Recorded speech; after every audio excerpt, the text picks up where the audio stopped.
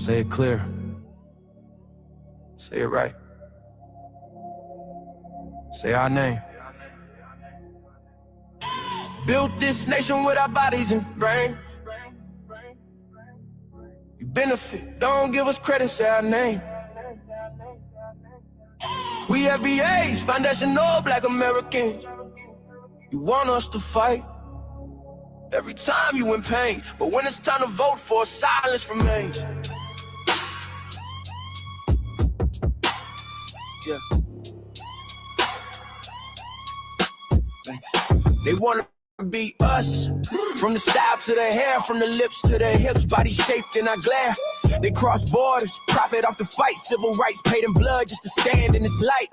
Asia to Africa, you walk through the door, but this land got a history you can't ignore. FBI fought and still fighting today, made room in the system that kept us away. You praise the same power that never chose you, turn your back on the ones that broke chains just to move you. Say we don't know where we come from, that's wild. North to the south, this land raised my child. Built this nation with our bodies and brains. You benefit, don't give us credit, say our name. Say our name, say our name, say our name. We FBA, foundational Black American. You want us to fight. Every time you in pain, but when it's time to vote for, silence remains. We were renowned, check the glow for proof. Streetwear in Japan still mirror our roots. K-pop chase the cadence, study how we move. Rapper world language, everybody fluent. From Atlanta blocks to Mumbai lanes, Hannah McCann spitting bars, connected to the flame. That ain't hate, that's impact, that's reach. Culture travel worldwide when the source run deep. They copy the look, they borrow the sound, but skip the respect when we still hold the ground. Love the rhythm, ignore the pain, celebrate the wave, don't say the name. This was home, before permission, before approval. Say our name. Built this nation with our bodies and brains. Benefit, don't give us credit, say our name. Say our name, say our name, say our name. We FBAs, foundational Black Americans. You want us to fight. Every time you in pain, but when it's time to vote for, silence remains. Say our name, say our name, say our name. Say our name. Say our name. Say our name. Say our name. Don't need your respect. Never needed permission. We built everything when we weren't even seen as human. Biting the hand that fed you. Surviving on scraps. FBA stopped begging. We learned to build from scratch. Say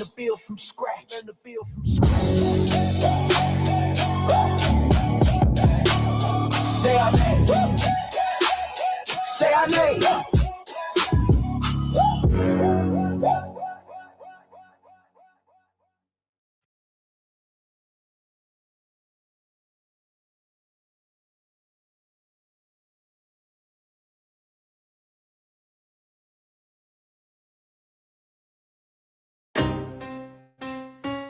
Y'all don't hear us. Pull up a seat and motherfucking listen.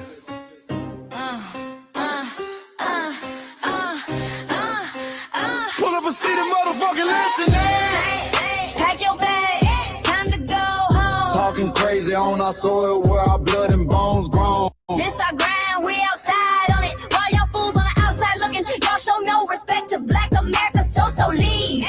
Y'all don't get it, so it's time to go home. Get the hell up out of America, take your digits, make it just fly on. Y'all don't get it, so it's time to go home. Get the hell up out of America, take your digits, make it just fly on. You landed on the tarmac, fresh off the boat. Talking about y'all building nothing, man, you choking on the note. My ancestors the reason that this country even breathes. Picked the cotton, built the White House, planted the seed. Jim Crow laws, redlined the map, we was the target. You think that struggle's a costume, man, you can't mark it. We fought the wars, we bled the blood, we died for our future's chance. And you come here and give our legacy a side eye while throwing shade on the guard. While you benefit from doors we kicked down with our last breath. Now you spit on the architects who stared down death. Disrespectful. That's disrespectful, ungrateful, a slap in the face to only people who gave a fuck. So let me show your ungrateful ass to the right place. Whoa, whoa.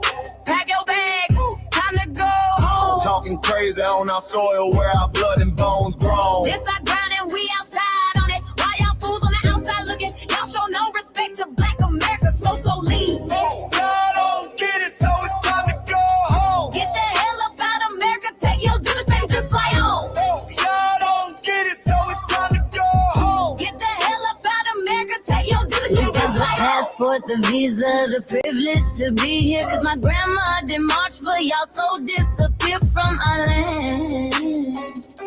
You cosplaying our pain. Think it's a trend you can borrow, but you ain't inherit the ghosts of our sorrow. We the foundation, the bedrock, the soil, and the root. You not no branch on our tree, and unproductive people always cosplaying me. Talking about we ain't do nothing. You lost your mind. We built this from nothing, time after time. From the beginning to now, we been the backbone and muscle. Why you look down on the struggle and cause a whole tussle? That energy style was discussing is whack. So let's make it clear, there's no turning back. This land is paid for in full. In blood, sweat, and tears, and dreams deferred. You don't get to come into a house we built from the dirt and telling Black America y'all ain't worth nothing. That's a violation. Facts. Pack your bags, time to go home. This our soil, on our soil where our blood and bones grown. Show respect, this our ground. Y'all just tenants on a leash. Or get the step. Show no respect to Black America, so leave. Oh, don't get it, so it's time to go home. Get the hell up out of America, taking your business, I can just lie on. Oh, don't get it, so it's time to go home. Get the hell up out of America, taking your business, I can just lie on. Yeah, fly little birdies. Fly on back to where you came from. This ain't for you. This soil is sacred. We said what we said. It's time For y'all to go home. So fly a little birdies fly. So fly a little birdies fly. So fly a little birdies fly. Fly far, far away from here. So fly a little birdies fly. So fly a little birdies fly. So fly a little birdies fly. Fly far, far away from here. So fly a little birdies fly. So fly a little birdies fly. So fly a little birdies fly. Fly far, far away from here. So fly a little birdies fly. So fly a little birdies fly. So fly a little birdies fly. Fly far, far away from here. Bye bye, little birds.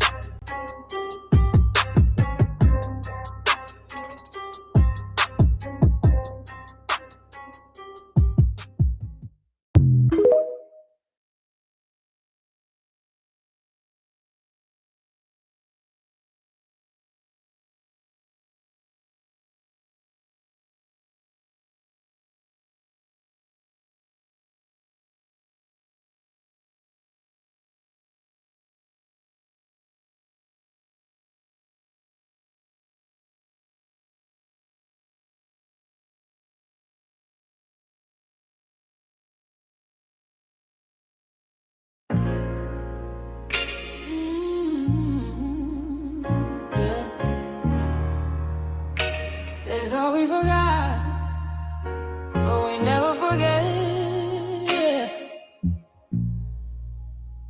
This one's for the rules.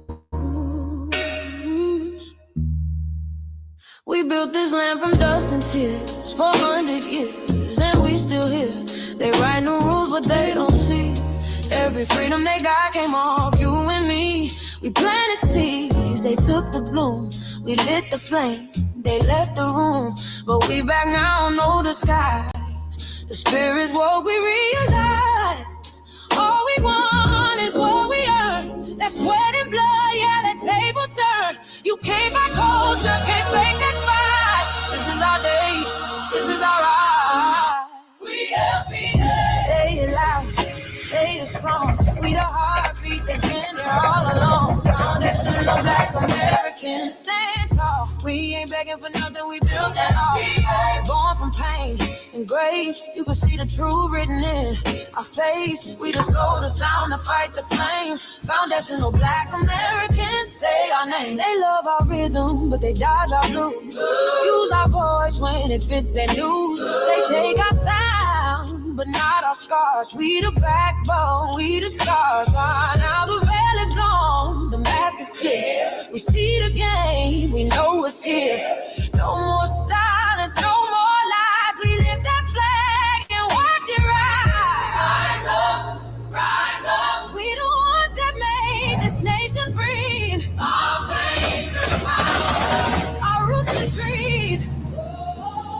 We know worlds. It's rhythm and grace now, and now we're here reclaiming our rightful place. Can't copy courage, can't steal pain.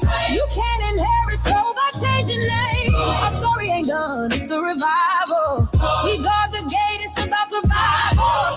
We FBA, say it proud, say it loud. The world dances on what we vow. Foundational Black Americans. Still we stand, still we fight, still we demand. Every block, every song, we've been right here all along. The soul of a people strong and free. Foundational Black Americans.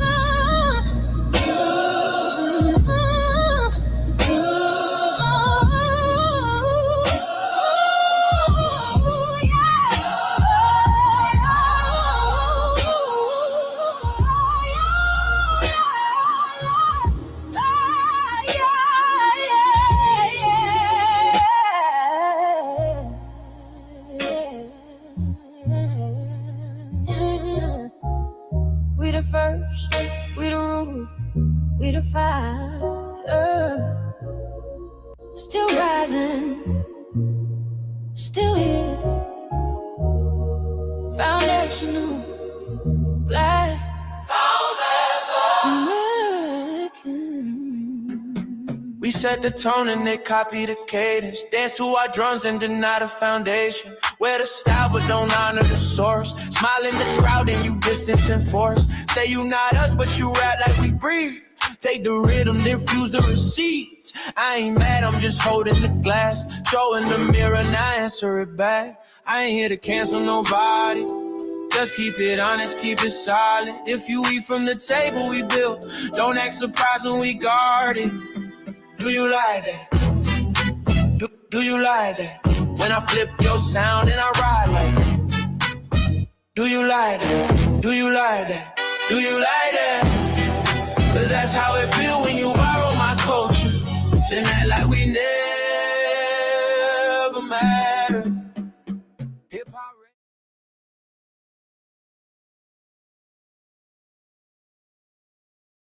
Mike Larry. Now this shit here, it's what I see it is. We're not fighting your battles. We're not carrying your fear. We're not lending our history to people who erased us while we were here. Just cause you're born here, don't make you FBA. That makes you a citizen, learn the difference today. This is lineage, not a look you can wear. Not a costume you borrow when it benefits you there. You used our culture like an access card, backstage pass, a straight facade. But now the mirror's in your face, no disguise. And you're uncomfortable looking truth in the eyes. We didn't leave our land to beg for a chance. We stayed, we fought, we took every advance. That's the separation, that's the line you cross. We paid the price, you learned the cost. You waving your flag on our soil, but fighting not to go back home. Waving your flag on our soil, building comfort on a foundation you didn't know. We waving our flag, red, black, and gold. Stood our ground, never sold. You waving your flag on our soil, but scared to build what you claim you love. Our humor, our style, the way we move, the smoothness, the sound, the things we prove. Music we birth, language we shape, innovation forged under constant escape. Warrior spirit means stay and defend, not flee your land and rewrite the end. You call it success, but don't confuse the two. Ease came after what we went through. You abandoned your land and called it strategy. You waved that flag loud, but won't return to build your legacy. That contradiction tells the story for you.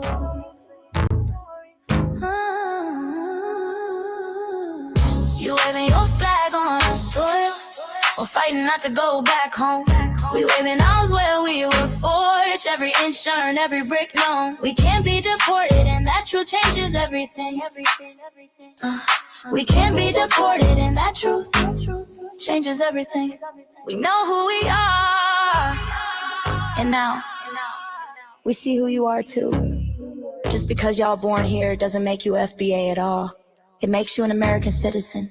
It's biologically impossible to be us because it's a lineage, not some damn costume you can just put on to look cool. You immigrants and immigrant Americans has used our culture as an access card, a backstage pass to our culture.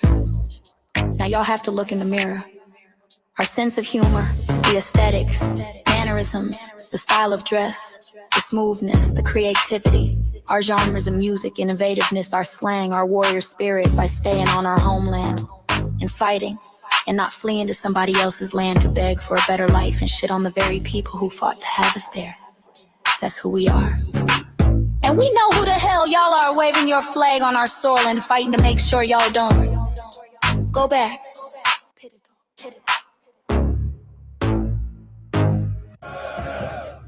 You can't leech off our culture anymore. Beat it!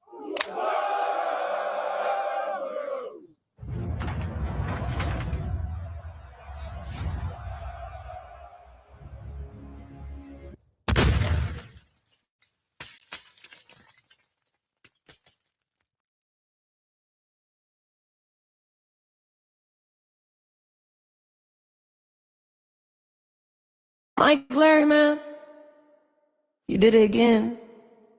We really making history. Let's go. Do you like that? Do you like that? Flip your sound, how you like that? Do you like that? Do you like that? Say it loud, don't walk it back. Do you like that? Do you like that? You grew up mimicking us, now y'all switch it up. Turn the carbon copy, y'all ain't black, what the fuck? It's funny y'all connecting to our culture like it's Wi-Fi. Surfing on our waves of our culture, no more agua. Still in my culture for all these years. Look how time flies, all these colonizers in disguise. Y'all hate, y'all still hate us outside. Study dope, drip, vampires, suck the blood of our guilt. They copy the flavor, sip the juice, love the results, hate the truth. Who? Do you like that?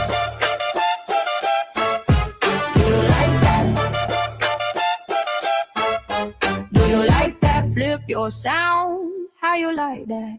Do you like that? Democratic shields, talking points, the road they fill. Fish and chips, agent on the mic, judging FBA, but ain't you half white? Talking like you one of us, we need a proof face. The agent type with a prune face, like 50 and Jim, it's a cold game. Throwing stones cause we build our own lane. I'm joking, kinda, but I mean, smile calm, pressure intact.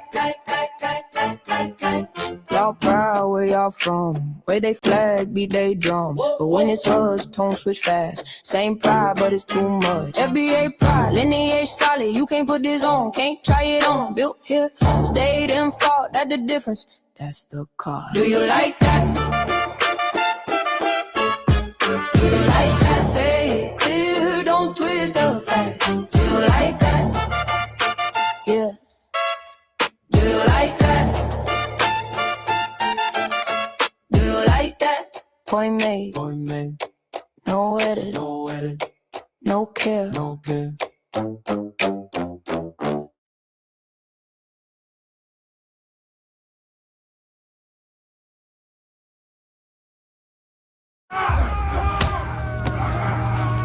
You know, erasing history is something that you have to do when it comes to conquest, domination, and destroying a people. If people knew who they were, and what they were capable of in the past, they will understand what they have a possibility or a likelihood of doing in the future. Foundation of Black Americans, we've always had a culture of resistance. We cultivated a culture of resistance on this land, and we've been resisting ever since we've encountered European domination. But nothing was really popping in Europe until the transatlantic slave trade, and that's where they amassed a lot of wealth. One thing that I think is unique about our culture as far as how we resist, how we fight back, is just the environment we were put in from day one. Being only 13% of the population, the white supremacists were very meticulous about keeping that population at a certain amount. There was never a period when we did not resist the encroachment of the white man. They have a natural behavior of authority no matter where they go. That's why they'll step up in front of us in the line at the store. We're not important. They don't even see us. We've never been able to excel. We've never been able to relax. We've never been able to just be, which means that existence is resistance. It must be something in our DNA, our historical background, to when something doesn't sit right with us, especially spiritually, in our souls and in our spirit, we just say no. We live resistance. You know, from the moment we're born, we're in resistance. And it's handed down generation to generation. And so I think that cultural resistance is actually in our DNA, in our epigenetics, and then it blossoms out into the culture. So there's almost nothing in America that we do, from song to dance to politics to the way we talk, the way we dress, having coded languages considered to be slang today. Everything about Black American culture is a form of resistance. Of course, they want to always downplay our contributions to the global tapestry because they continue to act like our number one export in this country is not Black innovation. Everyone understands that our resistance has been the cornerstone of what foundational Black Americans have always done. We are the life that breathes everything into this nation. The further back you go, the further Black you go. It's just simple like that, brother.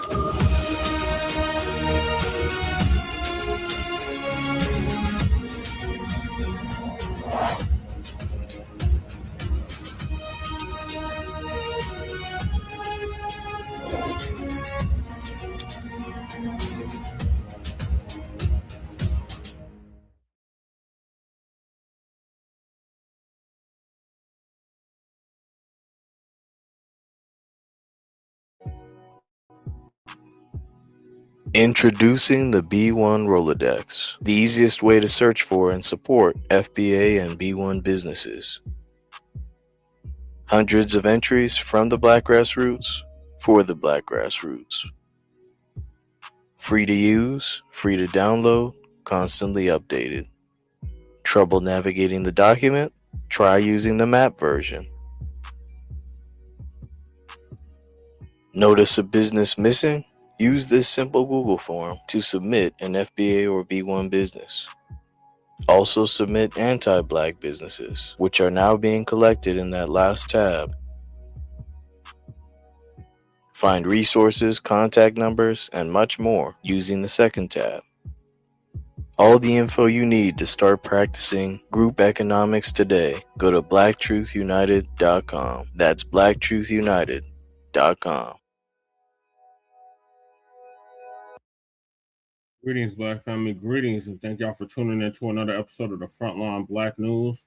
I'm your host, Chan Kruma, joined with our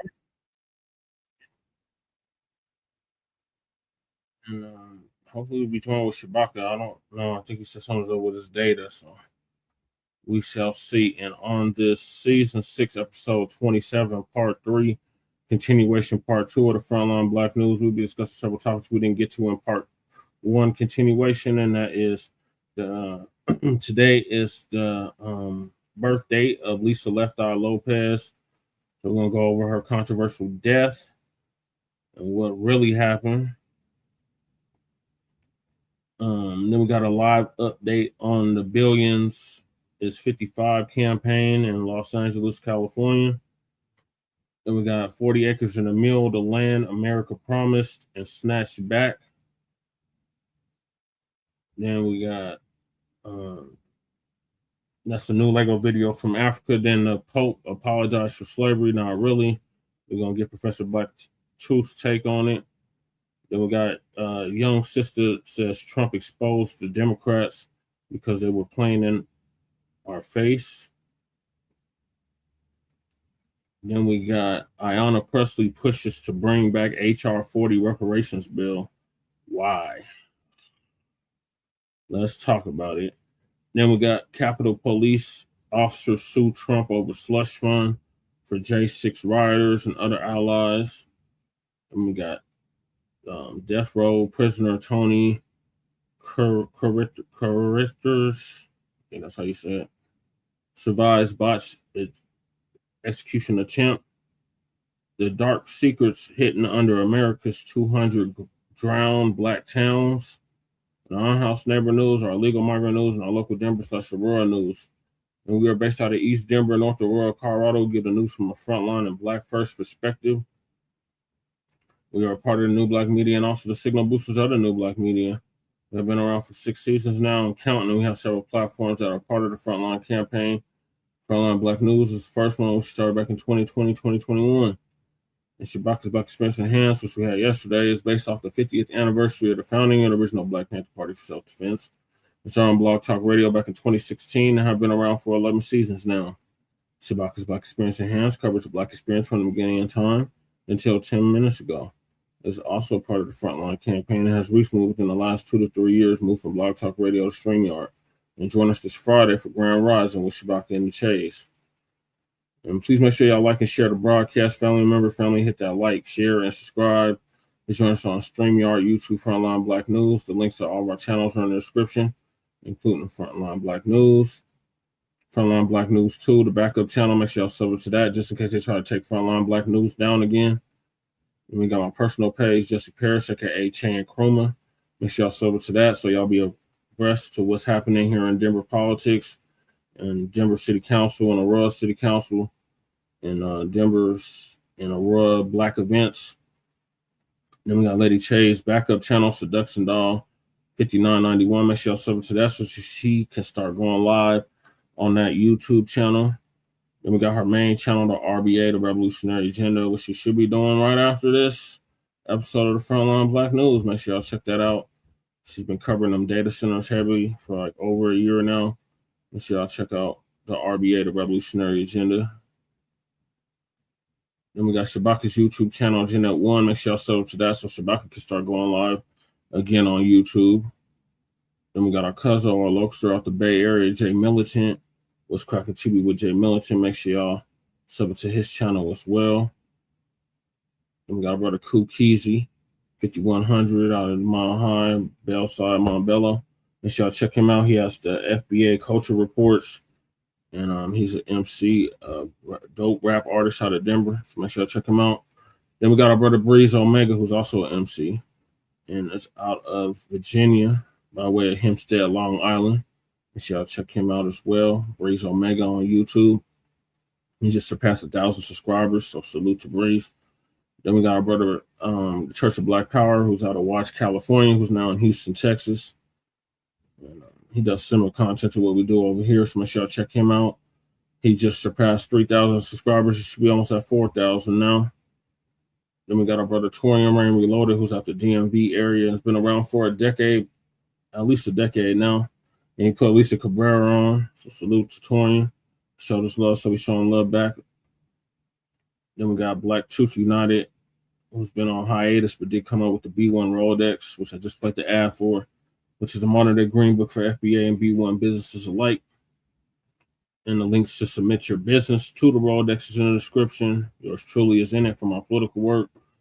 And the B1 Rolodex link is also in the description. Then we have counsel the Congressional Black Caucus and create a foundational Black American Caucus. Long overdue. The link to that petition is in the description. Then we got Anti-Reparations Fund for the J6ers. The link to that is in the description to submit your claim. Because not only J6ers can apply, but anybody that was a target of politically motivated actions by the Biden DOJ or who had the Biden DOJ weaponized against you, you can apply for that as well. And the link to that is in the description. And we got Sister Brooke in New York's call to action. Make sure y'all submit those letters and them emails so I can get that Freemansboro off the ground in New York State. Then we got Lady Chase GoFundMe. Donate to that if you haven't already. The link to that is in the description. Then we got our brother Josh, who put hands and feet all over that white supremacist Shut the Bussy. After shooting from Dalton, aka Chuck the Bussy. So his GoFundMe is in the description. And then we got Stop Netflix from releasing the damaging docuseries about Michael Jackson. Shout out to Dr. Randy Short for coming up with this petition. The link is in the description. Then we got me, who is a candidate on the ballot for office, as you can see from the background. Support me, Jesse Parrish, for House of Representatives in Colorado for House District 8. The link to my website is in the description. Then we got copyright disclaimer under Section 107 of the Copyright Act of 1976. Allowances made for fair use for purposes such as criticism, comment, news reporting, teaching, scholarship, education, and research. And I do not own the rights to the music. And if you don't understand racism and white supremacy, what it is and how it works, everything else you think you understand will only confuse you. In all 9 or 10 areas of human and people activity, and that is economics, that is education, that is entertainment, that is labor, that is law, that is politics, that is religion, that is sex, and that is war. And some say health and nutrition. In all 9 or 10 areas of human and people activity, and that was by Mr. Neely Fuller Jr. Hey, Goddess Nobby. Mr. Neely Fuller Jr., who transitioned over a year ago at the age of 95, produced Justice.com. And when you, a Black person, are captured by any race soldier, you must never fuss, fight, or flee. Comply and defend yourself in court, also by Mr. Neely Fuller Jr., produced Justice.com. And last but certainly not least, we got racism and white supremacy as conscious and subconscious behavior to maintain white genetic survival, to prevent white genetic annihilation. That was by master teacher, our great master teacher, Dr. Francis Cress Wilson, who transitioned exactly 10 years ago at the age of 80 and would have been 90 as of a month ago. Shout out to our FBA brother, Tariq Nasheed, out of Los Angeles, California, for paying for her funeral, along with several others. So those are the topics. Make sure you hit that like and subscribe button. Appreciate all the viewers, all the new viewers. We have surpassed 600 subscribers, so salute to y'all. So I'm gonna hop right into it with left eye, unless Lady Che got something. Nope.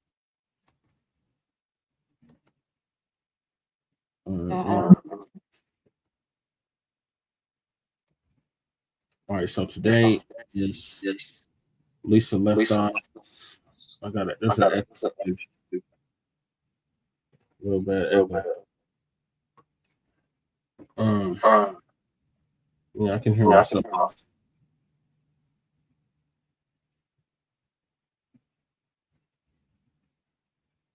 Okay, today would have been Lisa Left Eye Lopez's birthday. She was killed in a tragic car accident back in 2002.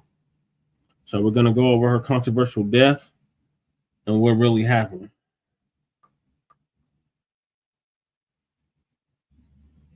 She was one of the members of the group TLC. She was actually the L in the TLC.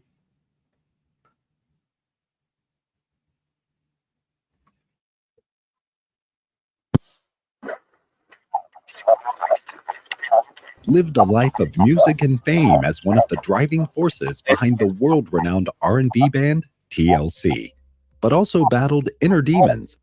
Grammy Awards-winning singer Lisa Left Eye Lopez of the popular group TLC was killed in a car accident in Honduras.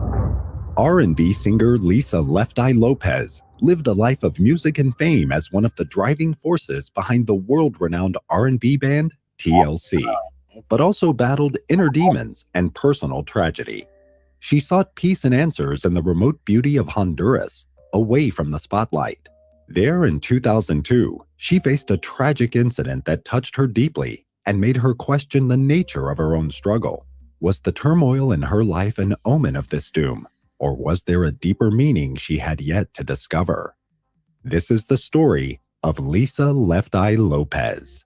Lisa Nicole Lopez, better known as Lisa Left Eye Lopez, was born May 27, 1971, in Philadelphia, Pennsylvania.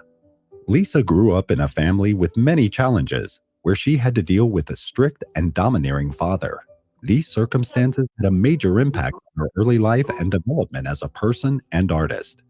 She learned to play the piano and performed with her brother and sister at local church events. They called themselves the Lopez Kids. But Lisa's talent for music stood out. After her time at Philadelphia High School for Girls, Lisa's career in the music industry began to grow. At the age of 19, she auditioned for a new R&B hip-hop girl group in Atlanta and was one of 3 successful applicants. Tion Watkins, Lisa Lopes, and Crystal Jones made up the band that was branded TLC, named after the letters of each of their names. However, shortly afterwards, Crystal left the band during contract negotiations and was replaced by Rosanda Thomas, who was given the nickname Chili so that the C could still be used in the band's name. Lisa then nicknamed herself Left Eye, as someone once told her that her left eye was beautiful. On a night in 1994, Lisa became involved in an incident with her former boyfriend, American football player Andre Rison. Lisa's relationship with Andre was characterized by intense passion and tumult. Their most notorious episode happened one night when Andre returned late, under the influence of alcohol, triggering a fiery dispute. In a retaliatory gesture, Lisa set Andre's sneakers ablaze in the bathtub, an act born of frustration. Unexpectedly, the fire spread, leading to the complete destruction of their $1.3 million home. Despite her explanation, Lopes ultimately pleaded guilty to arson. As a result, she was sentenced to 5 years of probation and fined $10,000. This event became one of the most mentioned events in Lisa's personal history, a subject she spoke openly about in interviews.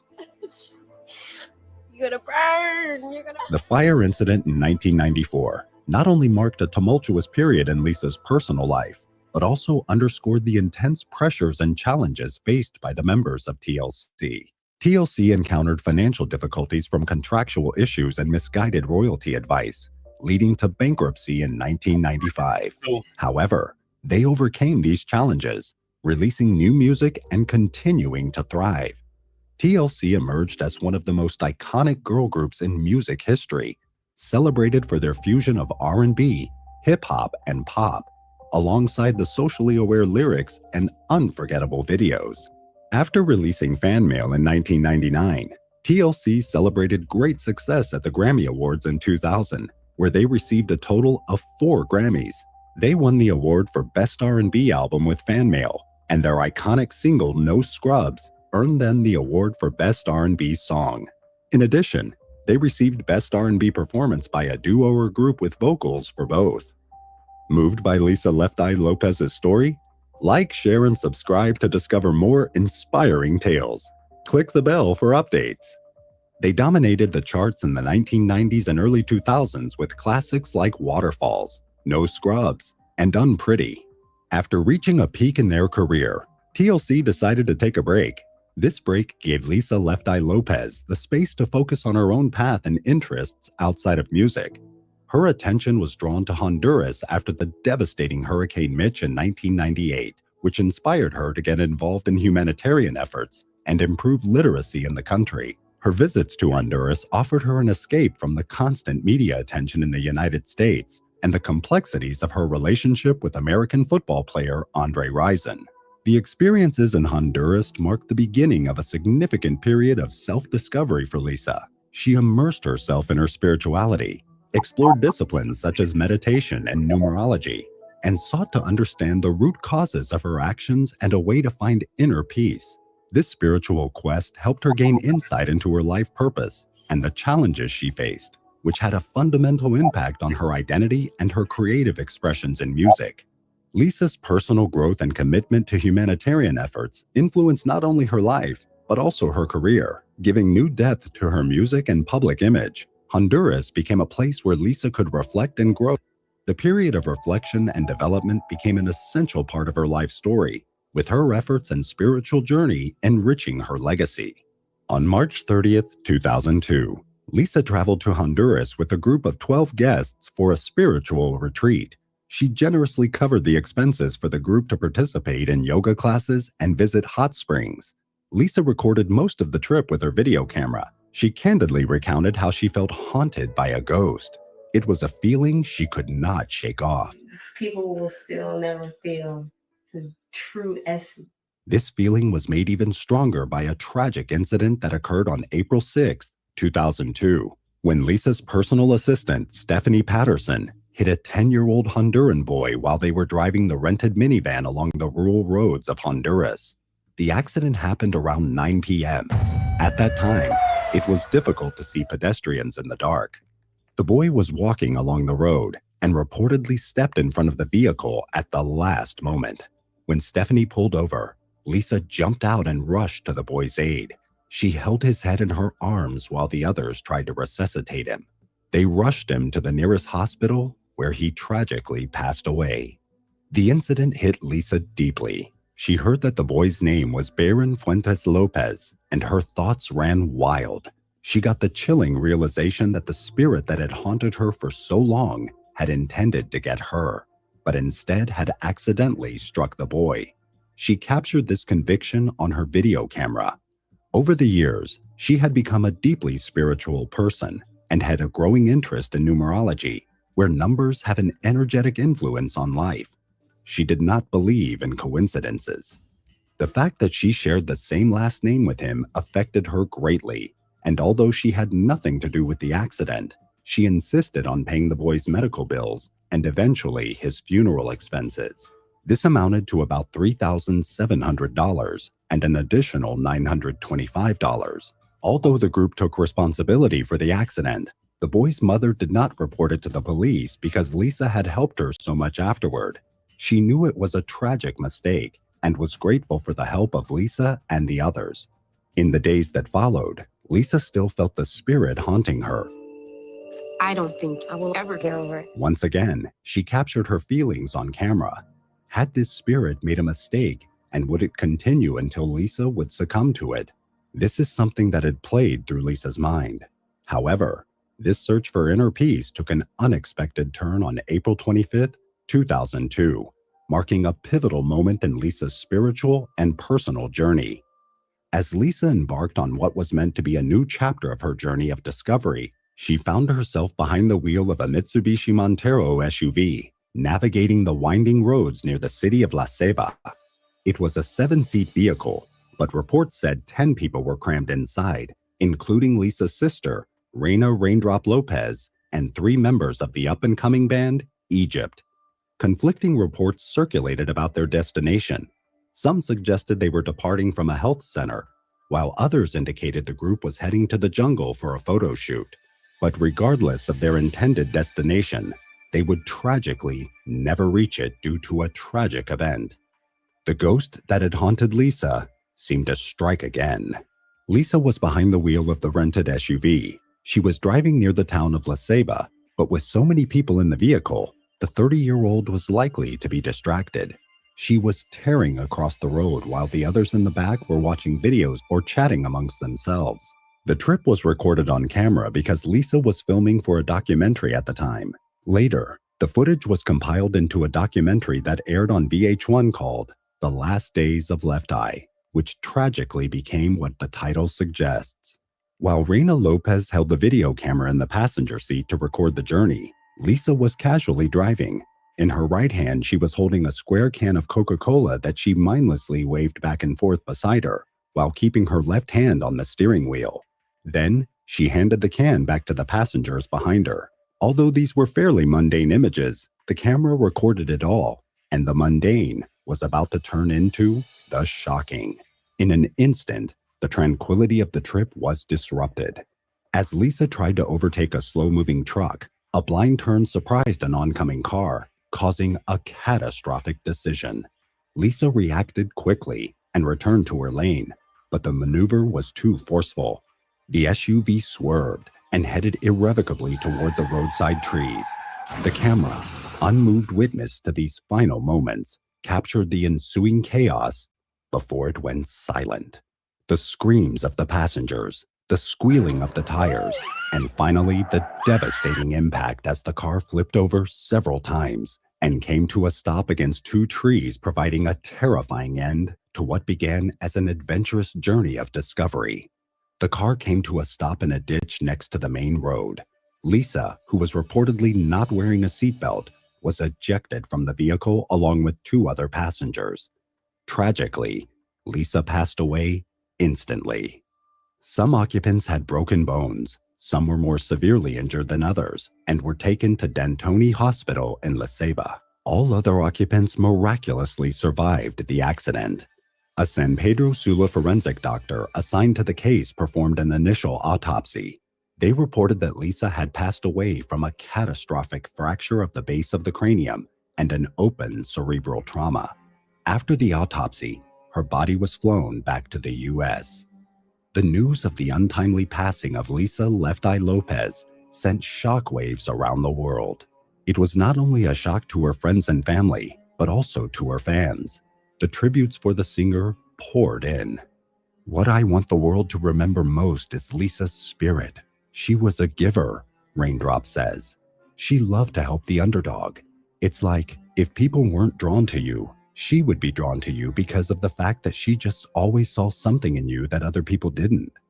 7 days later, on May 2nd, 2002, Lisa's funeral took place at New Birth Missionary Baptist Church in Lithonia, Georgia. Thousands of people attended to pay their respects. The church had a capacity of 10,000 people and was completely full, a sign of how popular the star was. Rosanda Chili Thomas and Tion T-Boz Watkins, the remaining members of TLC, remembered Lisa as a loving, big-hearted, multi-talented woman. Despite having their ups and downs and recognizing public challenges, including Lisa's public invitation to her bandmates to emulate her solo performance, they always considered each other sisters. They stated that Lisa was irreplaceable. Together, the trio had reached the remarkable milestone of 20 million albums sold. The loss of Lisa deeply affected the remaining two members. They struggled to walk into the studio to work on their albums, using past recordings of Lisa's voice. Despite this, they persevered, continuing to perform and paying tribute to Lisa's legacy by incorporating archival footage of her into their shows.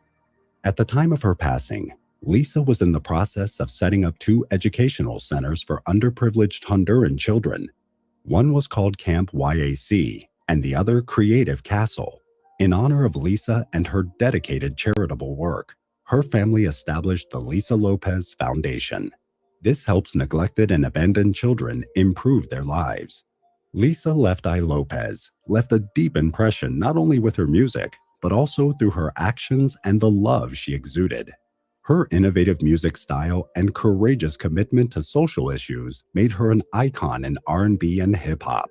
Lisa's humanitarian work in Honduras created lasting positive change, a testament to her compassion. Fans around the world still honor her, inspired by how she used her influence to make a difference. Her life motto was, "Energy never dies, it just transforms." This motto was used by the family for the foundation, and Lisa will forever be remembered for her unique and gifted style. The story of Lisa Left Eye Lopes is a powerful reminder of how passion and purpose can have a lasting impact on the world.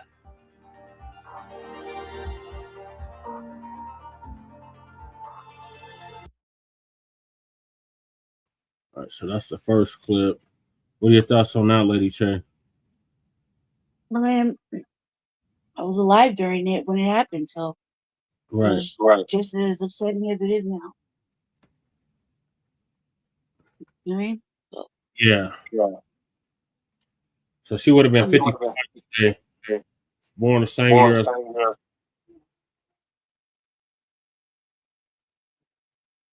yeah, it's still very.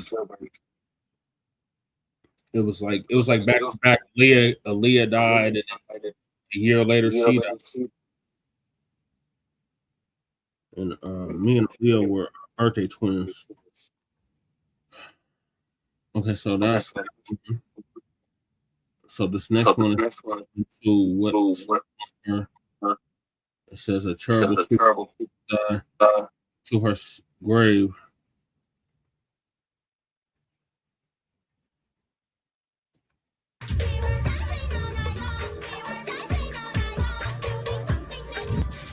And my name's Left Eye because the eye is right. We've been through our fair share of turmoil and experiences. Rap singer Lisa Lopes is free on bond today after being charged in connection with a fire at the home of her boyfriend, Atlanta Falcons wide receiver Andre Rison. Did you know that there was a secret Lisa Left Eye Lopes took to her grave? Left Eye was more than just the firecracker of TLC. She was a force of nature. From torching her boyfriend's mansion to calling out the music industry's shady deals. Atlanta Falcons football player Andre Rison. Atlanta police have issued an arson warrant for Rison's girlfriend, singer Lisa Lopes of the rap group TLC. She dropped clues during interviews, jotted down mysterious thoughts in her journal, and even suspected she was being watched. Some say it was paranoia. Others think she was getting too close to the truth. If you watch the video closely, she does seem to be sort of strangely serene and maybe even a bit out of it. As I said, she's not speaking. You can look this up on YouTube. She's just sort of gazing and it has a vacant expression. So, what was Lisa hiding? And did it have anything to do with her shocking final days? Let's get into it. One day I just woke up and said, oh, I can't take this anymore. I can't take it anymore. I gotta find me. So that's what I had been searching for. Lisa died on April 25th, 2002, while she was in Honduras. She often visited Honduras because she loved the culture and the spiritual healing there. So, in early 2002, she took her brother, sister, and some producers with her on a spiritual retreat. She was also working on a documentary about Honduras and the Garifuna people, who have African roots and speak English. This was something very personal to her. A sense of peace, and I like the way it feels. I am a person who is still searching for who I am. On the day of the accident, Lisa was driving a rented Mitsubishi Montero. She was outside a village called Roma when she suddenly lost control of the car. The car swerved off the road and rolled over several times after hitting 2 trees. There were 7 other people in the car with her.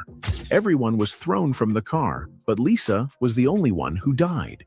She suffered a serious head injury, and she died instantly. The police in Honduras said they did not know the exact reason why she lost control. Some people wondered if the car had problems, like faulty brakes. Others thought it was just a tragic accident. Grammy Awards-winning singer Lisa Left Eye Lopes of the popular group TLC was killed in a car accident in Honduras. Lisa's death was shocking to her family, friends, and fans. She was only 30 years old. Her TLC groupmates, T-Boz and Chili, were heartbroken. They had been through a lot together. They had made history in the music industry, becoming one of the best-selling girl groups of all time. Lisa's personality was a big part of TLC's success. She was creative, bold, and always full of ideas. Even though they sometimes had disagreements, her groupmates loved her deeply. After she died, they promised to keep her memory alive.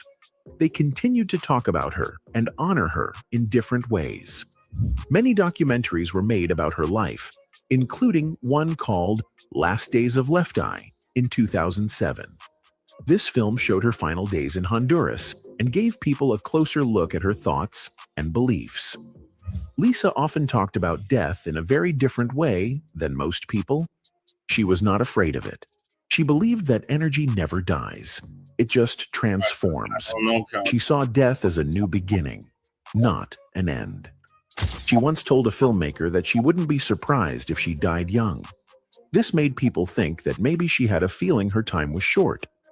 Lisa's words became even more chilling when people learned about what happened to her just weeks before she died.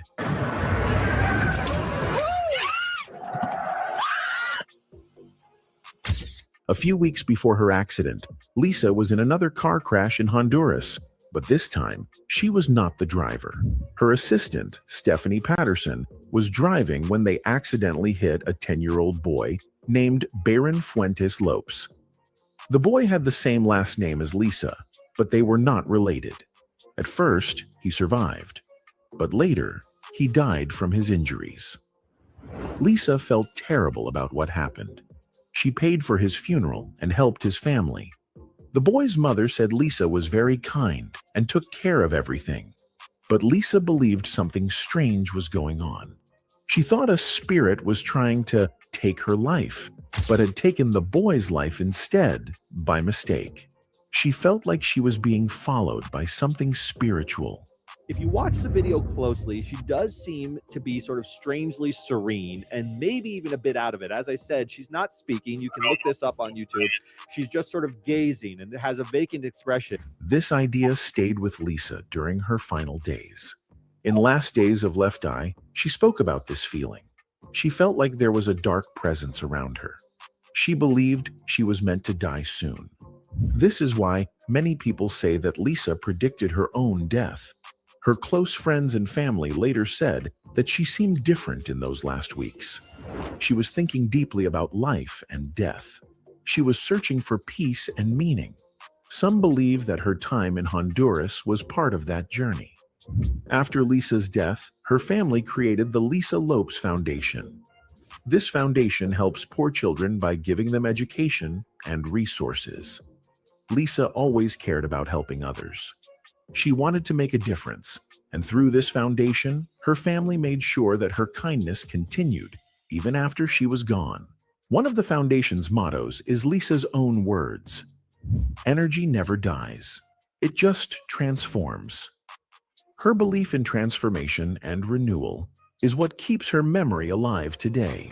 Lisa Left Eye Lopes was a special person.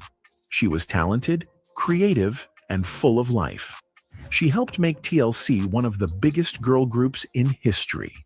She had struggles, but she always tried to learn and grow.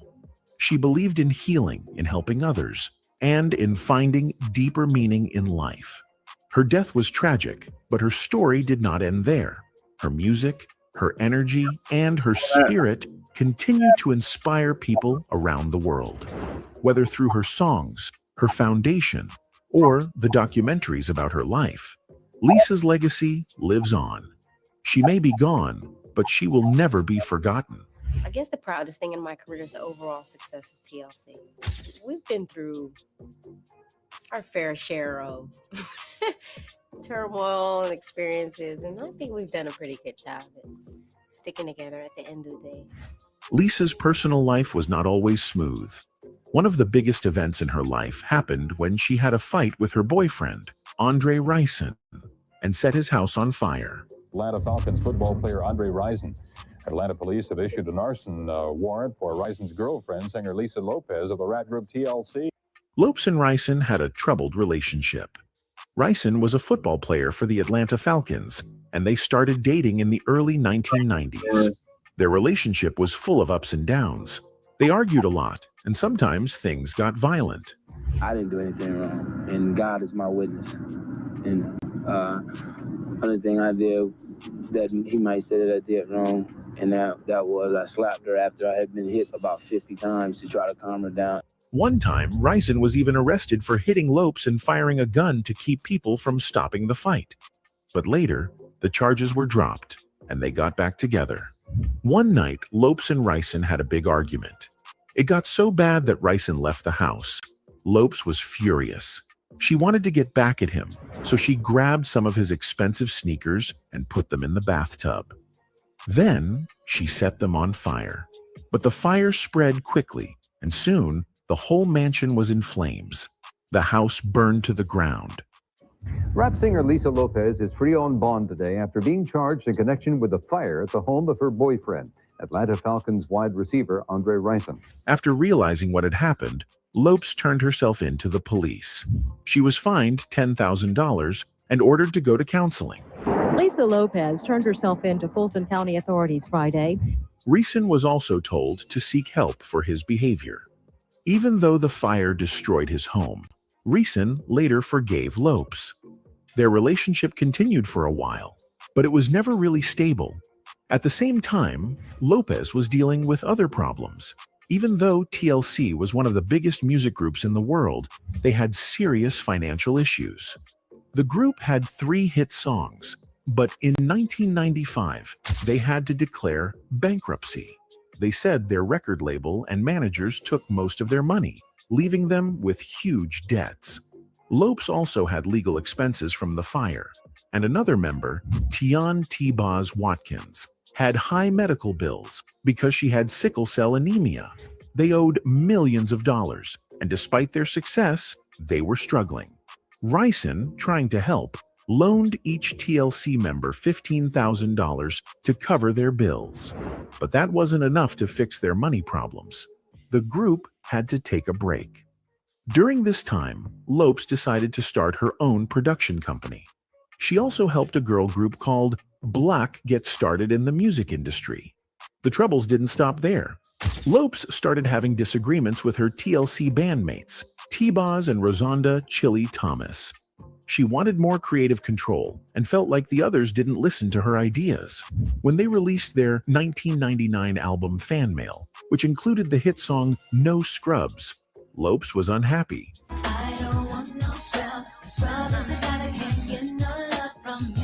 She felt she was pushed aside and barely had any part in the album. Some songs, like Unpretty, didn't include her at all.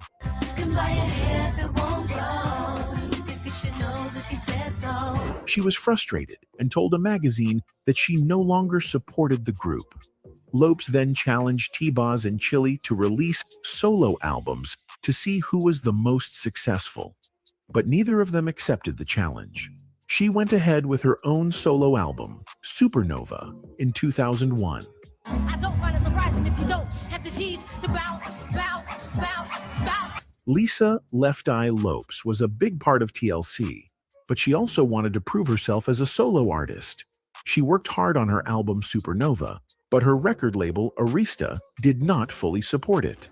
They did not give her a big budget, and they did not promote the album properly. Some people believe the label only let her make the album to keep her happy, but they never planned for it to succeed. They may have wanted her to come back to TLC instead of focusing on a solo career. The music industry can be unfair, and many artists struggle when they try to do their own thing. Even with a small budget, Lisa put her heart into Supernova. She had a clear message. She wanted to uplift and inspire people. She talked about life, personal growth, and deeper spiritual ideas. The album starts with Life is Like a Park, a song that sets a peaceful and hopeful tone. Young woman confused, young woman abused. You must understand, it's never too late. The lyrics make you think about life's ups and downs, and the smooth vocals from Carl Thomas give the song a soulful, church-like feel. It is one of the best songs on the album and shows Lisa's talent as a songwriter. Then comes Hot, a song full of energy and confidence.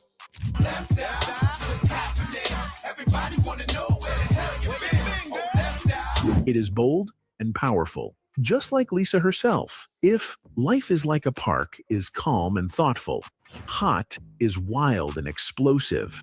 The song is fun and makes you feel strong, like you can take on anything.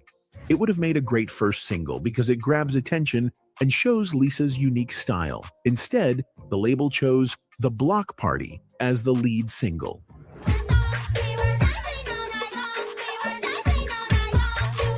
It is a fun song that captures the feeling of a real block party, but it was not the best choice to introduce Supernova to the world.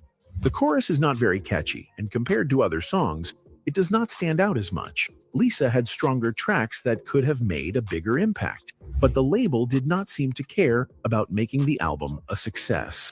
In the end, Supernova was not properly released in the US, and Lisa's solo career never took off the way she wanted. Lisa Left Eye Lopes was known for her music, her wild personality, and her deep beliefs in spirituality and natural healing. One of the biggest influences in her life was Dr. Sebi, a controversial herbalist who claimed to cure diseases with natural foods. So I'm here today to talk to you guys a little bit about my personal experiences with Dr. Sebi and the herbs that I have taken. Lisa believed in his teachings and followed his strict vegetarian diet. She even encouraged the people around her to take his herbal remedies, though many found them hard to swallow. Some people thought Dr. Sebi was a fraud because his claims were not scientifically proven, but Lisa was convinced he had opened her eyes to a new way of living. She became deeply involved in mysticism, astrology, and numerology, which made some people think she was becoming eccentric. Lisa also had a troubled past with strict caregivers. First, her father, and later, her grandmother, were very demanding of her. She struggled with alcoholism and had moments where she felt like an evil spirit was following her. At the time in my life, kind of felt like the world was on my shoulders. I didn't know what to do. I didn't know if I needed to go to the top of a mountain and scream. You know, I just had a lot going on with myself. Despite her struggles, she remained dedicated to her music and beliefs. She was always trying to grow spiritually and physically. Even in her last days, she was fasting, trying to cleanse her body and soul. Sadly, her life was cut short in a tragic car accident in 2002. Aside from her spiritual beliefs, Lisa's love life was also very complicated. She had an intense on and off relationship with NFL player Andre Rison. They met in 1992 at a club in Atlanta and were together for more than 10 years. At the same time, Lisa had a close friendship with Tupac Shakur. They met in 1991 at an industry event and instantly connected.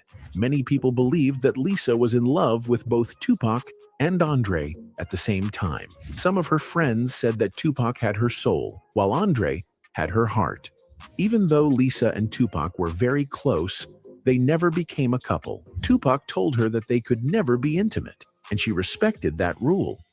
However, Lisa's cousin believed that if Tupac had wanted to be with her, she would have said yes without hesitation.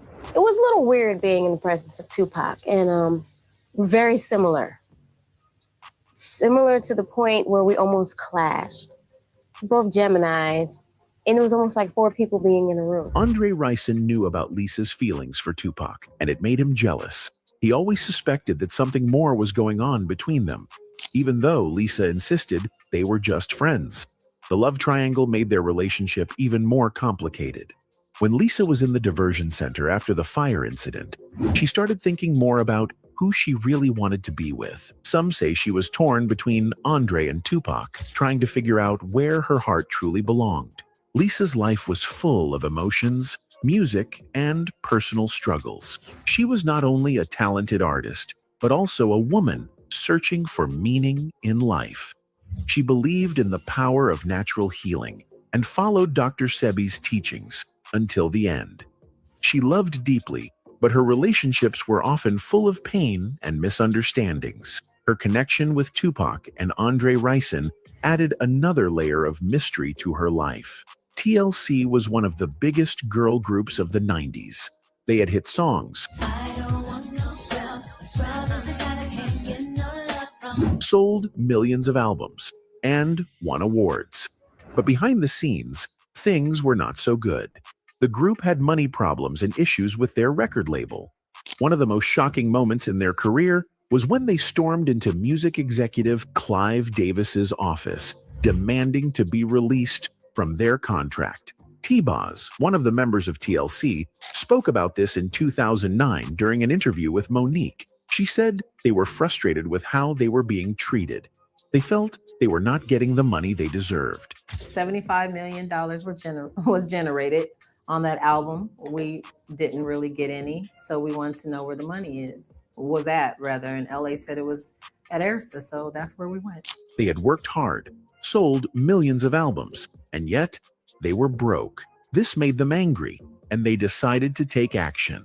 They walked into Clive Davis's office, demanding answers. They wanted out of their contract, but things did not go as planned. Even though the situation was serious, T-Boz later joked about it, saying, "You live and learn in the business.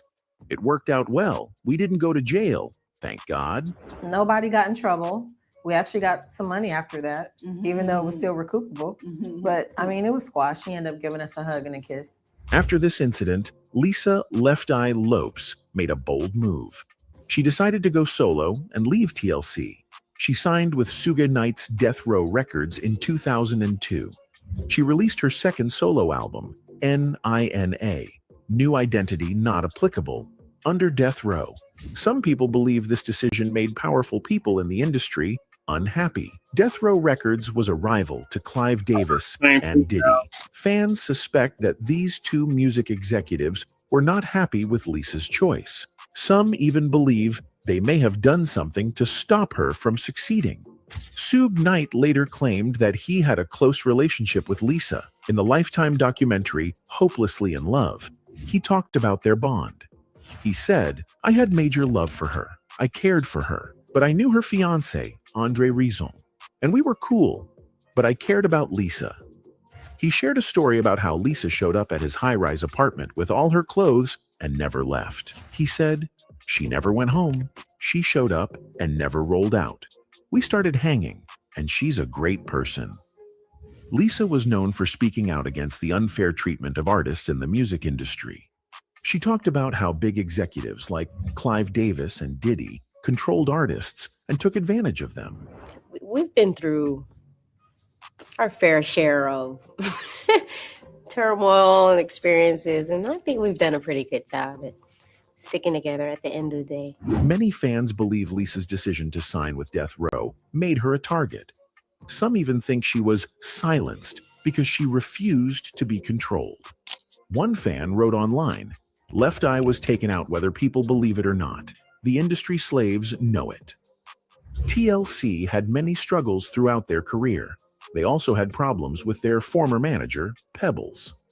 In 2013, T-Boz and Chili spoke about their issues with Pebbles on the Breakfast Club radio show. They said Pebbles cheated them out of millions of dollars. Even though TLC sold millions of albums, they had to file for bankruptcy. The group's 1994 album, Crazy Sexy Cool, sold over 10 million copies. It had hit songs like Waterfalls,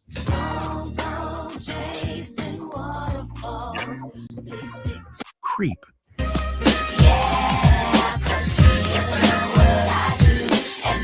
and Red Light Special.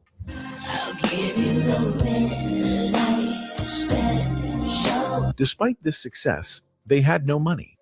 Pebbles also made some decisions that changed the group. She encouraged T-Boz and Left Eye to remove Crystal, who originally started the group. Crystal was replaced by Chili. When the hosts of the Breakfast Club asked if Pebbles was really that bad, DJ Envy called her the devil. T-Boz and Chili agreed. They said the way Pebbles treated them in the Crazy Sexy Cool movie was accurate. T-Boz said Pebbles used emotional manipulation to keep them under her control. One of the biggest issues was that TLC never saw their original contracts. Pebbles kept them hidden. T-Boz said, "She cried and did the whole 'you don't trust me' thing. She even had a tear." Chili laughed and called it the Demi Moore tear, referring to the famous actress known for emotional crying scenes in movies. T-Boz admitted that Pebbles did help them at the start. "She put us together. She taught us some things," she said. But there are times when you work with people and don't agree with their ways. Sometimes you have to part ways. I don't think she ever got over that. About that. I love Perry. You know, she did a lot for us. You know, she really helped me figure out who T-Boz was and really tap into my talent. There is a lot of things she did do for us. Even after leaving Pebbles, TLC still had to deal with her. Pebbles owned the name TLC, and the group had to buy it back. T-Boz said they paid $1 million per letter, $3 million in total. Chili added that Pebbles still claimed she did not get enough money. But at the same point, right, you're never going to agree. So we can respectfully agree to disagree. But I'm not slandering you. You can't tell me my perception of you and what happened to me and how I felt about what you said. TLC also made headlines when they called out their record label while accepting a Grammy Award. When they won, they shocked the music industry by exposing the unfair way they were treated. Most artists thank their label when they win, but TLC did the opposite. They spoke about their struggles and how they were not paid fairly. This moment made many people in the industry uncomfortable. We're not going to sugarcoat anything anymore. We've been quiet long enough. Can I get an amen? Amen! We have worked very hard. We have been in this business for 5 years. And we are broke as broke can be. Now let's talk about Chili and Usher. They were one of the most famous couples in the early 2000s. Fans loved seeing them together, but their relationship ended in a messy breakup. Many people believed Usher cheated on Chili, especially after he released his album Confessions, which talked about a man cheating on his girlfriend. Fans thought the album was about their relationship, but Usher later said it wasn't. Chili also denied that he cheated, but people still speculated. Their split was painful, and for years, fans wanted them to get back together. However, Chili moved on, and so did Usher. In 2015, TLC started a Kickstarter campaign to raise money for their final album. They asked fans to donate, promising exclusive rewards in return. While some fans were happy to help, others were confused. TLC had been one of the best-selling girl groups in history, so people questioned why they needed donations. Some thought it was unfair to ask fans for money instead of funding the album themselves. Despite the backlash, TLC raised over $400,000 and released their last album in 2017. TLC had many ups and downs, but they stayed strong. Even with the controversies, their fans still supported them. They proved that they could overcome challenges and remain one of the most iconic girl groups of all time.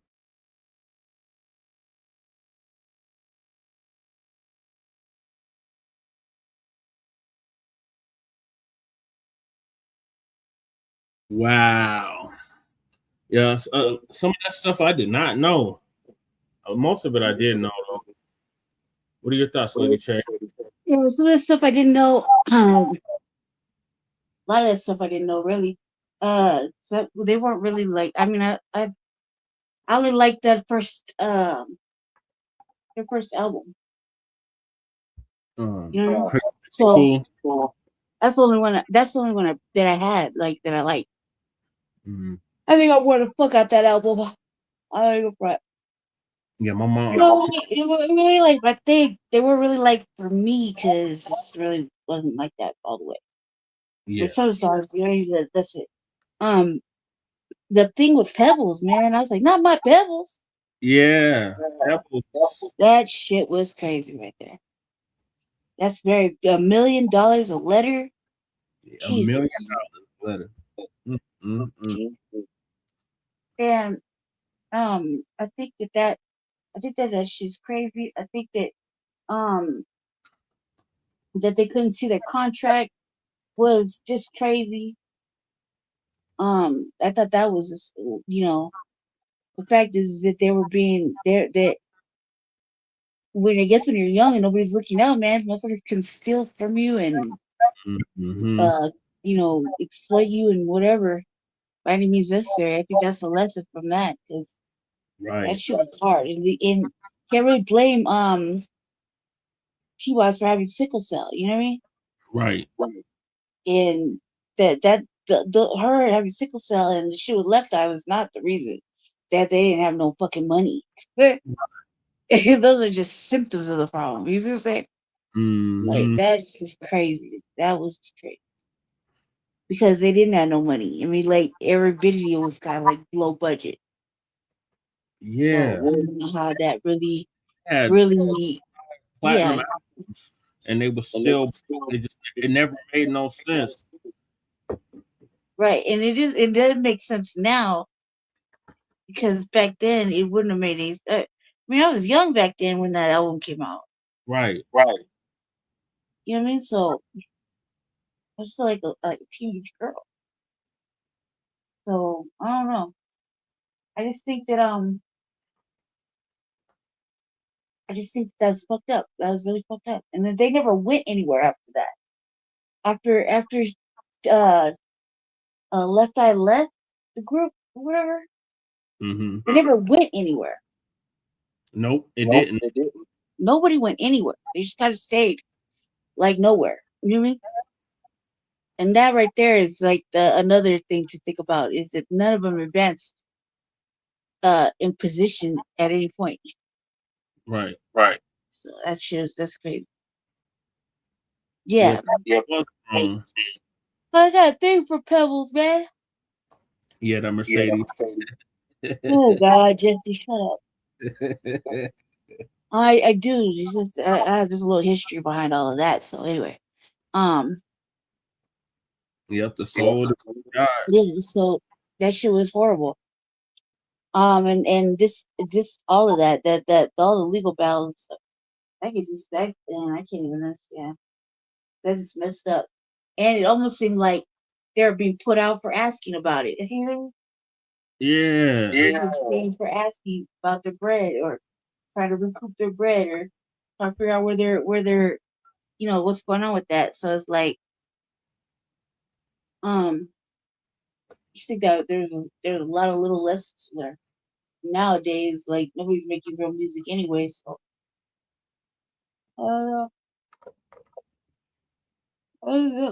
this contract shit is tough. Right, that's the industry for you, though.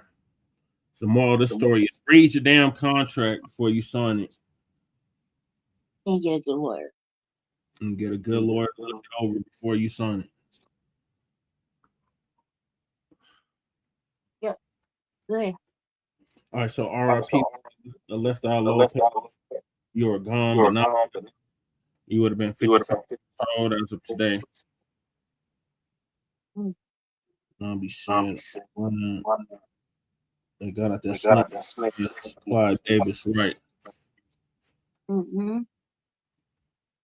And Caldwell set smoke up and kicked out the end. Yep. Mm-hmm. Yep. All right, so switching gears, going to Lady Chat from town. That's LA. We got an update on the Billions godson who's running for California State Assembly for District 55 against punk ass Isaac Bryant. So his organization, Africa Town, interviewed him. So that's what I'm gonna play right now.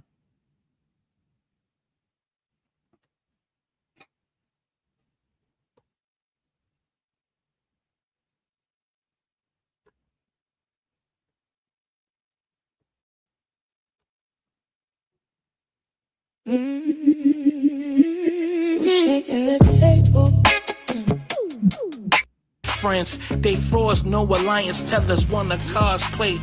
We see it, no surprises, okay? Listen, can I speak just being honest? They are liars. They want our votes just to undermine us like we got on our blinders. FBA, the messiahs, man, we shutting the shit down. Our ancestors right behind us, Salute that.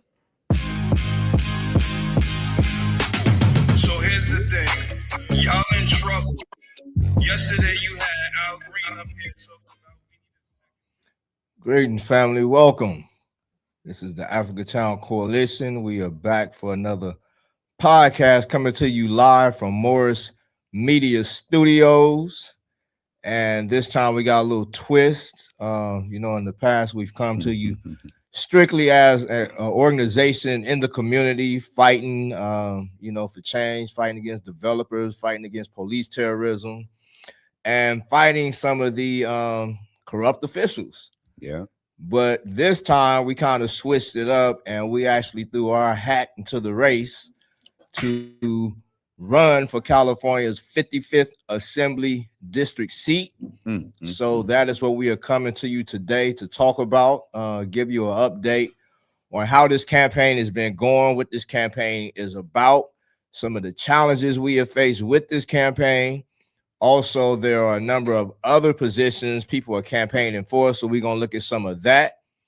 And also, if any of you decide to chime in, let us know. But first and foremost, as I was saying, we are running for California's 55th Assembly District seat. And the reason why I keep saying we as opposed to me is because I'm not in this for, trying to switch up a career and become a politician. I'm in this because, as we have shared for the past several years, we had some reparation bills up about 2 years ago on the state level that it made it through a whole year of the process and it got down to the final vote. And our Black caucus members decided to block those bills. And then last year, instead of bringing those bills back, they decided to further delay our reparations with a 3 to 5 year study. So after we chased them around for a year, we decided the only other option is to get them out of those seats. So specifically, we are going for Lion Isaac Bryant's seat, again, California Assembly seat. And what we are pushing is most definitely our reparations, but we are also pushing an anti-Black hate crime bill. As we see, they can push specific policies to protect other people, but yet every year we are the number one targeted group, the number one recipients of hate crimes. So unfortunately, with all the Black leadership we have right now, all of them have been ignoring the needs of our community. We see Black people being pushed out of the city, the county, the state at alarming rates. People are having, to relocate. Some folks are not able to relocate, and they are landing right here on the sidewalks in this city that we have contributed to, the city we have helped to build up, this city that is really running off the culture we have presented to it. So these are all things we are addressing with our campaign, and we are grateful for all the support we have been getting from the community. At first, a lot of people didn't know what type of support we would get, but based off of the work we have collectively done over the years, we have been getting a large turnout of support. So at this time, I'll fall back and see if anybody else want to chime in on what's been happening with our campaign and what we're doing. Let's let Brandy, I guess, go. Go ahead, Kev. No, go ahead. Ladies first. Well, shout out to the people out there. Much love to Morris Media Studios. First of all, thank y'all for having us. Billion Godson here. Again, like he said, we're running for state assembly seat for the 55th district. We know the egregious act that was committed upon the Black community by the incumbent, the sitting incumbent. And we need some new blood in there. And this is the man for the job. Right. Tried and true activists, stomped down, boots on the ground for decades now. I was campaigning for him recently out on a solo mission, and I handed the flyer to a sister, and she said, oh, I saw him standing up for Chef Maryland. So he got my vote. So, the word is out there. That's getting out there. This was a stranger that I met, and she had already been familiar with Billion and his works. So that's just one of many examples of the community works that this brother has been doing, has continued to do throughout this campaign. And we thank all of you for your support. Dewan B, thank you for all your support. Thought That's Crimes, right. Thank you guys for all your support. That's right. All the individuals that signed the petition, everybody that we've come across in the field. We really appreciate the support. And even those that's not supporting so much, we see y'all too. And it's all good because we understand that we on the right side of this reparations fight. We on the right side of the good, fighting the good fight against racism. And we doing our part right here in Los Angeles, California. So just shout out to everybody that is doing this work across the nation. We see y'all. I heard the little the Melrose clip in that intro in the beginning. I thought that was cool, little addition. He recently followed me on social media. So we all are connected, and the gap is closing. Yeah, shout out to between regional differences and things of that nature. We do have the World Wide Web that has brought us all closer together, and that we're able to have these discussions and these conversations in a much more cohesive manner. And we out here, we doing the good work. Y'all go to billionis55.com, and June 2nd, look for that name on that ballot and cast your vote. William Campbell is his actual name, but it's going to be on there as Billion as well. So y'all just be on the lookout for that. And that's my little piece for right now. I'll be back, I'm sure, with another word in a minute.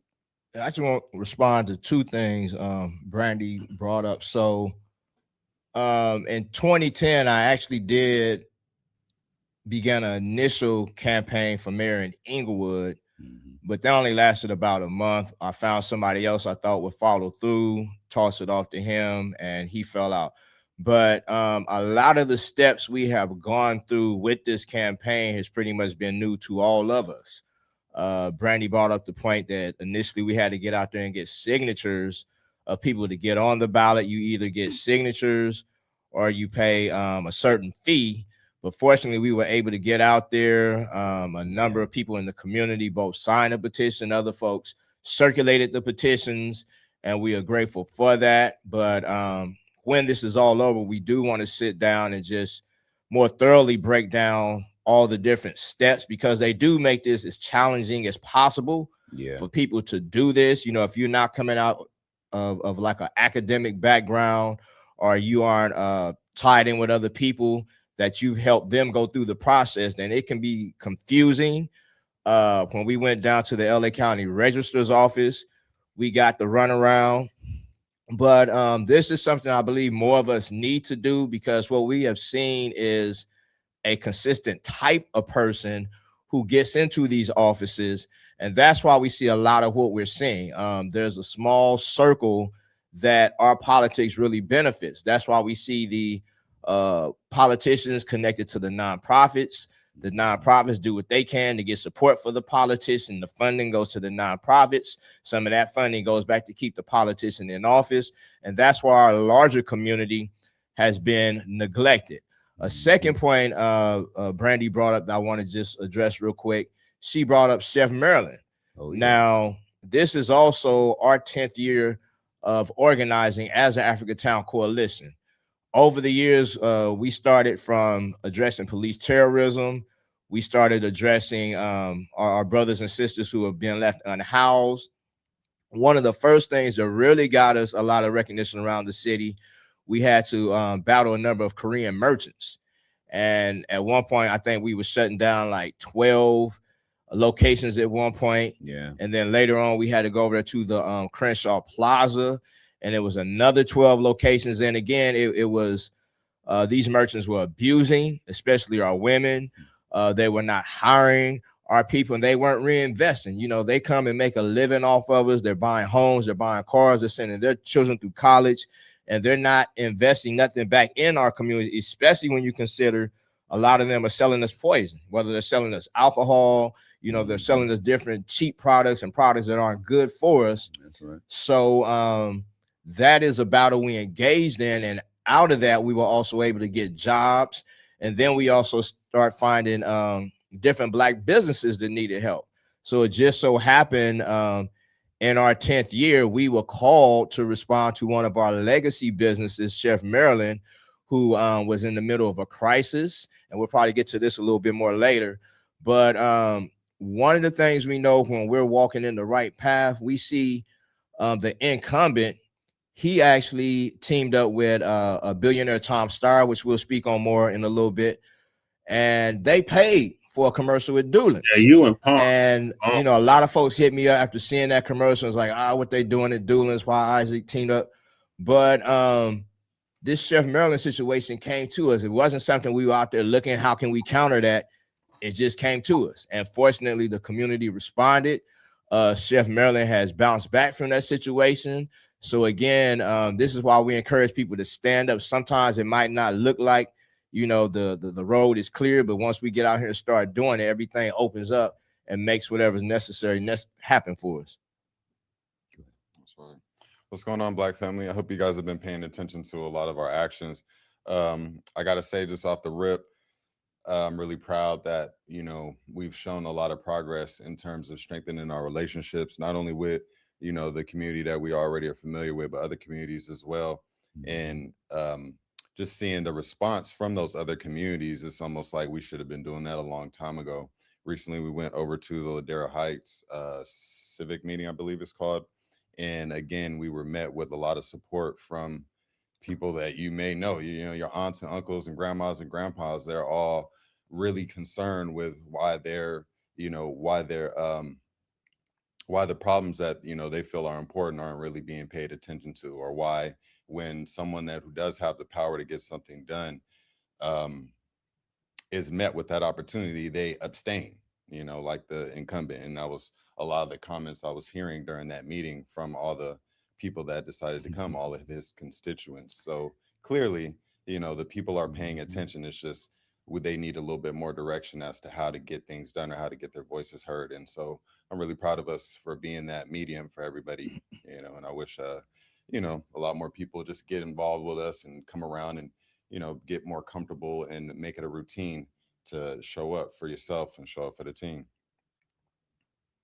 So again, this is the Get Out Our Seat anti-Black hate crime campaign. We are pushing for our reparations. And now that Donald Trump is talking about reparations for his folks, is no more excuses why folks can't address reparations for us. Exactly. We're going to take a break, and then we're going to come back and we're going to get into some of the dirt that has been happening in opposition to this campaign. We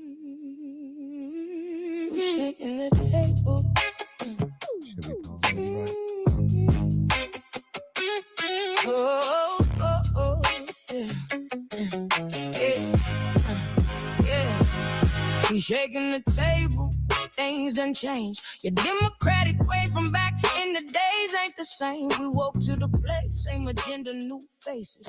It's a new day now. All right, LA, this is your brother Billion.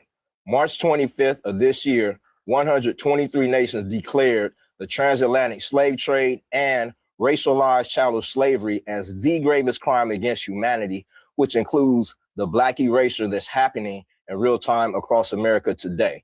So why is Assemblyman Isaac Bryan and the California Legislative Black Caucus ignoring this reality?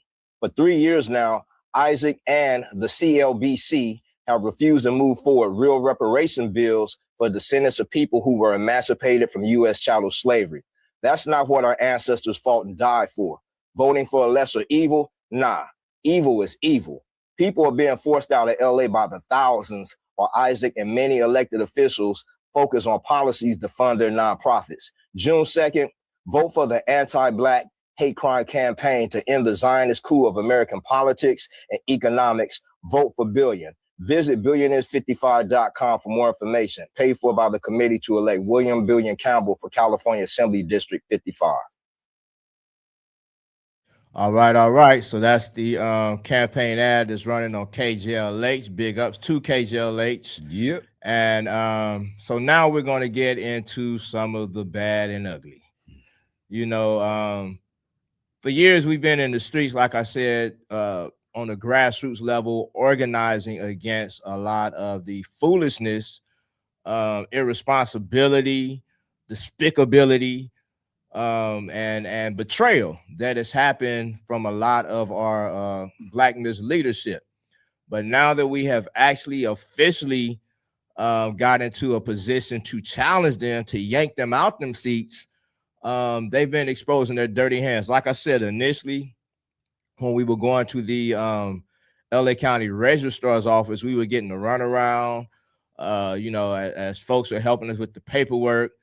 We'll leave, call us the next day. Oh, you forgot this. No, we didn't forget this. You forgot that, for forgetting or neglecting to have us completely fill out certain portions of the paperwork that were necessary. There's been some financial challenges in the background that we'll get into a little bit more after this campaign. But more recently, well, let me not say more recently, I think back in January, I'm glad we were approached by a did the computer just freeze up? Another candidate. So right now there's an incumbent, there is a white Republican running, there's us, and back in January we were introduced, we were approached and introduced to a fourth opponent.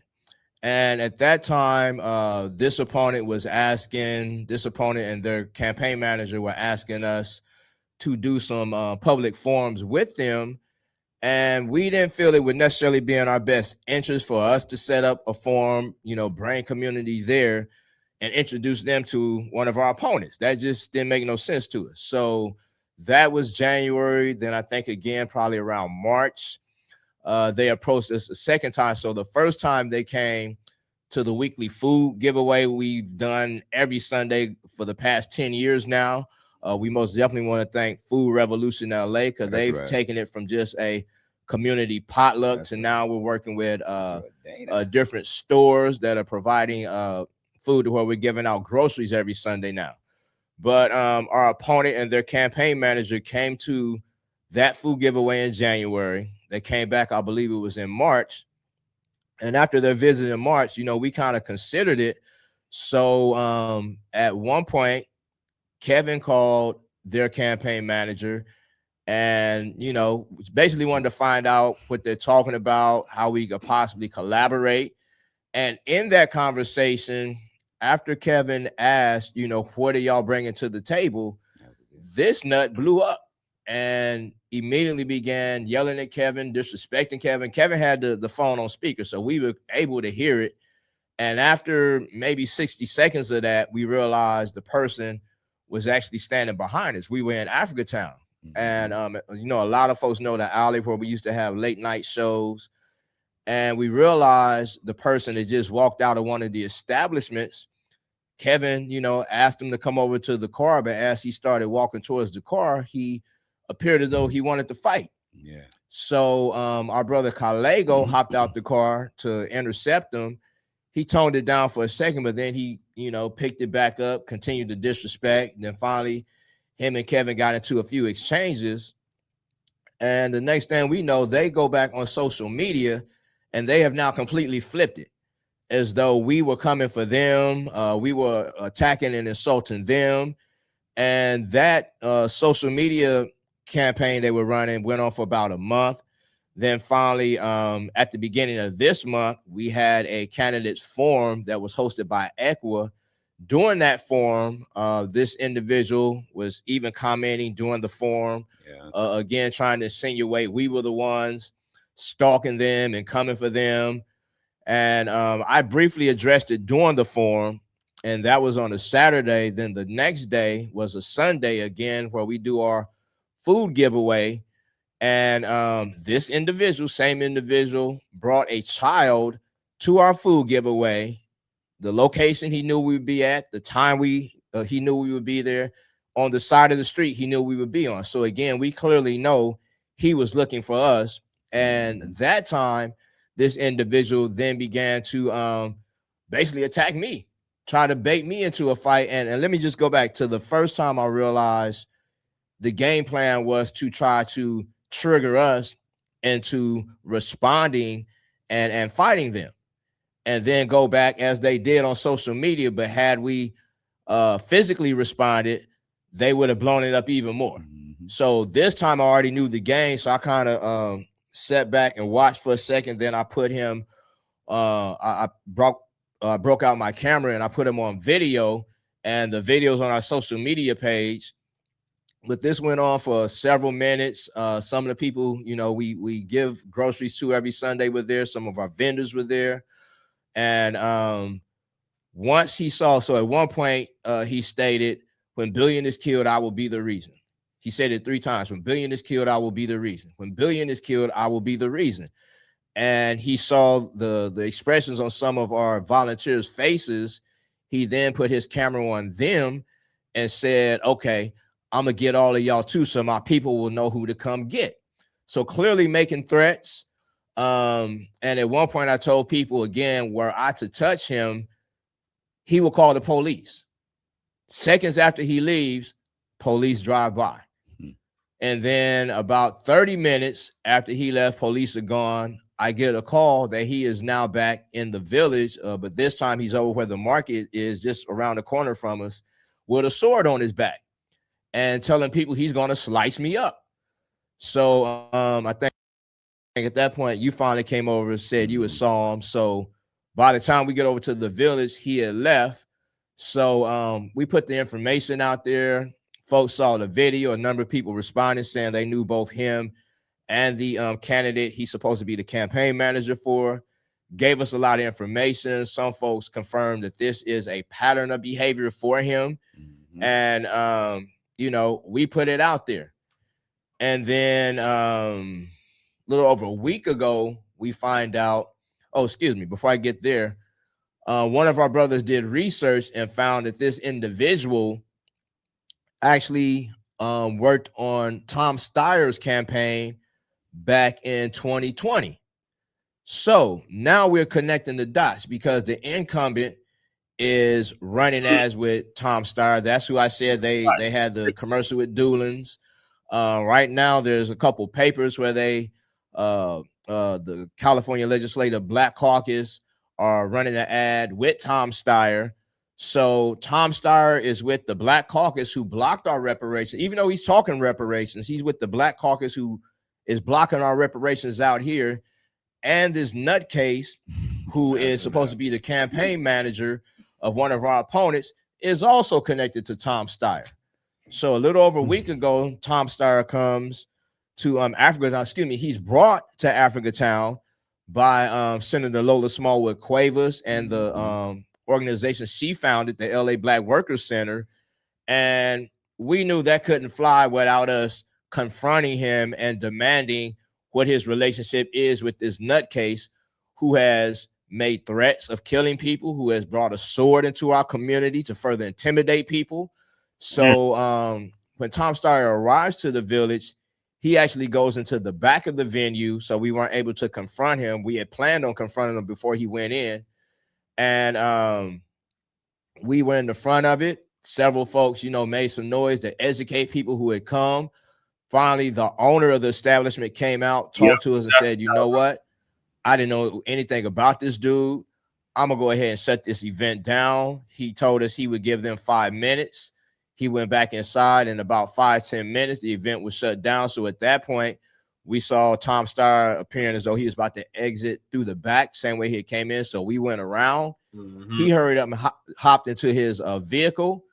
We confronted him again, trying to demand what it is he knows about this individual who is, again, making threats, bringing swords, trying to intimidate people. And there's another video out there, and it's been all types of twists put into this video. At no point did any of us pull a knife. None of us had a knife. We played the video last week. We played the video on here last week. At one point, the police were called when we were in front of the establishment. Police came probably in 5 or 10 minutes left. No one was arrested. They didn't take any type of reports. So whatever this is about a knife, don't know. I never saw a knife. But yeah, this video has gone super viral. And again, we've seen some people, you know, support our actions. We see some people who were neutral, and we see some people who were against. But again, there's no way we're going to allow anyone to be connected to someone who is, again, threatening our community. It wasn't just me he threatened. Again, like I said, he put the camera on volunteers, women who were there, and was threatening them. So when we find out that there's a billionaire financing someone like this, yes, we're going to question them. And again, he's also in alignment with the same Black Caucus members who have blocked and delayed our reparations. And in the past, he also had a $90 million investment in prison. So I'm gonna fall back. Anyone want to chime in on that or anything else that's been happening? Let me jump in real quick because I missed the first round. So hey, yes, that's a lot there, you know. And so I just want to like come back just a little bit because, you know, we talked about a lot. Billion, of course, you know, has been, you know, leader of Africa Town for the 10 years that we've been in existence since, was that 2016. And, you know, we came out, we hit the streets, you know, because a lot of our people were being murdered and stuff like that on the streets, you know, and so it was just like a serious effort, you know, and something I think right now to where we began and where we are now, you know, we have challenged a lot of politicians. And so today we are gonna, you know, hopefully get, no, not hopefully. We're going to get this individual out of this position, the Senate District 55 position, and we're going to make sure Billion Godson takes that position because we need new leadership in the 55th. The incident that day with Tom Steyer, first off, let me say Africa Town is our political backyard. That's our political arena right there. That's our political backyard right there. So when you come into Africa Town, just like one of the senators said, she knew that there was a possibility that somebody was going to step up because we in Africa Town and our constituency does not agree with the agenda of Tom Steyer and I don't know if I should say her name.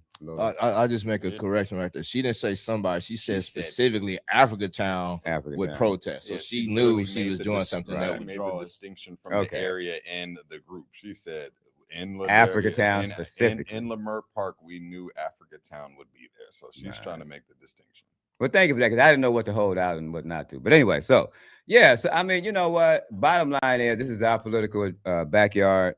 This is where we do our work at. So anybody that comes into the area, you know what I'm saying, you really got to come respectfully. But if you are an enemy, you have seen as an enemy outside of the community already, then yeah, you're going to be challenged. So one of the things that the individual who threatened Billion at the farmers our giveaway, our food giveaway, and who also threatened me in the alley. This individual has had a couple of contracts with Tom Steyer in the 20s, in 2020, when Tom Steyer was running for president. So he's already on the payroll. We already got that confirmed. You can follow the money. He's already on the payroll. Okay, so that's one connection right there. Then you have the other individual who stabbed the Black family in the back on August 31st, 2024 in Sacramento on the last day of the legislative, session. He's also working hand in hand with Tom Steyer. So we got this triangle going on, you know. So the bottom line is that, you know, the freedom of the grassroots people is under attack. Okay, they're under attack, and you know, it's a billionaire who is financing, you know, this attack against the grassroots, you see. And so Billion Godson, you know what I'm saying, who is running for Assembly District 55, you know, he's that champion, y'all. He's that champion. He's already demonstrated over 10 years plus, you know, like 15, 20 years that he stands up for the people, and he puts his everything out there, not just his words, but he puts his action and he puts his body. You know what I'm saying? Because we've had a number of cases. We've gone up against the police and so forth. So I'm going to go ahead and just turn this back over. But I just wanted to get a couple of things out, because this has been an incredible experience. You know, getting into politics at this level has been really, really, really educational. I learned a lot. And I continue. I'm going to learn some more. And, you know, we've just we've come so far, you know. And so a lot of people have criticized us in the past for not having this, not having that, or for doing this, for doing that, or having these stands. But hey, you know what? In the end of the day, it's all about the work that you do and where you are standing when it's most important. Right. And in this time, we standing where we're supposed to be. Thank you. Real quick, I just want to shout out Miss Toy and the lovely Radio Soul for checking in. Miss Toy has been a major support for us, major support for Chef Maryland. Came all the way from Vegas a little over a week ago to represent at the fundraisers for Chef Maryland, but had also come out here prior to that on the streets for Chef Maryland. So big ups to you, and thank you for chiming in. Yeah. Just want to give y'all, going back to Tom Steyer, give y'all some research references, you know, reference points, so that way y'all can go back home and do your own homework, because that's something we always encourage you guys to do. Don't just take our word for it. Go back and learn for yourself, so that way you can teach other people. When it comes to Tom Steyer's investment into private prisons as well as ICE detention centers, because both of those are two different, distinct entities. Yeah, I did people are too. used to, or people are incarcerated in, especially our people. One investment or the business would be called Core Civic. Now, Core Civic was established through a hedge fund that Tom Steyer is still a client of, by the way, right now, called Farallon. If I'm saying that right, yeah, Farallon Capital. And although he's, you know, addressed his prior investment and said he divested, still being a client with the same hedge fund, you have to kind of wonder why and what's going on and what he's done with that money. A lot of people too, just in personal conversation, are very unaware of this investment, you know, history of his. And a lot of people more so would point out different business ventures of his, like having a what's that, like a credit union, I believe he established, that was for, you know, in North Carolina, I believe, and that was, you know, notably giving loans to Black residents over there. But again, when it comes to California, I myself am totally unfamiliar with him, you know. And so, like I said, I encourage you all to research into who he is and what other investments, and all the other candidates too, because if now hasn't shown you, when election time comes around, you end up finding out there are a lot more people, with the intention of controlling our daily life, through this authority that these people get and get voted into. Real quick, tomorrow will be a governance reform task force meeting. That's the entity that the county made in order to make sure they're doing what they're supposed to do. Recently, in the last supervisor board meeting, they approved an ethics committee, which was recommended by that governance reform task force. So tomorrow they're going to have a meeting over in Downey at the Women's Club, or you can join them digitally. They're actually inviting the county controller. A lot of you guys are familiar with the city controller, Champion Kenneth Mejia, but this is the county controller, Oscar Valdez. And so he's going to explain what he does and what you guys need to be aware of when it comes to the county budget, or when it comes to the state budget. We do have $52.5 million to allocate in different areas, and it looks like the county board of supervisors is increasingly decreasing the homelessness funding, and so something needs to be said about that. Definitely. Anything for the drama? So Shabaka's always talking about this. So like the mayor of Karen Bass, she's just a figurehead. The ones that have all the power in LA is the board of supervisors. So that's what they're talking about. Board of supervisors in LA County.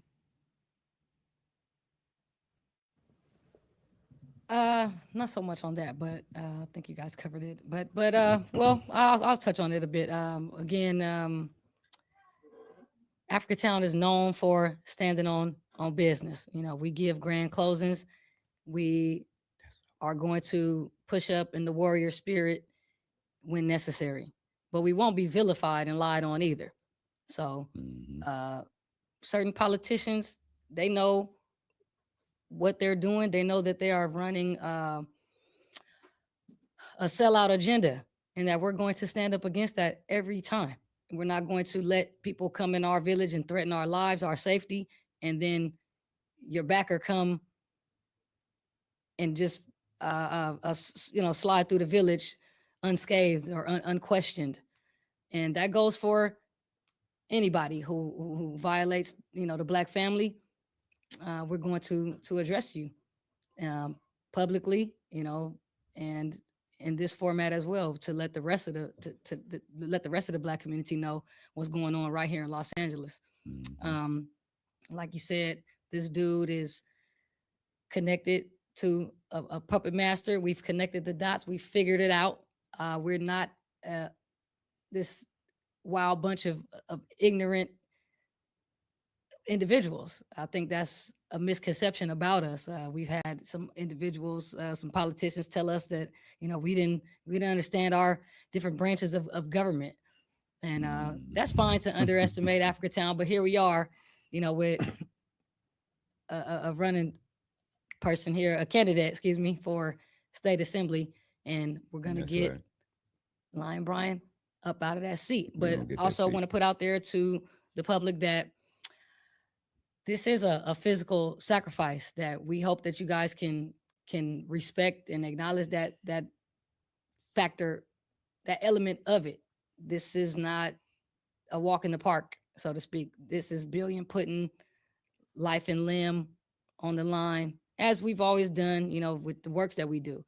But the stakes are higher now. So you have somebody coming around saying, when this happens, I'll be responsible, as if this is something that is in motion. So that is very alarming to us. We have to keep our eyes peeled and keep our security tight, and just be knowing that Africatown is going to, continue to stand on business at all times. And we will let no harm come to this brother. And we will let no foul play go unchecked against the Black community. And especially if you guys think that you're going to visit our village, our community, where we are at, majority of our time in the city. And that is for those that are not familiar, if you guys are watching from another space, Africatown, also known as Lamert Park, we call it Africatown. Shout out to B Hall, our good elder, who put that initiative forward to change that name from a racist white man's name, because Lamert was a racist white man who had a covenant in that community to not even allow Black folks to own homes over there. So ironically, you know, we are the majority in that community at this point, and I hope he's rolling in his grave in maggots. But anyway, certain code of conduct has you know, got to be. That's similar to our former mayor, punk ass Stapleton. Had a whole neighborhood named after him. It used to be an airport, and then turned into a neighborhood. And we fought to get the name changed to Central Park. So Central Park now instead of Stapleton. But they still got Stapleton's name all over it. Adhere to in the village, and then amongst those who plan to visit the village. And for our elected officials, again, community, we got to remember they work for us. It's not the other way around. They don't get to boss around the constituents. We tell them what we want, and we hold them accountable. And so that's what we're doing out here. And, you know, we have a candidate here that's going to be accountable, who's actually doing a lot of the works that the politicians are supposed to do, housing the homeless, standing up against police brutality, fighting for Black people to get jobs and to stay employed, things of that nature. All of the things that these organizations get funding to do and are hired and elected to do, and sometimes fail to do. So once again, y'all, let's get Billion in that seat. William Campbell, June 2nd, get out there, exercise your vote. A lot of times we talk to people, they say, well, I don't want to vote. I don't vote. And we understand that sentiment, and we understand why you don't vote. But this is a time to vote. You know, just like we rose up in 08, and although he became a disappointment, but for Obama, you know, we all figured it was worth a damn shot. You know, a lot of people came out of the woodworks just to vote for that man in 2008. So some of y'all that don't usually vote, this is the one time that you should vote. And if you do vote regularly, please exercise your vote to get a proper Black man in that seat who we know is going to do the right thing. Right. That's right. So we're going to take another quick break. We're going to come back and look at some of the other candidates running in different positions. And again, you could chime in if you're watching this on YouTube. If you see it on Instagram, go ahead and leave a comment. You know, tell us who you're looking at for governor, mayor, or whatever. But we'll be right back. It's all right. This is your brother Billion. March 25th of this year, 123 nations declared the transatlantic slave trade and racialized chattel slavery as the gravest crime against humanity, which includes the Black erasure that's happening in real time across America today. So why is Assemblyman Isaac Bryan and the California Legislative Black Caucus ignoring this reality? For 3 years now, Isaac and the CLBC have refused to move forward real reparation bills for descendants of people who were emancipated from U.S. chattel slavery. That's not what our ancestors fought and died for. Voting for a lesser evil? Nah, evil is evil. People are being forced out of LA by the thousands, while Isaac and many elected officials focus on policies to fund their nonprofits. June 2nd, vote for the anti-Black hate crime campaign to end the Zionist coup of American politics and economics. Vote for Billion. Visit billionaires55.com for more information. Paid for by the committee to elect William Billion Campbell for California Assembly District 55. All right. So we are back, and now we're just gonna switch it up for a minute and look at some of the other candidates running for different positions. You know, we've basically explained what our campaign is. I think probably the most unique campaign in all of the elections, not just here in Los Angeles, up and down the state, and even probably across the country. And you know, we're an actual organization that has been doing the work. And you know, we're going in there for a specific agenda. Again, not just to become the next official in that seat. So something that's very unique here in Los Angeles, or even in the state. I'm not sure if it's happening in other areas. Yes. But at one point we had over 80 people running for governor. I think that has dropped down to maybe about 6. I was just agreeing with you, Navi. And shouting out Black Joe. Black Joe's in the building. Salute. Salute Cuzzos. Salute. The Chase, stay strapped to get clapped. That's right.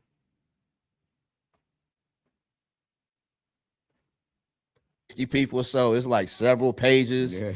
in the ballot for you know, different options. Somebody named Obama is running. Oh my God. And then even on the city level, we had at one point over 40 different candidates running.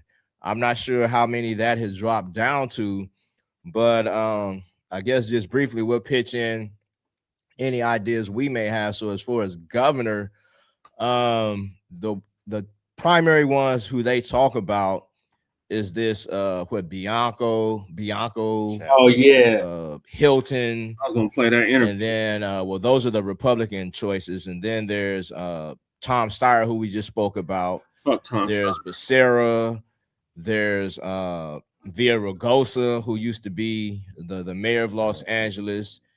And I can't think of too many other ones, but one of the primary writing candidates most people are speaking about is Butch Ware. So hell with Butch Ware. I'll personally just go from the Republican candidates, of course.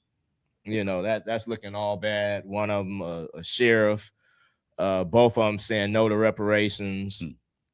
Tom Steyer, of course, he's saying reparations. However, this is a billionaire who we've already pointed out at one point had a $90 million investment in private prisons and detention centers, who is yet to make any type of real investment in our communities. Again, this is something Trump has recently pulled their card on, as he has come with this slush fund for his insurrectionists.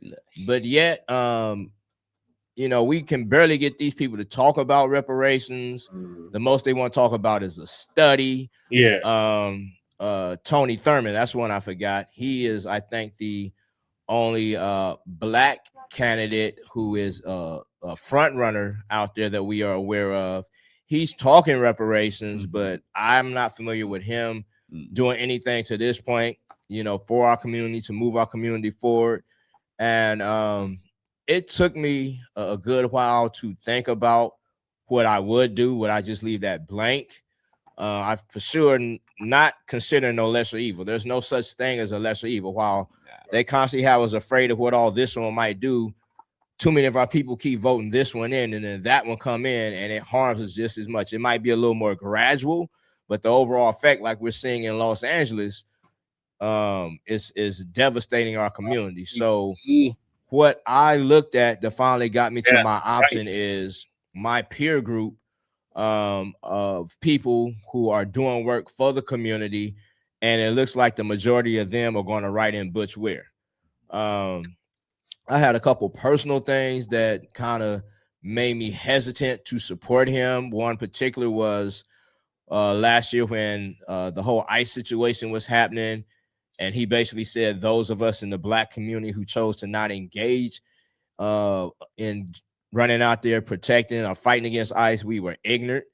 And, you know, I took a lot of offense to that because I quite often see him raise up Palestine, immigration, and a lot of other things over what's happening in our communities right now. We're being erased, wiped out, and not too many of them really want to address this. But I figured of all the more terrible options, that is a much smaller thing. And I see even our brother Chris Lotson from CJEC is endorsing him. So I don't know why the hell Chris is endorsing that fool. Jason Blacc ripped him a new one when he had him on his show. So I don't know why anybody is supporting Butch Ware. I don't know why he would support his ass either. I mean, he didn't do a great job with the New Black media. That's why he didn't get the support of New Black media. He was like, it was weird. He was weird with the Green Party. I was just seeing him on a different interview. And his answers were just pretty much inclusive. And he's for everything and what? For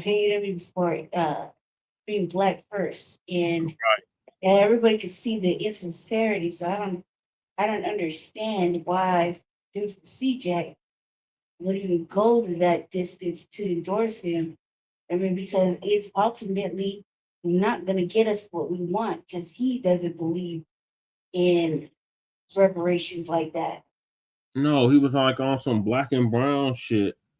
He's on like everybody in the mother gets it type shit. And I'm thinking like, no, your answers were not that great then. You didn't even have like a let me apologize, let me correct this type moment. You know what I mean? Because surely that would have been allowed if it came correct, but he did it, and none of that. But he was with a whole. It Oh, Jill wasn't, you know, not like he was with a whole black agenda. He was with a whole white lady on the Green Party. Yeah, Jill Stein. He was her vice president. Right. And how they're messing with him is they don't really want him to get into Yeah. office, so they kind of blocked him from a whole bunch of things. So why would anybody put him as a viable candidate when they couldn't really get in? But they said he is a write-in. But like, come on, cuz you are experienced the writing positions. Right. Yeah. Unfortunately, that shit was no fun. I would never want to do that again. Black Joe said Dr. Truth Bay has a Haitian and diaspora first agenda. Yep. That's why the last time she was on here, she was talking about Pan-Africanism. We ain't on that no more, Dr. Truth Bay. Like, y'all out of touch. We're not on that shit no more.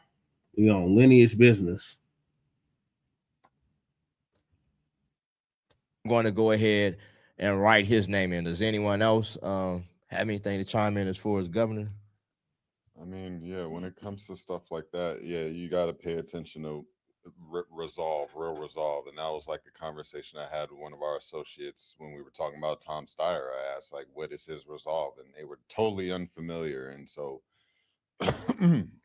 excuse me. And so it pays to be aware, it pays to be a lot more aware than just feel comfortable with the same okey doke of, yeah, let's just choose the lesser evil. Like Billion has said, yeah, there is no lesser evil, especially when you have all these people literally running for those one office. You know what I'm saying? So we've been at this point too many times to keep doing the same thing. And it looks like a lot of our power is going to literally have to be in an independent approach, so if you have to write somebody in, go ahead and do that. Don't look for what everybody else is doing to make yourself feel better about making the choice, because we're not in that plane. We're not in those playing grounds anymore. When it comes to Africatown, it isn't just our political background, it's our home. There are a lot of different parts of Africatown that need to be respected and need to be acknowledged, so yeah. And two, what Billion was speaking about with the slush fund thing, that is proof right there. The American government pull out billions and trillions of dollars whenever they feel like it. So it's not a matter of, do we have the money and, well, where are we going to get it? We print the damn money. What do you mean, where are we going to get it? The same place everybody else got it, from the U.S. government that owes it to us. These organizations, these corporations, these large entities who got their start from slaves. Okay, we ain't even about to keep arguing that where we're gonna get it from. If you anti-reparations, you just a sellout on my list. That's just the bottom line, and that's the majority of the people that we have sitting. The sitting incumbents are anti-reparation, and most of them are not Black Americans to begin with, and that's a big problem right there. And that's why they don't identify with the need for reparations, like we know there is, and like every other group has gotten, who haven't even been through half the things that Black Americans have gone through and are still going through. So we know that the funds are there. So that's why we have to keep on pushing forward, and we're going to continue to do so. The days are over of just vote blue, no matter who. Right. The new Black constituency has awakened. That's right. This is no longer a game, and these people are feeling it left and right, coast to coast. And I'm proud of the Black family for standing on 10 toes, standing on business. And I think that these politicians are getting a rude awakening. They got to be at home at night talking to their spouse about how they're getting ran up out of spaces left and right. Right. And we've unofficially created an anti-reparations collection fund. So if you don't want reparations, if you're anti-reparations, we have the center fund for you to send your reparations to, and we will hold them for you and utilize it. That's right. And that's for real. And, I just want to say real quick, though, it's like about that slush fund, you know what I'm saying? It's like that slush, it takes a leader that's willing to just do what needs to be done.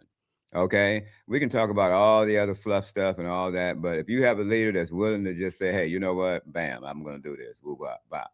So, you know, as the assembly person for Assembly District 55, you know, Billion is going to fight for that. You know, he's going to make sure that that legislation that needs to be brought forward is going to be brought forward. You know what I'm saying? It's not going to be. We're not.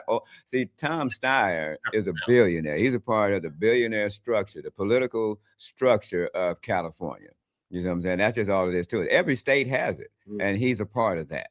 You know, so he's not the regular people. He's not just the regular people. Yeah, he comes to Black neighborhoods and so forth to tap dance and get that good feel, and you know what I'm saying. But in the end of the day, at the end of the day, he's bad for this state. You didn't see the one where he's appropriating even LA Chicano culture. He's got like the long socks, you know what I mean? The long socks, the down or the full or something like that or whatever. So he cosplays just like another candidate running for Assembly District 55 when he comes to the village and wears red, black, and green shoes, almost like, yeah, man, I'm just like you guys. And it's really nasty. It's really ugly. Just like Brandy said, the days of pandering is over. Over and done. These people Days getting of ran out of the pandering village is left over. and right. I just ain't posted some of that footage of that person that wear them red, black, and green sneakers getting ran out of the village. I wait till I'm gonna get to it.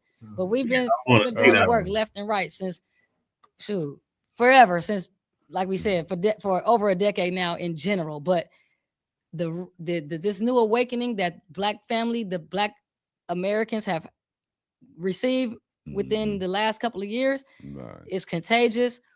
We doing our part for sure right here, coming straight up out of South Central. So just let y'all know that for sure. We gonna continue to hold it down. We see y'all coast to coast doing your thing.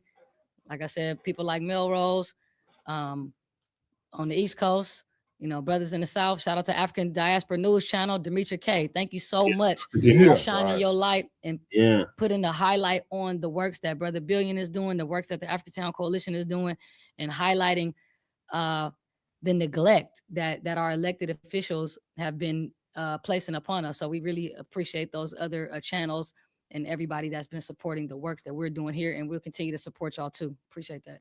So real quick, I just want to bring up two other candidates that I will be supporting before we get to a conversation on mayor. But former Senator Stephen Bradford, he is running for insurance commissioner. So if you see him on your ballot, please vote for him. He is the only, when he was a senator, a state senator, he was the only member of the Black Caucus who had enough courage to resist Governor Gavin Newsom trying to kill his bills, and he held ground. He held two bills, one to establish a Freedmen Affairs Agency, and a second bill calling for California to use a percentage of the state's emergency fund to start building a bank account to pay us. But even while he was a member of the California Reparations Task Force, first and foremost, he's the one that suggested on the low end, payments should look like $350,000 each, because that is the wealth gap between the average Black person, the average freeman, and the average white person. But the task force calculated that payment should go up to $1.2 million each, depending on all the different experiences we've had in our lifetime, as we trace our lineage, look at the different experiences our ancestors had, and so forth. But it was also highlighted the number of institutions that built their wealth from the enslavement of our ancestors, including the banks, insurance companies. So as insurance commissioner, he wants to raise up something that a lot of people know very little bit about, but there was actual, I forget what exactly was established in the insurance commission, but basically making our insurance companies that operate in California reveal their role in slavery. So as insurance commissioner, he will move that forward. He's looking at ways they could, repair the harm that was done. So most definitely vote for him. Also, there is Chris Martin. He's running here on the city level in Council District 9. That is a historically Black district, but for the first time in 60 years, there are no Black candidates who are officially on the ballot. So similar to Butch Ware, you will have to write his name in. But we've known Chris Martin for several years. He is an attorney. He has regularly represented families whose loved ones were killed by police. So he's not going in there with that same profile of a lot of the rest of these sellouts. He's going in there as a fighter. He's a smooth operator, but he's a fighter. He's an attorney who has held his ground. So if you are in that area and you can vote for Council District 9, please write in Chris Martin. You can look up his social media accounts again to see not just what he's been doing the past few months for campaigning, but for the past several years, like I said, representing families who have been harmed by police violence. That laugh was not for that. That laugh I had the thought about. Just real quick, any comments as far as mayor? As far as the candidates running for mayor. Oh, people running for mayor. Ooh, that's a hot topic right there. Oh, Yeah. my Well, I want to comment real quick on CD9 before you move on to the mayor conversation. That's extremely important, guys. For all these years, CD9 has been run by a Black elected official. Now, unfortunately, our brother Curran Price is in some legal trouble at this point in his career, and he has decided to kind of hand his position off to a Hispanic person. So that's problematic for us being already at a low percentage in the city, and to lose that seat would be like, again, possibly devastating, actually, not even beyond problematic. CD9 sound like this district I'm running for here in Colorado, House District 8, an historically Black district, up until they let this damn colonizer get in. We need to keep that Black lid as long as possible. So unfortunate that Curran Price made that move. I think that he has done some good things for the community, but he's found himself in trouble, like a lot of our Black elected officials do, trying to do illegal things that they see their colleagues, non-Black colleagues, doing that they get away with, and we see that, no, you guys are going to catch a case. You know, but Mark Ridley Thomas still running around, so maybe Curran Price won't really have to do no time. However, right in. That's the one Shabaka's always crumb bumming on. Speaking of which, Shabaka should be joining us in the chat here shortly. Chris Martin, otherwise CD9 is going to Mexicans.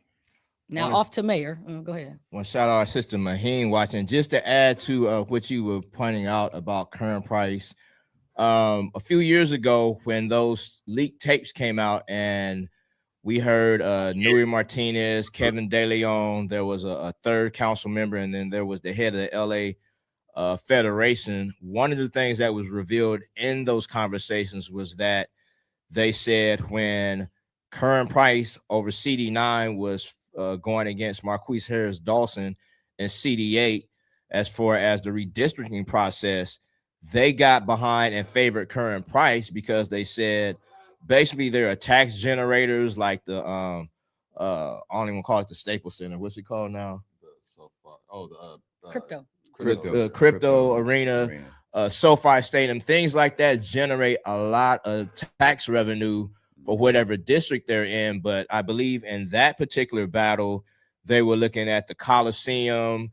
They were looking at that bank arena that's there now, I think, for soccer and different things like that. But they said they made sure they got into Curran Price's district because they knew they were about to take that district over. And lo and behold, what does Curran Price do? He endorses a Latino. So again, we see where our Blackness leadership collaborates. It's not something that's just happened, but they are collaborating in our eraser. So most definitely, again, please consider Chris Martin in that race, and we get back to the mayor. And that is to the detriment of the future. Kev and I were traveling this morning, and we looked at it looked like an elementary school field trip. One black child coming from at about 50 children. One black child. Greetings, Shabaka. They just got done crumb bumming on your boy, Mark Whitley Thomas. This is Africa Town Coalition. I'm sure you're familiar with them. Down in Lamert Park. Our brother Billion's godson is running for Assembly District 55 out there in California. And this coalition, his whole coalition, they've been speaking on what's happening in California in regards to the politics. They've been crumb bumming on Tom Steyer. They crumb bummed on several other Black misleadership out there in California. So you right on time for that. Oh, only one we could counter. It was one Black girl in the whole school, this whole field trip. That looked like about a second grade class. That's the future of Los Angeles. So the numbers that we do have, we need to be holding on to them. So things like that Current Price did, and now he of course he's an elder. He's gonna be sleeping in his grave by the time that one Black girl grows up, and she was the only Black girl in her class. You know, and I feel bad for that little girl.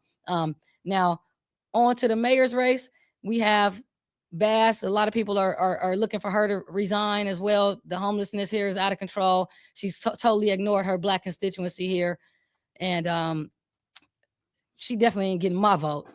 You have Spencer Pratt. Spencer Pratt. We seen some people putting up some of his signs this morning. Another a rich guy, and other And I than just want that, to be clear because I think it was last week, almost a week ago, we went over to basically the 60s hood, and he showed up over there. He brought out some food trucks, tacos mail, a barbecue truck, an ice cream truck. And when we heard about it, we wanted to go. Our brother General Abron the Great is from over there. One of our founding members, Mac Capone, rest in power, is from over there. Oh yeah. Another one of our members, Nicolo the Assassin, rest in power. He was from over there.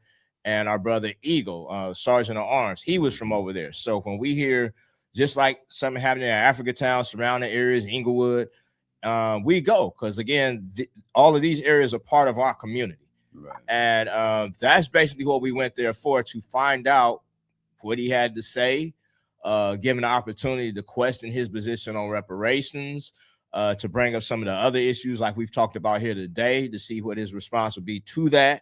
But by no means was that, we went over there to endorse him, to say we're voting for him. Again, we're still in the process ourselves, looking to who we may or may not support as far as getting into these positions. But anyone else, as far as him or anyone else? I was gonna say, other than that, you got a sister that I know, Tish Hyman is running for mayor. Oh yeah, she's running. She got interviewed on protecting women's rights, and also on I won't say anti-homelessness, but cleaning up the homeless situation here in Los Angeles, and basically eliminating Skid Row as we know it, and getting these people more resources. So she's another mayoral candidate, a Black woman. All that shit is progressive. They shut down the LA. Younger than they already I think some of the other candidates. So shout out to Tish and her efforts. And want to shout out Jesse Paris 5280, certified B1 salute from Denver, Colorado, says he supports Billion Godson against punk ass Isaac Bryan. We most definitely salute you, brother. Thank you for tapping in with us. Anyone else for us as mayor before we go to the last break? As far as the mayor stuff, just pay attention right now what's going on. Pandering has gotten digital. As you see, Spencer Pratt has been heavily using AI. Other campaigning, as far as like the mayor is concerned, you need to pay attention to Nithya Raman, because previously she was alongside with Karen Bass, and now she's running against her. Other people for the mayor, let me see, what's that we got? Hey Young Riaz, salute from across the pond. Ray Huang has actually worked with us pretty much since 2020. Several years she supported our winter survival program, our Sunday food giveaway. Everyone knows the last Sunday of every month. Downtown Crenshaw provides over 100 produce bags. She has on occasion showed up to help with that. So she is the one candidate we know a little bit better who has actually been supporting our work. Outside of that, on the ballot. Ray Huang is actually on the ballot. Okay. Outside of that, I'm not familiar with Brother Mike. You know anybody else that's running?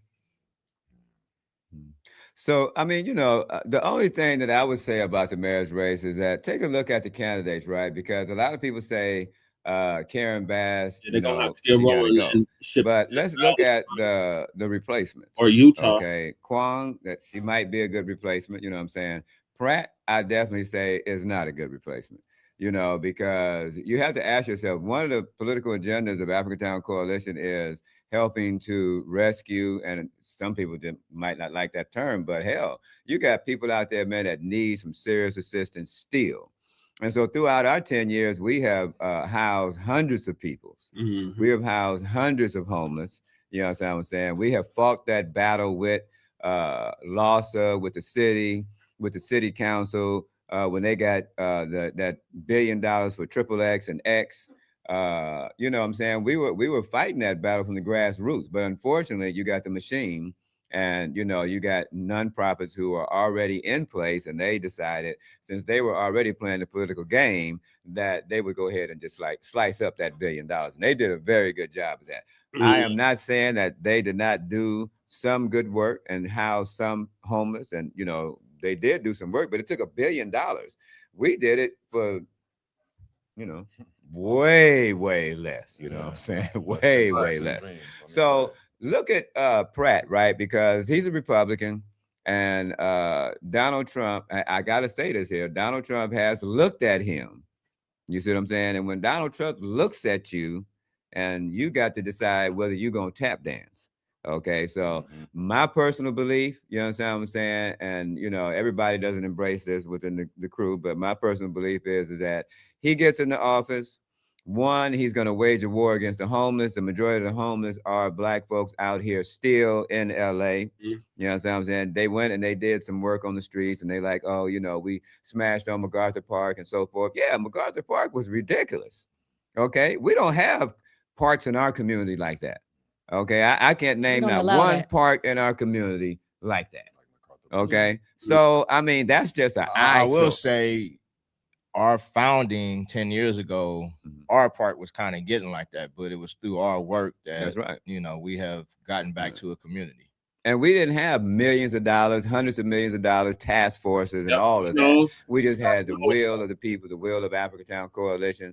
Our brother here, who's a leadership, you know, part of leadership, you know what I'm saying, moving this here forward, you know. So I'm just saying, Spencer Pratt, you know, when he was asked, what are you going to do with the homeless? He says, he said, all the homeless has a home and they have somewhere to go. In addition to that, he said, you're all on drugs. And if you don't get some drug treatment, I'm going to put you back in one of our facilities. And then the man said, well, where you going to get the facilities? Where you going to put the facilities at? He said, well, I'm going to put it on federal property. And then it's like, well, where you going to get the federal property at? He said, don't worry, I'm going to get that. You know what I'm saying? So we're just saying, you know, there is no lesser of the two evils. It's evil. When the little evil get an opportunity, he becomes the big evil. Historically, California has not been taken care of by celebrities. Ronald Reagan axed the mental health program that Jimmy Carter had, you know, laid out before his presidency ended. As soon as Ronald Reagan came in, he axed that program, mental health. Arnold Schwarzenegger killed Tookie Williams, somebody he knew personally.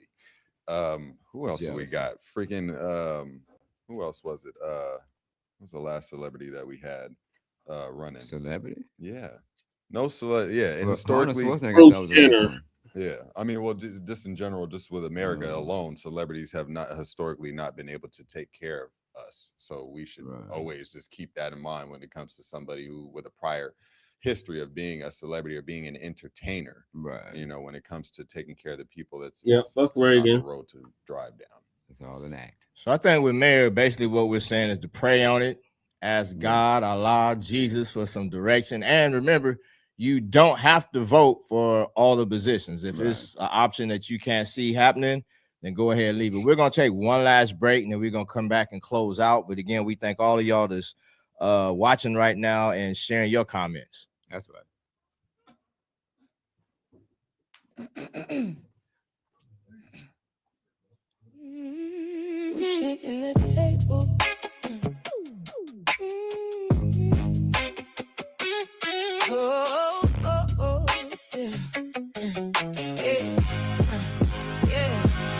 We shaking the table, things done changed. Your democratic way from back in the days ain't the same. We woke to the place, same agenda, new faces. It's a new day now, yeah, it's FBA.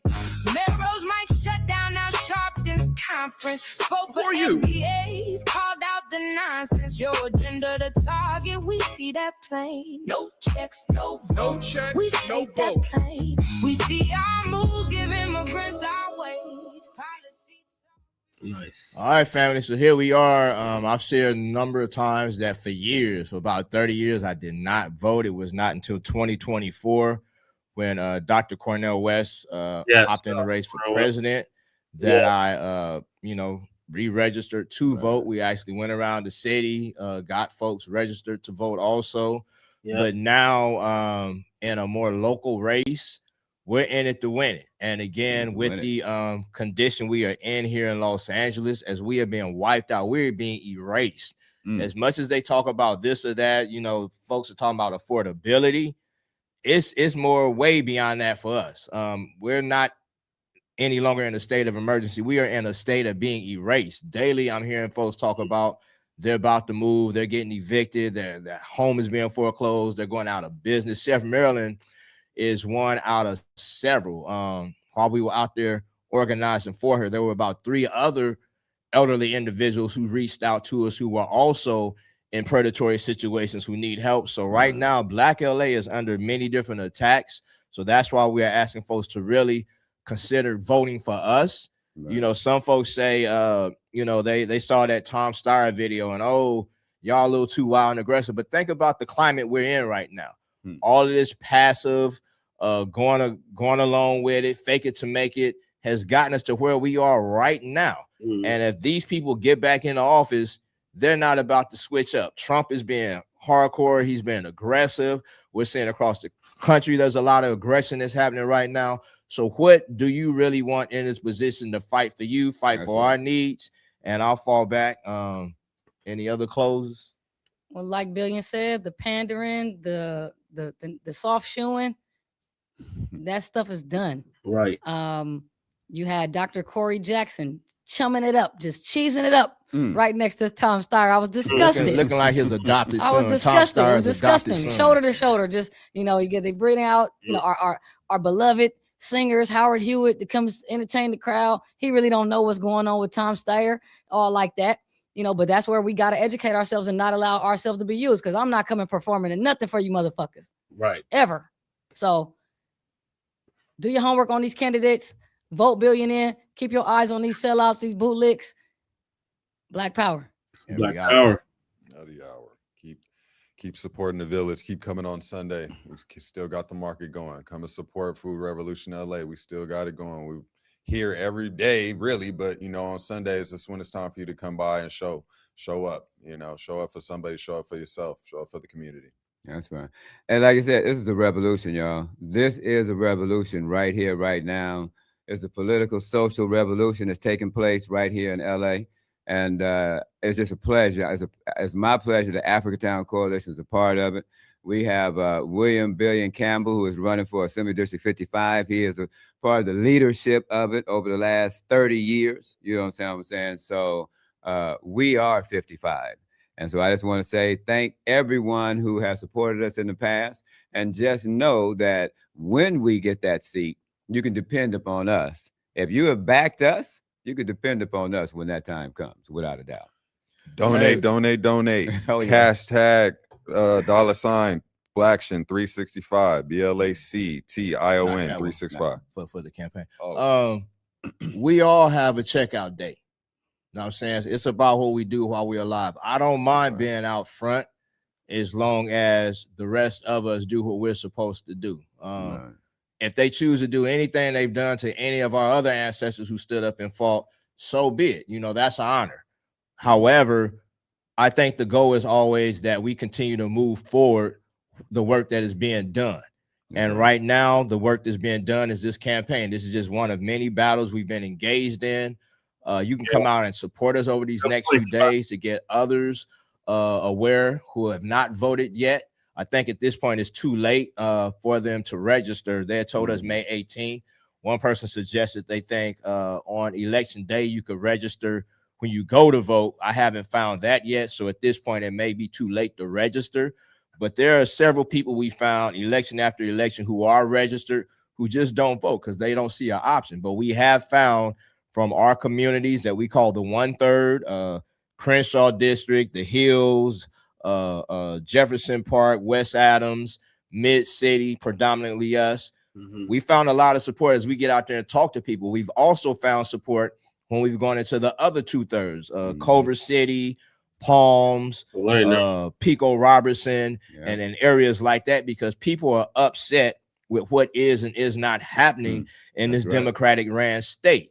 So what we are presenting is a break from the status quo, and we know that's why they're triggered. That's why they are alarmed, because again, we're about to break up this politician, the nonprofit back to politician circle of funding that is happening while the many more of us are being excluded and our needs are not being met. So this is a chance to finally, as Brandy was saying, to vote for some folks who have proven we're gonna fight. We've been fighting. This is all we know is to fight.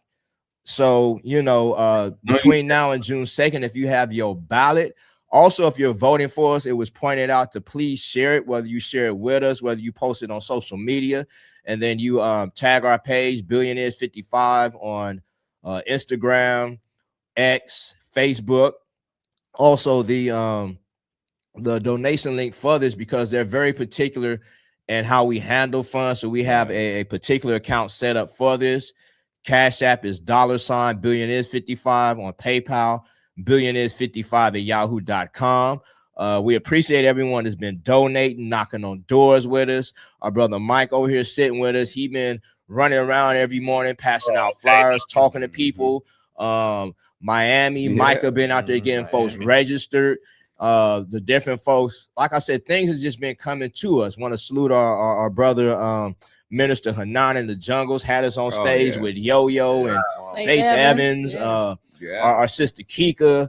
She had Lauryn Hill the day after Lauryn Hill was performing at the Grammy, gave us an opportunity to be out there. So it's just so much that is showing us that this 5-5 campaign is live, is all the way live. So again, we appreciate y'all. We thank y'all. Morris Media Studios, our brother Dion, our sister Poetess, Corey, Vicky, Vicky through the campaign party. It's just so many people doing so much that we know all this foolishness these clowns are doing. You missed it, Shabaka. They shouted me out. I was in the chat. Because I followed. I think that's all we were watching, so you get clout. No, I didn't even know he shouted me out. I got in late because I seen that he was live on Twitter, and I was like, "Oh, let me go check this out." And that's how I found out he even had a YouTube channel. It's on his YouTube channel because he follows me on Twitter.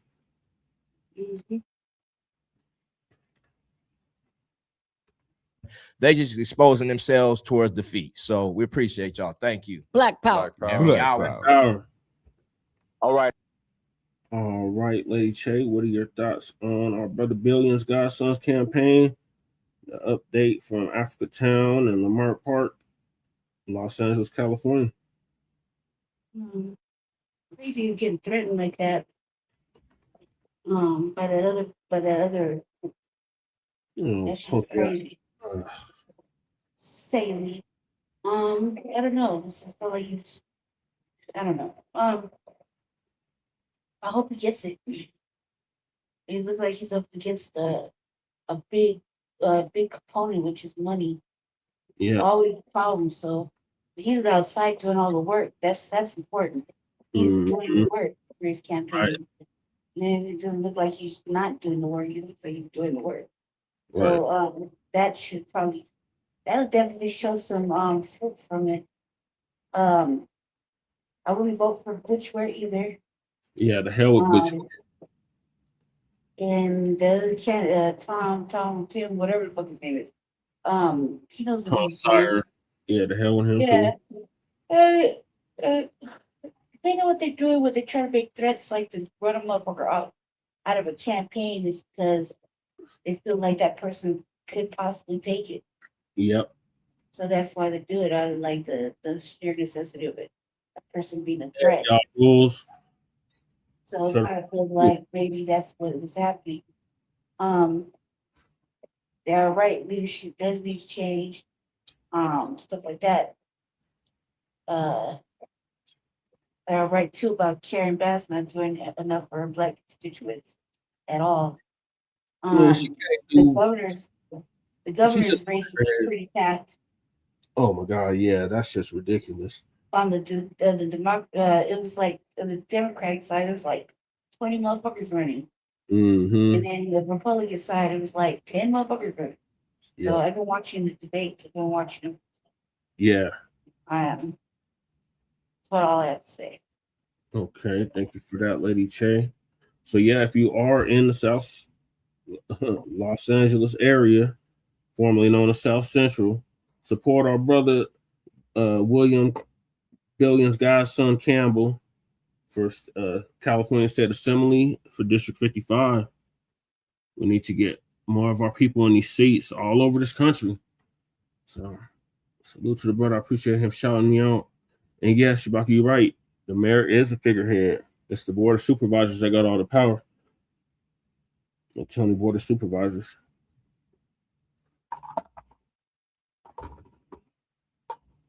Yeah, the hell with Karen Bass. To hell with Tom Steyer. To hell with goddamn Butch Ware. I'm still throwing it back that people was actually going to write him in. He's serious. He thinks everybody go right against. Right. They're going to have it in Las Vegas. Oh, I got a clip about the homelessness in Las Vegas, too. Oh, wait, that's... I already played it? Yeah, played it yesterday. Oh, okay.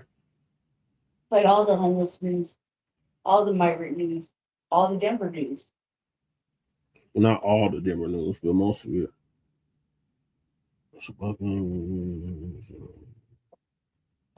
All right, so switching gears, y'all.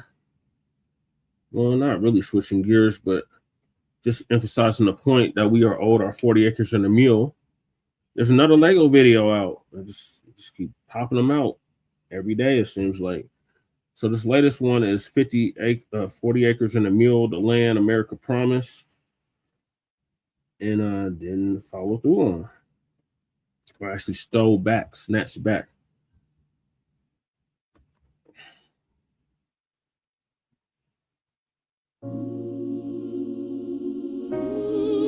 "40 acres and the mule was promised after slavery ended. Black families believe freedom meant land, wealth, and independence.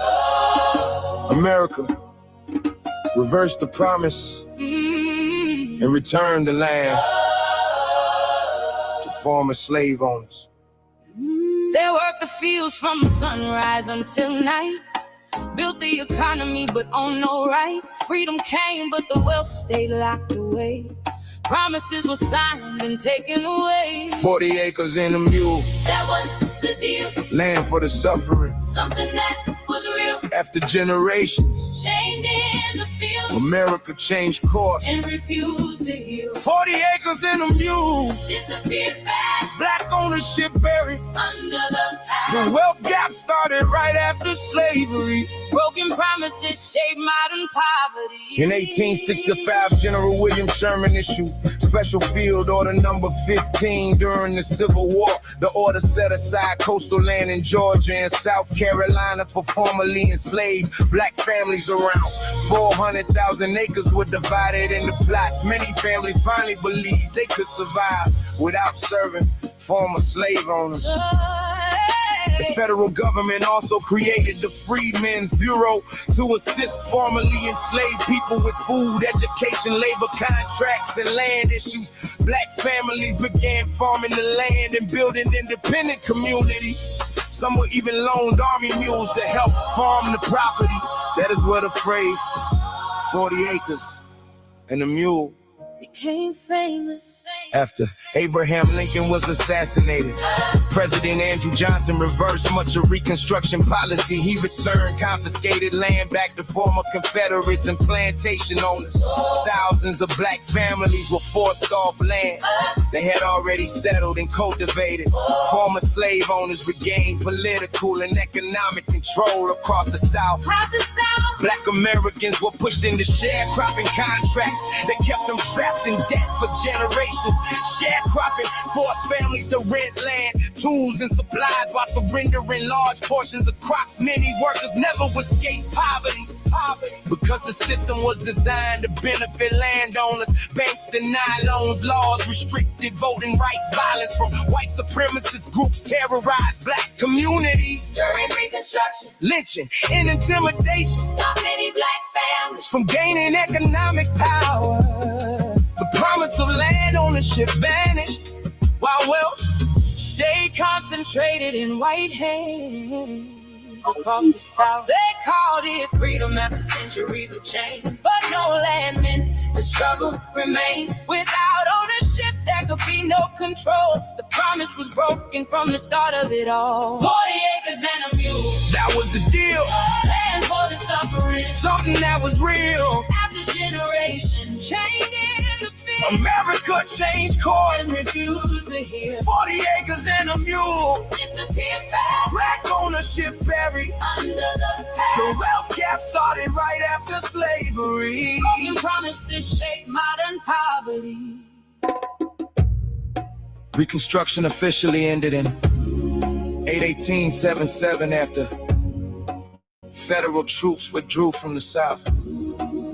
Southern states created Jim Crow laws enforcing segregation and racial discrimination. Black Americans face barriers in education, housing, voting, and employment. Land ownership remained one of the biggest denied opportunities in the 20th century.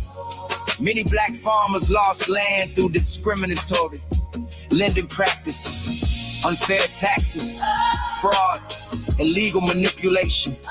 The United States Department of Agriculture was later accused of decades of discrimination against black farmers. Meanwhile, federal programs help white Americans build wealth through land grants, housing loans, and suburban development. Black communities were often excluded through redlining and discriminatory policies. Historians and economists still connect the failure of land redistribution after slavery. Gap seen today. Generational wealth. Wealth through property ownership. Inheritance and business investment. Many formerly enslaved families were denied that foundation from the beginning. The phrase 40 acres and a mule became a symbol of broken promises in American history. It represented the idea that freedom without economic support leaves people vulnerable. The land was never fully delivered. The opportunity was delayed for generations. No land, no power, no wealth, no power, no control. Promises made in history still affecting people now. No. From Reconstruction to redlining, from sharecropping to discrimination, the struggle for economic justice continue because the promise was never fulfilled. 40 acres and you became one of the clearest examples of America reversing the commitment to formerly enslaved people. The effects of that decision still shape conversations about race, wealth, and justice today.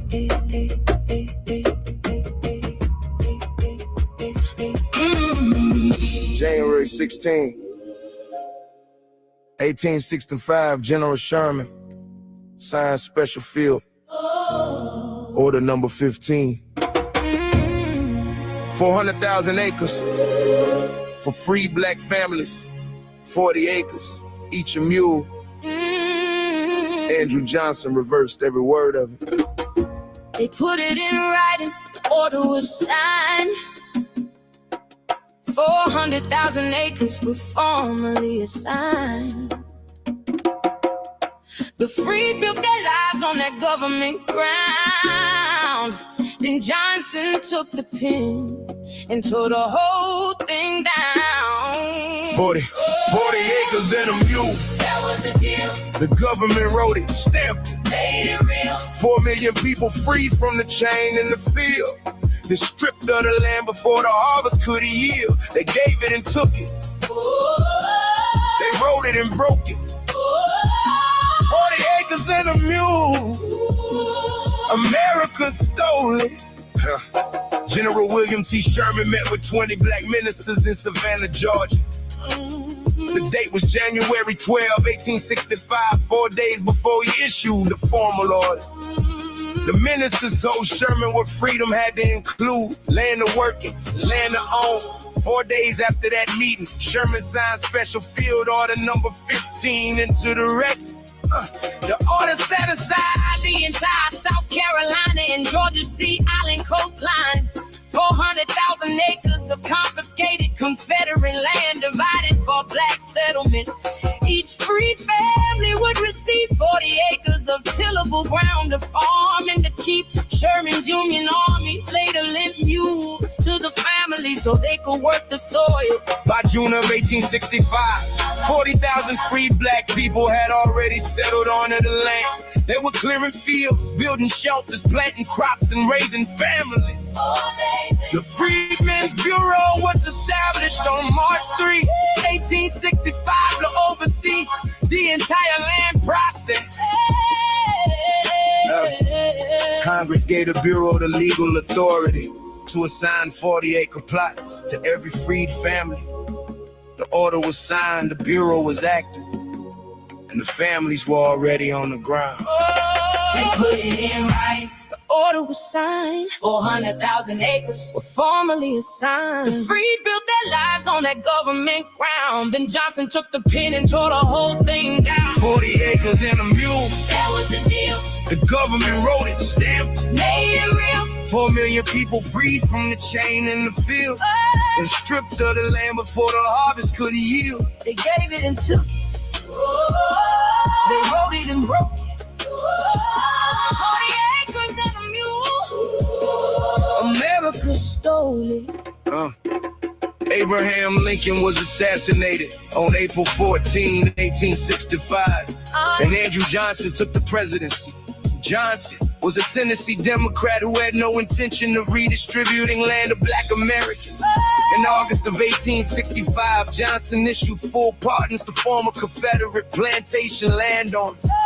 He then ordered all land covered by Special Field Order number 15 returned to those pardoned men. The Freedmen's Bureau received direct orders to begin evicting every black family from the land. 40,000 families were displaced from farms they had already broken ground on and built.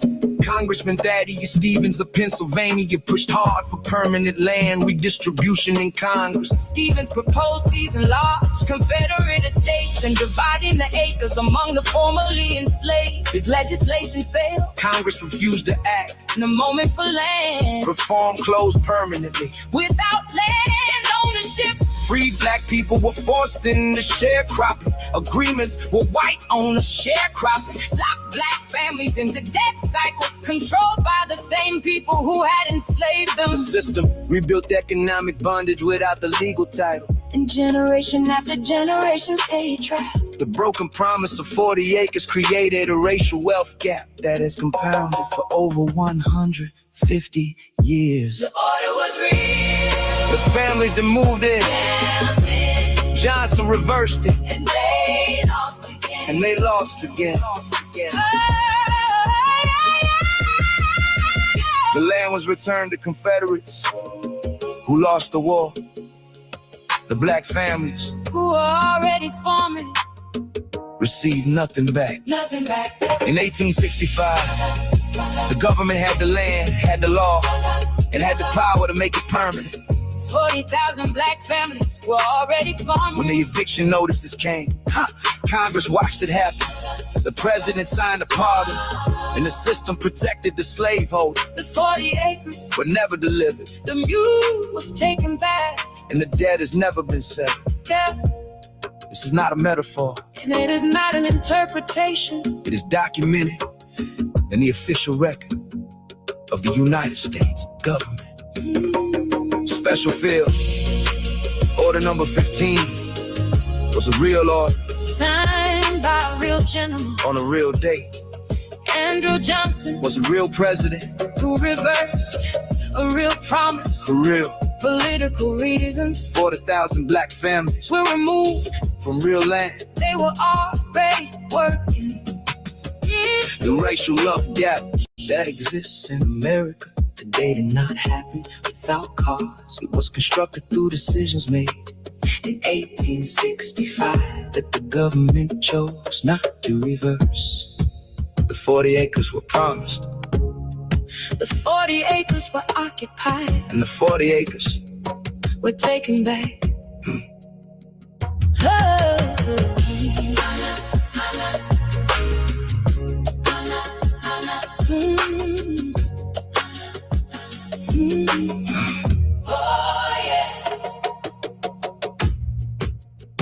January 16, 1865.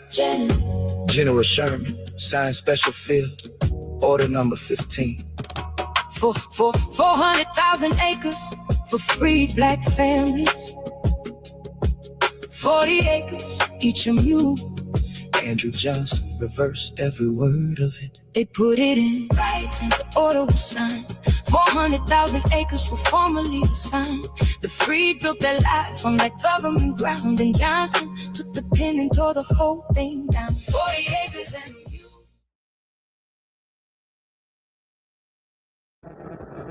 Well, that is pretty much of the story of it. Okay, now you're going to the professor, huh? Thank you for joining us. I wish you could have got the beginning of the Africa Town presentation, but yeah, that's what we were owed, and the Democrats once again stopped us from getting what they promised, what was promised. Right, right.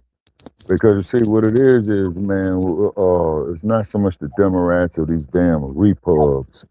Say, what these crackers are in fear of, brother, is retribution. Okay? But you got too many Yasa bosses to come up with retribution. You see what I mean? But that's what they really in fear of. And look at all the effort that they put in, okay, over, damn near 150 years. You see what I'm saying? And then actually over 150 years. Over 150 years. Yeah, and then all those down there on Skid Row, they're going to scrape them motherfuckers up, man. They're going to take them right out there in the middle of Death Valley. They're going to experiment on them, man. Watch them die slowly, or basically another Tuskegee experiment. You see what I mean?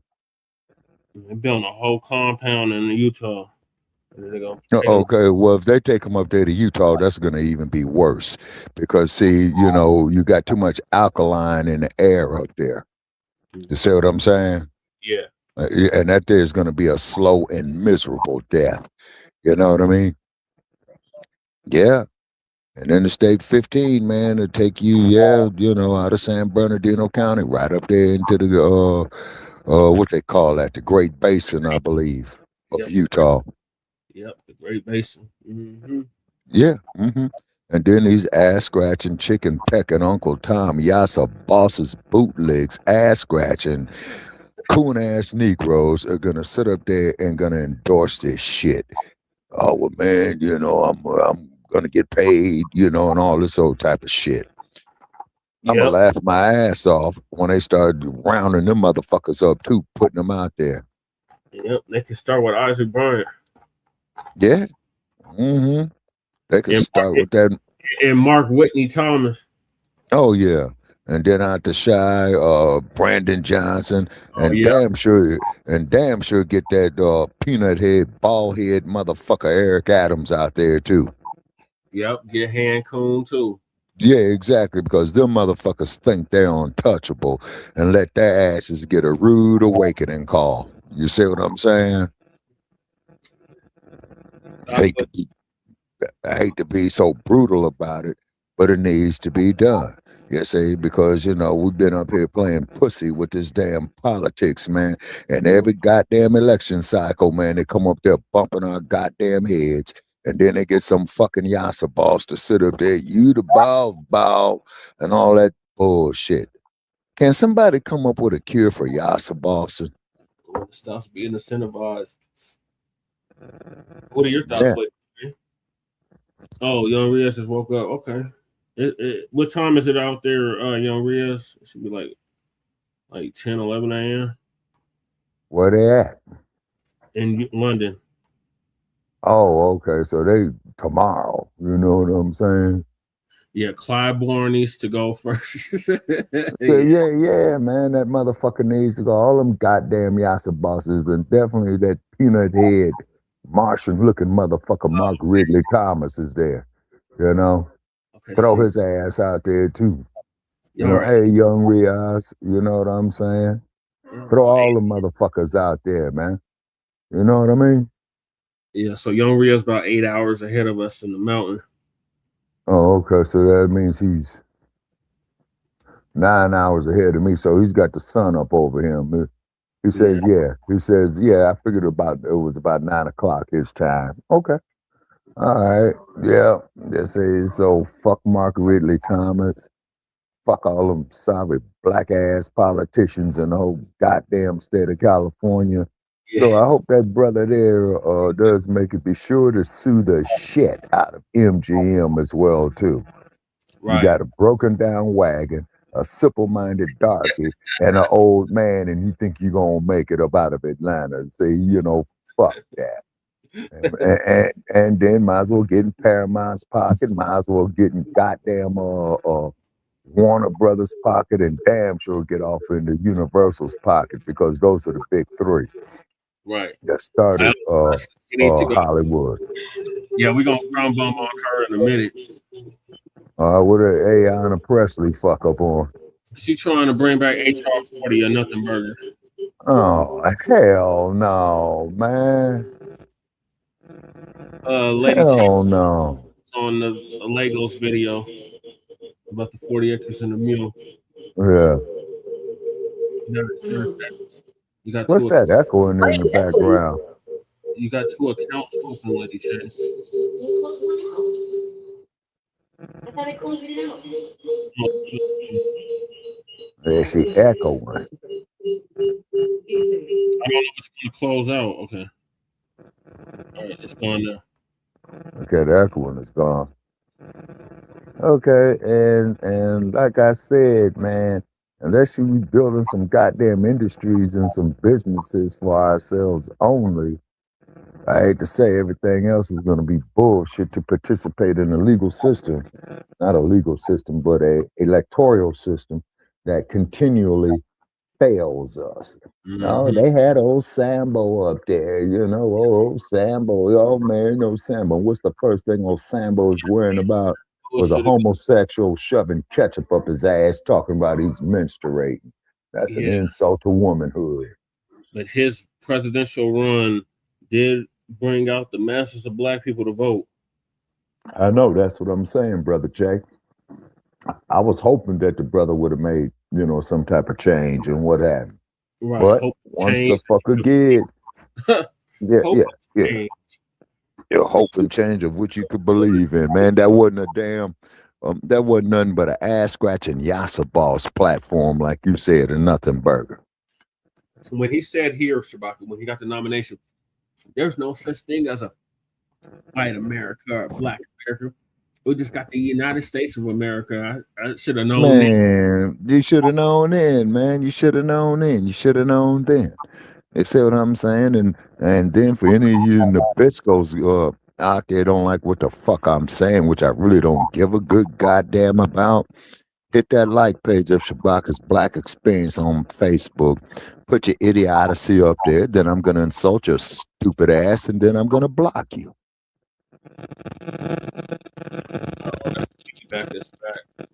It's the peanut whistle phone. Yeah, it's this peanut whistle phone I got, man. Really bad. I'm talking Shabaka because it's real bad feedback. I don't know what. Real bit. Okay. No, hold on. I'm gonna mute out, then mute back in and see what's going on. Okay. So moving along, our brother Professor Blacc too is gonna give us his take on the Pope apologizing for slavery. Not really though. Where the hell's the goddamn reparations checks? Yeah, exactly. Cut the goddamn check, Catholic Church. You the ones that signed off. The Pope signed off the paper to allow for the transatlantic slave trade in the first place. Exactly. Family and fellow soldiers, I'm the professor, and this is the moment of truth. 1 year after Cardinal Robert. Okay, welcome back, Lady Che. What were your thoughts on the Lego video before we get to Professor? I liked it. Okay. I mean, I liked it. I liked everything about it. Yeah, me too. Let's get to Professor. Professor's going to give us the update again on the Pope apologizing for slavery, but not really. Francis Prevost was announced as the new Pope. Pope Leo is releasing a document setting him apart from his predecessors. Other popes have released papal writings called encyclicals, but Pope Leo's message on humanity and artificial intelligence also addresses the church's culpability for slavery in a new way. The Pope's document saying in part, quote, "Neither can we deny or diminish the delay with which both society and the church came to denounce the scourge of slavery." Pope Leo also apologizing, saying, quote, "It is impossible not to feel deep sorrow when contemplating the immense suffering and humiliation endured by so many in stark contrast to their immeasurable dignity as persons infinitely loved by the Lord. For this, in the name of the Church, I sincerely ask for pardon." I say I criticized the Pope. I don't have any respect for the Pope. The hell you mean I called him a cracker? So damn what? The Pope don't like me. The Pope does not respect my leader and teacher, the Honorable Minister Louis Farrakhan. He has no respect for the Most Honorable Elijah Muhammad, and he is one of the perpetrators in our genocide and our current condition. You offer an apology? We're sorry. Everybody else gets reparations. Right. Damn Jews get over 70 billion, over 100 billion. In the building. But you offer us, have you an apology? We are so sorry.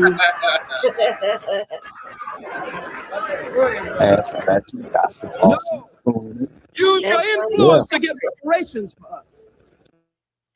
Quote, "This, talking about slavery, constitutes a wound in Christian memory. For this, in the name of the Church, I sincerely ask for pardon." Oh, how magnanimous. Look at how this guy framed this. The suffering that Black people endured, that we were put through largely as a result of the organization he's the head of now. Our suffering is a wound in Christian memory. No mention of the wounds that we suffered on our own. Christianity wasn't hurt by our suffering. It exploited our suffering. Right. The names of the slave ships, the names of the slave forts, the names of the slave markets here in North America, and the religious indoctrination our ancestors were subjected to, and that so many of us followed to this day, all done by so-called Christians, who called themselves good white Christians, by the way, all the way up into the 20th century, and a lot of them still doing it now. So no, we got to get that straight right off the bat. What these people did, the greatest crime in human history, the beneficiaries of it as well as the perpetrators of it, these people don't see what they did as some sort of wound in their memory. They wear it like a badge of honor. They're proud of what they did. And this statement from a so-called pope is an insult. Right. He didn't even have the decency to call out and condemn the beneficiaries of slavery. He didn't even decide to say what it was that he was apologizing for. He talks about it as some sort of historical artifact and one that wounded the memory of the church that he's the head of. Well, I would say that slavery is a far greater wound to those who endured it and whose descendants are still suffering the economic, social, and political brutality that slavery established and which the Catholic Church and its adherents actually benefited from. None of those conditions has changed. Even the pathetic UN gave one or two insincere mentions to our condition, but the so-called Holy See, as the Vatican likes to be called, has been completely blind to our suffering. If the Pope truly wants a pardon, if he is truly asking that the criminal organization he leads be pardoned, then he needs to say who it is that he needs a pardon from first and foremost. Who is it that he wants to pardon him? Is he praying to God? He didn't enslave God. So I'd like to know, since the Pope didn't see fit to actually specify, who exactly is it that he's seeking a pardon from? Well, since the Pope seems to be confused on this issue even after all these centuries, I can go ahead and clear it up for him. If he wants to be pardoned, then what he has to do is he has to make recompense. That means reparations. To be forgiven for something, the offender must first do three things. One, they have to confess what they did, get it on the table so that it's clear that they understand what they did that was wrong. Secondly, the person has to make recompense to the individual or individuals they wronged. And finally, they have to make it clear they understand that they're not going to do it again. Germany did this with the Jews. They did everything that could be expected of them short of using a time machine. Black people, on the other hand, haven't gotten any of these things. And an apology is not the same as a confession. To say that you want to be pardoned, but to not say what it is that you think requires pardoning, that's nothing more than an empty gesture from someone who wants to be able to say that they apologized, while at the same time saying nothing at all. You see, what the Pope did, this is how a politician talks, not a pastor of a flock, but there's good reason for that, because the Vatican is a state. Did you know that? It's an independent sovereign city-state. So when they deal with other countries like the US, they do so in the context of being on the side of established power, in the exact same way that these white nations who also perpetrated slavery are in cahoots with each other. So when the Vatican does something, this isn't like your local pulpit pimp spitting some game from behind the lectern. This is a politician, a political leader, and what he does has to be seen in the context of what his other white counterparts do. So this is at most a political calculation of some sort. Do they think that they need to do this to head something off or to set something up, perhaps? Because this isn't the first time that the Vatican's done this. This is not the first Pope who said something like this. And the white media is reporting on this nothing burger as if we should be impressed. That's what they want. They want to see if there's any gullible, silly Negroes out there who are basically going to do what most people do, which is to just look at the headline. You're not going to actually read what's said. You're going to look at the headline and go, the Pope apologized for slavery? For reals? And hopefully you'll be impressed by that. But impressed by what? You got this old white man here saying that he's apologizing. Oh, I'm sorry. Saying that he's humbly asking for a pardon without even bothering to say what the Catholic Church, his church, did that needs pardoning. The Pope of all people ought to know that confession is required for the remission of sin. The Catholic Church itself is based on the practice of the confessional booth, where you're supposed to go into details about what sins you've committed. Apparently, this new Pope must have skipped that day of the priesthood. Does this sound like a confession to you? Me neither. That's why I started off this morning's briefing with Khalid Muhammad's words. The Pope at the time that Khalid gave that speech was Pope John Paul II, who was and remains the most famous Pope of the 20th century. But Khalid wasn't intimidated. The Pope didn't have any respect for us then, and his successor doesn't today. That's because white supremacy is about continuity of policy. And the Vatican, the papacy as an institution, has been at the vanguard of white supremacy. Other popes have given half-hearted, mealy-mouthed, quote-unquote, apologies in the past, or what the white media's tried to call statements of contrition, but that's never been the point. They do it as a feeble PR move. Every once in a while, somebody will try that to get themselves some quickie glowing headlines from a compliant white media. Phony piety for their real crimes. To do what the Pope has done is disrespect towards us. They harmed us, then had the nerve to say that they were wounded. This is the kind of treachery the Vatican spent 2,000 years practicing and perfecting. So since the Pope doesn't respect us, we're not obligated to respect the papacy. And that's probably what concerns these people. The Pope's word salad reminded me of a lecture that Dr. John Henrik Clarke gave, where he said that so many people love these pork chop preachers who get behind the pulpit and say, Jesus, Jesus, Jesus, Jesus, Jesus. And then the pastor will have the nerve to say, can I get a witness? As Dr. Clarke said, witness to what? You didn't say anything. That's what I think of the Pope's apology for slavery. He didn't say anything. And then he says that slavery was a wound to Christian memory. To mention nothing of the slaves and their descendants who were wounded, that's contempt. As usual, when these white supremacists, and yes, I'm calling the Pope a white supremacist, when they pretend to address the wrongs that they've done to us, but they always bait and switch it around and make it about them, this is them telling you they've got nothing but contempt for you.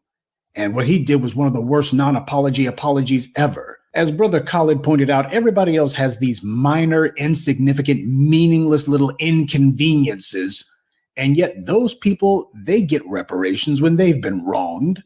Slave owners were given reparations when they were the ones who committed the crime. And yet, when it comes to us, all they have to say for the greatest crime in human history is, "We ask your pardon." Damn that. You come up to me with nothing but an apology and I'll make your racist behind sorry. Action is what's called for here, not hot air.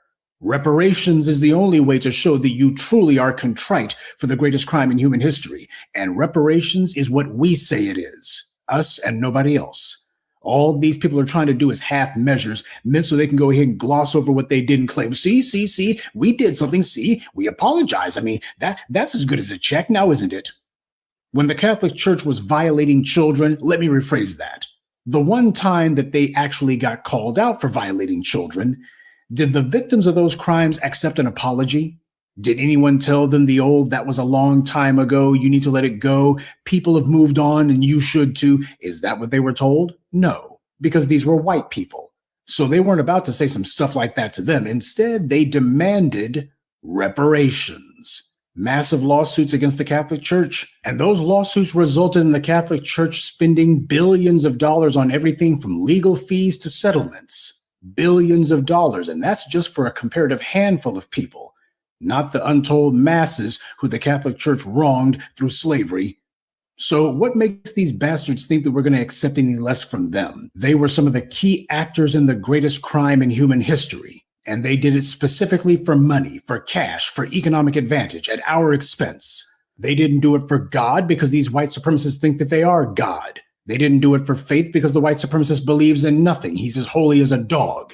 He did it because he wanted economic advantage, and he wanted to get it off of our black backs. And this is what they must be deprived of. And no, I haven't forgotten the clowns like Jonathan putting on his cape heart were running around talking about all black people really want is an apology. They don't want reparations. See, this is how the white media works hand in hand with these other apparatuses and institutions of white supremacy to play off of each other. Have some silly Negro out there saying reparations, an apology will do. And here the Pope comes along going, a pardon. We're not even going to say apology. We're just going to say pardon. That's because, of course, Jonathan Capehart's shacking up with a white husband. So all he cares about is making sure that his live-in overseer isn't displeased with him, because then there wouldn't be any bussy action tonight. But the rest of us aren't trying to make sure that white society is comfortable. We're trying to make sure that we are powerful. And you don't get power by holding yourself hostage to what other people think of what you're doing. You get power by having sharp elbows. That's how. And of course, when it comes to whitewashing evil, the white media always makes sure to drag out some unthinking Negro to sell the soap for them. And I do mean unthinking. It's different from what we've heard from previous popes in that what Pope Leo has done with this document is invoke the church as an institution. Dr. Tia Noel Pratt is special assistant to the vice president for mission and ministry at Villanova University. Is there something that held previous popes back from going as far as he did? When we talk about, particularly when we talk about racism, it is what happens most frequently is leaving that conversation at an individual level. She says that difference matters. He has taken this conversation to the next level and taken it to the institutional level, which has not happened before. And because of that, it is truly impossible to overstate the importance of what has happened with this document today. I don't know who this woman is, and I'm not particularly interested. Is she some sort of tether, some brain-dead intersectionalist? Whatever the hell she is, she makes no sense whatsoever. Did you see what she said? You got this black person here who literally cannot even form a coherent thought because what she's really doing is struggling to find enough praise and superlatives to heap upon the Pope. That's the reason why she's sitting there pausing. When we talk about, particularly when we talk about racism, it is What happens most frequently is leaving that conversation at an individual level.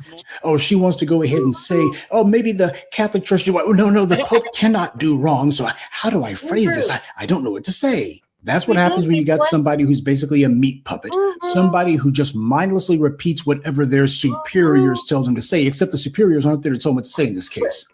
So they're trying to ask themselves, well, what's the standard line that I should be saying? But she wasn't sure. And the main problem for a lot of these people, even the Black Catholics, is that the Pope stands in the place of God for adherents of the Catholic faith.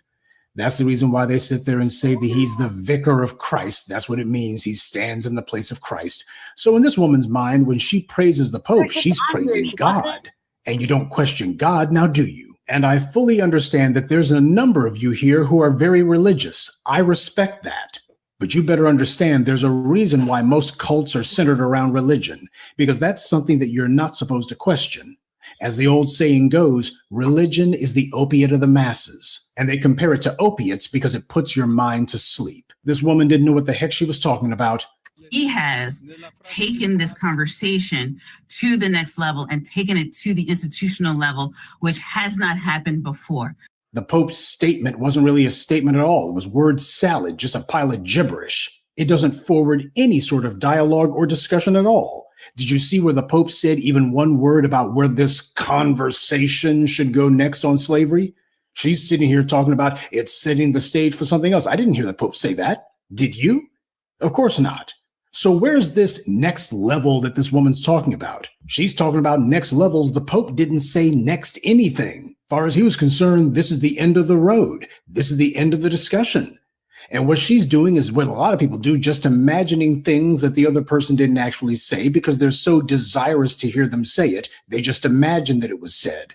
And isn't this exactly what politicians do? They use flowery prose and soaring rhetoric as a way to manipulate people into getting excited and feeling good about empty words. They imply all of these things that they don't actually mean.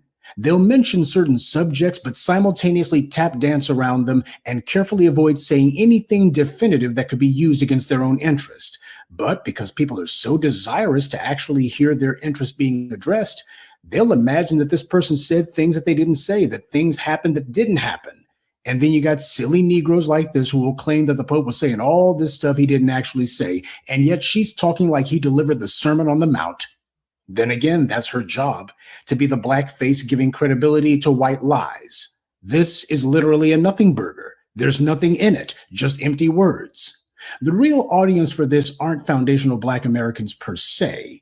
The real audience, I would imagine, are the Black Catholics in Africa and South America. Most Black Americans are not Catholics. The ones who are religious are usually Protestants.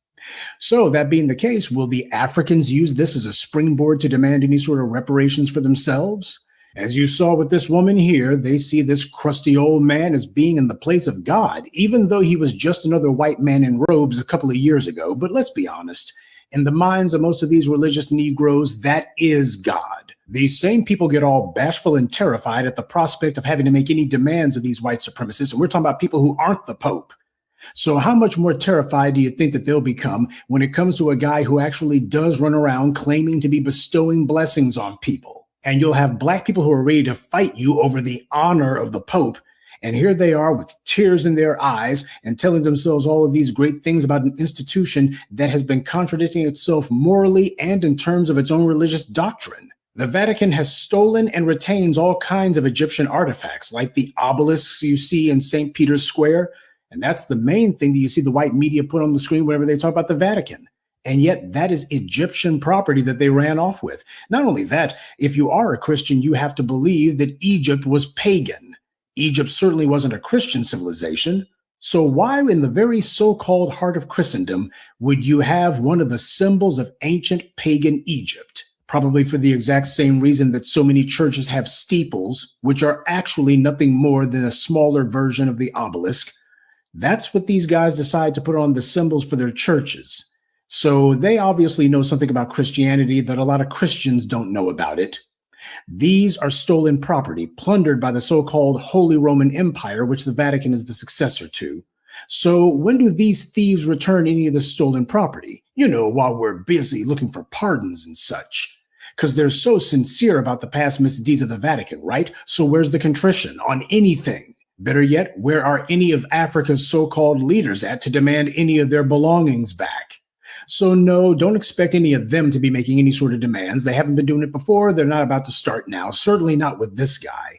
I expect that they'll do the opposite. They'll claim that his empty, worthless statement is somehow equal to atonement when it's not. Oh, and on a side note, the Pope also decided that he would devote much more time to talking about what the real subject is, and that is the potential dangers and perils of artificial intelligence. Now, when it comes to AI, this is something that I've been meaning to address when it comes to all the people making such a big deal about it, especially when it comes to politics. Artificial intelligence, while a significant development on the technological front, is being used as a smokescreen and a huge political distraction by those who want to change the subject. I don't care if Skynet becomes real tomorrow morning and we all get replaced by Rosie the robot. That doesn't cancel the debt that we're owed, and it doesn't let the beneficiaries of the greatest crime in human history off the hook either. AI changes nothing when it comes to what we are owed. It changes absolutely nothing, mainly because nothing changes the behavior of the dominant society. If General Motors gets some automated robots to work on their assembly lines, does that suddenly mean that, hey, you went automated, so that means you don't owe anything in reparations? No, the Industrial Revolution was powered by slavery. What we're seeing today is nothing more than a more sophisticated version of what was going on in the 19th century. Not only has the greatest crime in human history not been punished, it's still ongoing. And no, just because somebody came up with a couple of digital doodads doesn't mean that all of a sudden, oh, well, we're declaring that slavery is a moot point. We're declaring that that's a closed subject. We're done with that one. See, that's what white power always tries to do, what the Pope's trying to do. Bestow innocence and absolution on themselves. Oh, they're not going to be sitting here going to the people who they've wronged and say, we need to ask your pardon and ask you what the terms of the pardon will be. They're not doing that. Instead, it's, well, we're declaring that we've investigated ourselves. We've looked at all of the crimes and all the immorality and debauchery and degeneracy and satanic behavior that we've engaged in for thousands of years, and especially against you people. And we're declaring that we're through with it now. We're very sorry about that. And yeah, we're pretty much done. We're moving on now. That's what they're trying to do. Bestow absolution on themselves. Well, I'm sure I can speak on behalf of foundational Black Americans and those in the diaspora who got their heads on straight when I say, if the Pope or anyone else thinks that they're going to be getting away with some quickie asking for a pardon that doesn't have a check attached, anyone who thinks they'll get away with that con game can go straight to hell. Good day and be one. I'd like to take a moment to mention some of our contributors: Alexa Villard, Jerome Simmons, Maurice Humphreys, Keith Mays, and Michael McMillan. Salute to them and thank you to everyone for listening, liking, and sharing this message. Black empowerment only exists because of you.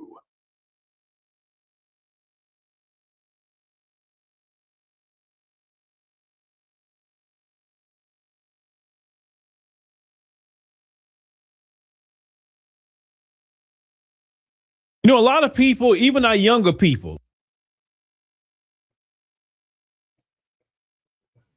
Sorry, I thought I was unmuted. Greetings, young Riaz. I agree with everything that the professor said. Yeah. The hell with an apology and cut the goddamn check. Greetings from across the pond. We got young Riaz in the building. So, yes, I kind of get you on that. I mean, yesterday, though, I'm enjoying my Eid, though, bruh. I was in London yesterday chilling with my family and everything. It was a good time, man. Yeah. I'm glad you had a good time, young Riaz. You said it's hot as hell over there. Yeah, it is hot, though, bruh. Did I actually tell you, though, yesterday I told you, though, the day before that, right?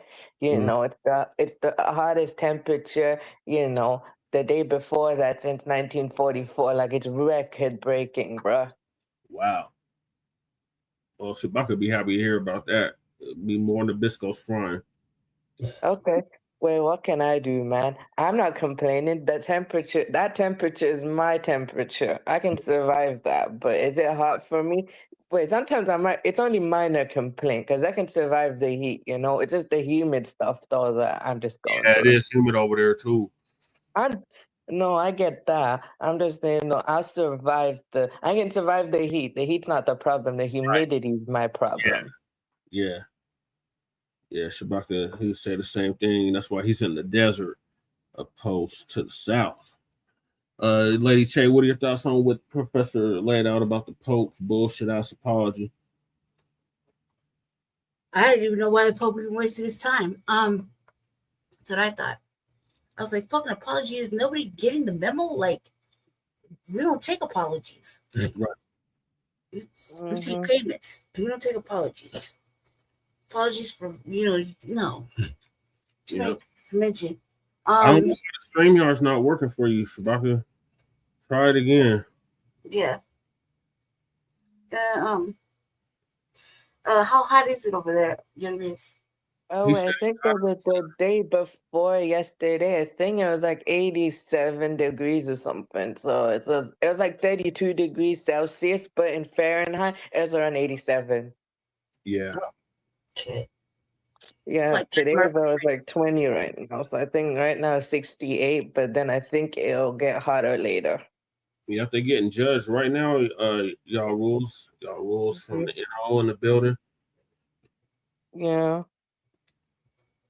Yeah, it's 60-something degrees over here right now. 57. Yeah, I think so. Yeah, it's like that. It's like that in my house right now. It's like 60 degrees. Like Jesus. Yeah, I can check right now for you actually. Yeah, so fuck the Pope. Right. Like Catholic. Man, come on now. And that Dr. Khalid Muhammad, man, he was so funny. Yeah. No, I'll be for real that was bad funny though, Wait, but I didn't tell you though. It's just for me. I used to go to Catholic school, Catholic high school, but it was like a mainstream one, right? Just a normal mainstream school that was owned and funded by a Catholic type thing. You know what they made me do, right? I didn't want to do it, right? When they had Ash Wednesday, right? It's not that I'm not showing or respect or whatever to their faith type thing, but I told them, look, I don't want to do it because you're making a Muslim do what a Catholic do. I don't do what they do, but they're trying to make me do it because they say, oh, it's compulsory. And then, years later, when I told my dad what they made me do, they said, why did they make you do that? Because that's how the Catholic Church is. Like literally no shame making a Muslim do that. Like I literally told them what faith I was. I know, but whatever. I was just a kid. I was just young back then, and it's all right. I'm past it, Yeah, I'm sorry they put you through that, young Riaz. Yeah, that's some bullshit. Like they should have honored your faith. Yeah, like it's not like our way. Like, yeah, my way of showing respect is, look, I show respect to your faith, you show respect to mine. Don't mean I have to do what you have to do, Can't pressure me can't force me to do something I don't want to do. If I'm not comfortable, can't make me do that. Right. Right. But this is the same Catholic Church that went around the whole world forcing people to convert to Christian. Otherwise, it was off with your head. That's what that whole position in the Crusades was all about. And then when they came up with that Council of Nicaea before that.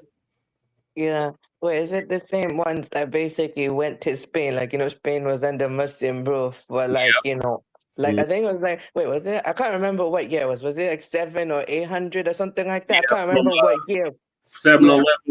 711 AD to 1490. Yeah, did you actually know Barcelona was actually under Muslim rule for 80 years? Yep, it sure was. Under the Moors. Yep. Yeah, no, actually, first there was the Umayyad dynasty, then the Abbasids, and then the Moors came afterwards. The Moors was there, of course, I'm not denying that, bro, but I'm saying that basically they were before the Moors, though. The first ones was the Umayyad dynasty. Yep. Yeah, we showed a whole documentary on that, as a matter of fact. Dr. Cabernet did. Yeah. Yeah, fuck here. They still haven't acknowledged that Jesus was black. Yeah, Wait, Russia. for Yeah, real, because I know for a fact, though, truthfully, though, I know for a fact he was, though, you know, he was, because look, logically in my own brain, though, how is he supposed to be that, how is he supposed to be their complexion in a desert? Right. I mean, come on now. This doesn't make any sense. And even in the book, it says that he had feet of, like they have been burnt in a damn furnace. That don't sound like no pale Nabisco to me. No, not at all. And so, just because Russia acknowledges it, and we knew already. Oh, they don't have They never acknowledged that. We got the Wait. woolly hair. Yeah, but also, right. I was also gonna say, you know, just as well, right? You know, actually biblically as well. You know, it's actually spoken positively. The Persians were spoken very positively. You know, spoken very positive. You know, the Persians actually helped out the Israelites and everything. Yeah, they did. In the beginning, we had the land. You know, Shabaka gonna hit us with that. Yep, that's what they did. Everywhere they went, Shabaka. That damn Catholic Church, they did that everywhere they went. From Iran to Asia to Australia to the Americas. Everywhere they went. Mm-hmm. Yeah, that makes sense though. You know, like basically, you know, I know you already know how much the Brits owe me $47 trillion, but despite me not getting what they're giving me, I'm doing what I gotta do. You know, my family's just gonna keep going despite that, you know. Mm-hmm. I already have, you know, my family anyways, though, in their homeland type thing, they've already got stuff set up. It's just that some members just choose to leave and some choose to stay. So like both my mother's parents remain their saints, and some members just choose to stay, you know, and some is just, you know, choosing to go. Like my grandfather chose to go, and some of, you know, my cousins, like they went in and out type thing. And then I think I got a cousin here, so you know, he just yeah, of course, because you know the reason is why some just choose to leave anyway is they've already fulfilled everything they needed to do at home. So why not just go somewhere else and seek more opportunity? Yeah. But you gotta go back home, fix your home. The British ransacked your home. Yeah. Like and the sun didn't set on the British Empire. Everywhere they went, they was tearing up shit. Of course. Wait, do they go home? Yes, my grandfather still come. You know, basically with what I do, right? With my parents, so of course, they just invest like both. They both, you know, invest in the country, but then they also send it at home as well. So they're not just leaving them underfunded. They're helping out. Right. That's good. It's just that, you know, my mom's family is she's from like a wealthy family, you know, like rich according to their standards. She's not rich growing up, but she was like wealthy, you know what I mean? So they have everything. It's just that they're just getting a little bit of extra assistance. Right. Yeah, they owe y'all people though. The British. Of course. They owe y'all. They do. 47. Do you know how much it adds up though? The full continent adds up $47 trillion because it's 1.7 for each country, actually, you know. 1.7 billion added together, you get 47 trillion.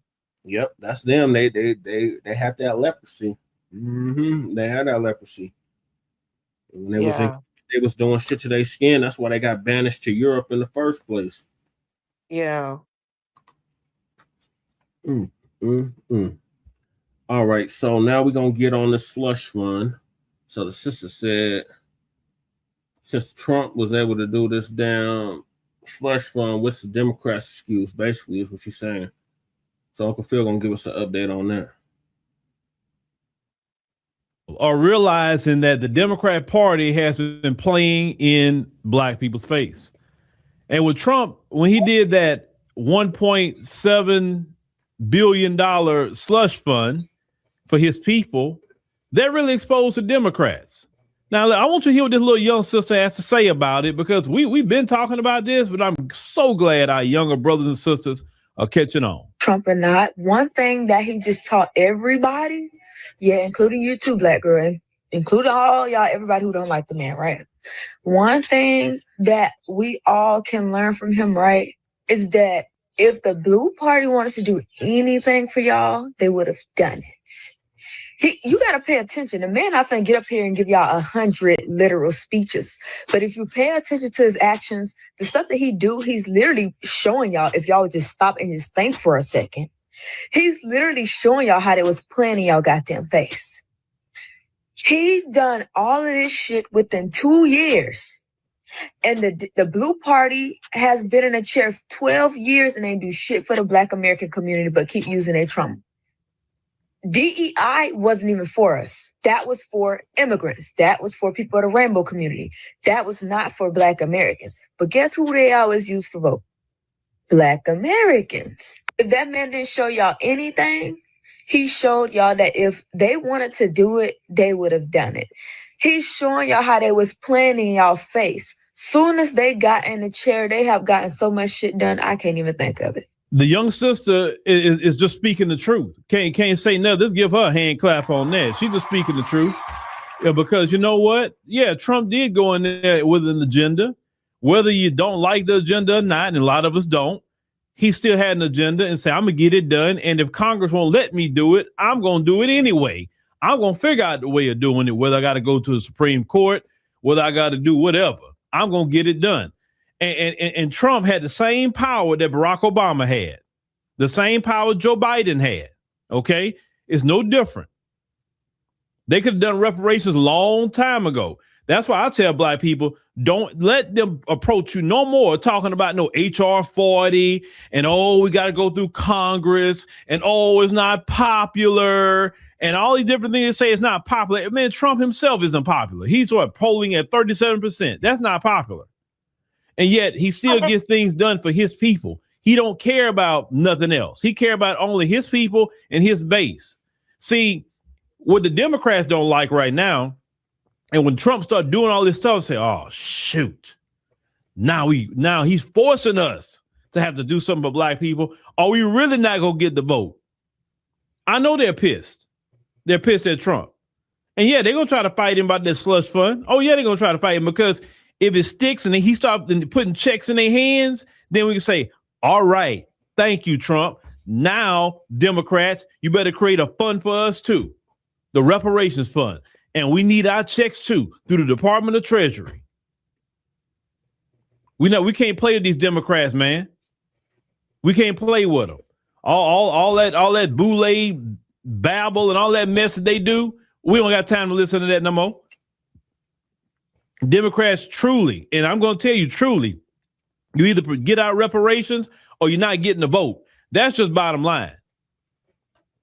Because Black Americans have been dealing with the racial wealth gap. Black Americans have been sabotaged all the way around, education, business, you name it. Black people have been sabotaged. And the Democrats, and a lot of it's happened in Democrat-run cities because a lot of Black people live in Democrat-run cities. So, yeah, you may live in a red state, but a lot of Black people live in Democrat-run cities. And how is it that the Democrats are supposed to be so much our friends and so much about equality and being against bigotry and all this other mess, yet Black people's lives isn't better in these so-called Democrat cities? But these same Democrats, when they was in power with Joe Biden, they had no problem putting money in the hands of illegal immigrants.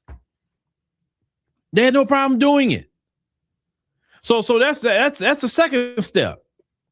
They can easily put money in the hands of illegal immigrants, and Trump can put money in the hands of his people. So the whole time, Democrats could have really solved these issues and problems, and they chose not to. So when the Democrats approach you and me, talking about, well, come and vote for them because these people are racist, like you just as racist too. You the whole time you could have solved all these problems and you chose not to. To me, I think that's racism. To me, I think it's even worse than racism because at least with a racist, they'll tell you up front to your face, hey, no, I'm not going to do this for you because I don't like you because you're Black. Okay, I can deal with that. I can even battle that. But when somebody smiles in my face and feels just like that racist, oh, yeah, we got to be in minority coalitions and we got to fight for the equality and all that, all this same thing. And the whole time you felt like the racist. Like, I ain't giving Black people nothing. You know what I'm saying? Really, the Democrats have played a cruel joke, a very cruel joke on Black people. Well, if you just get registered to vote and we got to mobilize, and we got to get Black voters matter to get Black people to vote, and we got to get the NAACP and the Urban League, and souls to the polls, and all this mess that we got to go through, and yet you hear nobody saying let's mobilize the white vote, let's souls to the polls for the white vote. Nobody says that. It's a big fanfare talking about the Black vote all the time, and all this fanfare, and you got the ski wee sisters, doing their thing to the polls and all that, all this big fanfare about voting, and you get nothing out of it. We have gotten nothing out of it. Think about it. Every time we've gotten change, it's been us being in the street making them do it. Them police wear body cams today. You know how they wearing body cams? It wasn't because we all got registered to vote and went to the polls. No, Black folks are like, oh, you taking our lives in these streets? Oh no, we got to have an uprising about this. We're going to get some justice. In the midst of Black people having an uprising is why I say, yeah, we know we need to institute these body cams. Body cams wasn't a thing that we voted for. That's basically something we made them do. Now it's standard issue with most police officers now. When you look at different things that we fought for, we never went to let's vote and get it done, because that's believing in the system. And the system was never created to benefit me and you as freedmen, Black American, FBA, so long, whatever names you want to say. It was never meant to benefit us. Yeah, they got you on a hamster wheel when they just say, oh, all we got to do is vote. And look, I don't have an issue with voting, but here's the thing. Vote for what? If I vote, I better get something out of it. I seen the lady over the registrar in Harris County talking about the voting. And they say that's 5 million people in Harris County, 2.7 million people is registered to vote in Harris County. And hardly nobody shows up to vote in a lot of these elections. And she said when she talked to people, they're like, well, what am I coming to vote for? The voter apathy. It wouldn't be no voter apathy if things would be done for Black people. But then they want to talk about how they losing a Black vote. That little young sister is talking about that. You think she got that at a young age? You think that she's not gonna be stomping hard? And I love to see our younger brothers and sisters realizing the scam early, because these people been scamming us the whole time, unfortunately. And a lot of people been getting paid a lot of money to deliver up the Black vote. But them days of you delivering up the Black vote is over. That's why I say you better change careers, or you better come on this side, because that'd be the only way you're going to be relevant at this point. That's the only way you're going to be relevant. Nobody want to hear talk about no coalition politics. Nobody want to hear no talk about souls to the polls and all that. The soul to the poll and not getting nothing out of it. No. Democrats need to run us our paper, run us our check, or we just not voting for them. It's just that simple. It's just that simple. We got to be very serious about that. The last administration with Joe Biden, he was running. He wasn't telling the illegal immigrants to get a bill in Congress and register to vote. And did you talk to your congressman? Did you talk to your senator? They didn't tell them that. They was all passing money, secret job fairs,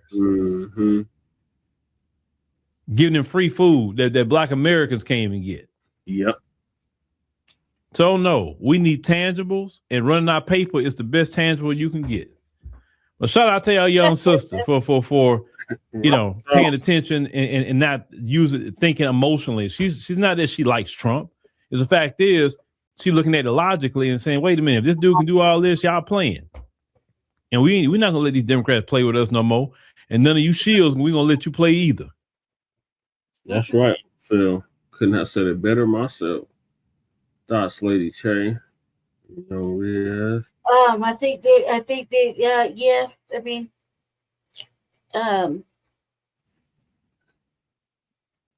it's definitely making it clear that anything is possible.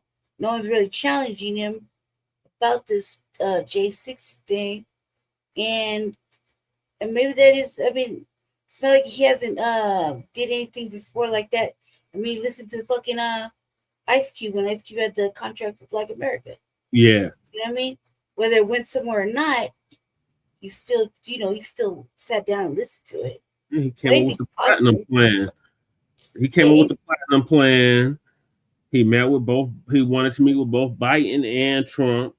Mm-hmm. Biden said, "I'll meet with you after the election." Trump said, "I'll meet with you right now." Okay, Right. Sparker. Thank you for joining us. That's what I'm saying. So it's not like that isn't a possibility. And all this shit that he's doing reckless, all this shit that's kind of like, whoa. I mean, this is part for the course. This point. I mean, he did say he was going to do all that. He did say he was going to be retaliatory. He did say he was going to be petty. You know what I mean? He's doing the most. Not accomplishing a fucking thing, but just disaster after disaster. Like all L's, but God damn it, he sold us a lie and a half. You know what I mean? I mean, as entertaining as it is, it's not, but it is. You know what I'm saying? Like, all that shit, he has not accomplished a motherfucking thing. Like Venezuela, he didn't accomplish shit. Iran, he didn't accomplish shit. You know what I mean? Ukraine didn't accomplish shit. You know what I mean? Fucking Cuba, he finally accomplished shit. America is definitely fucking not accomplishing shit. You get money after them J6ers. He said he had it, so he said it was right there. I mean, in all the, I mean, like I said, man, his Jesus got a hand on his wheel and covered over his head. Mario, he said he won $5 million of the fund. That motherfucker smoking crack. He's smoking crack like big pieces. Straight boulders to the shoulder. You stupid. That's a top tier fucking amazing, only in your wildest dreams crack. You stupid. He's stupid. That is dumb as hell. All right, we'll carry on then. All right, so these Democrats, they still ain't got the memo, y'all. It's been 2 years since 2024 election. They still ain't. It's almost like they had earplugs in and they just like do do do do do do do do like that as everybody was talking. Okay, take this out. Do do do do do. La di da da. Remember y'all rules. He said, "I'm gonna have your back in my time of need." That African American, I'm just gonna correct them. The foundational Black American community came out for me, so I'm gonna have they back like they had mine. Yeah, we see how that works. Mm-hmm. Lies.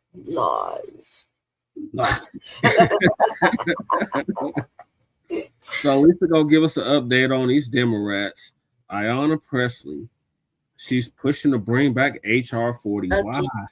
Every fucking 2 years, man. They never dust nothing off. They don't even change a period or a comma. Why? HR 40 is a nothing burger. That's not reparations. It's a dusty old nothing burger. That's not what we're demanding, Ayanna Pressley. And me and Michael met with her down staff, and they was education, housing. No, that's not what the hell we're asking for. Direct lineage cash payments. Oh, we can't do that. Okay, well, you're not getting our vote then.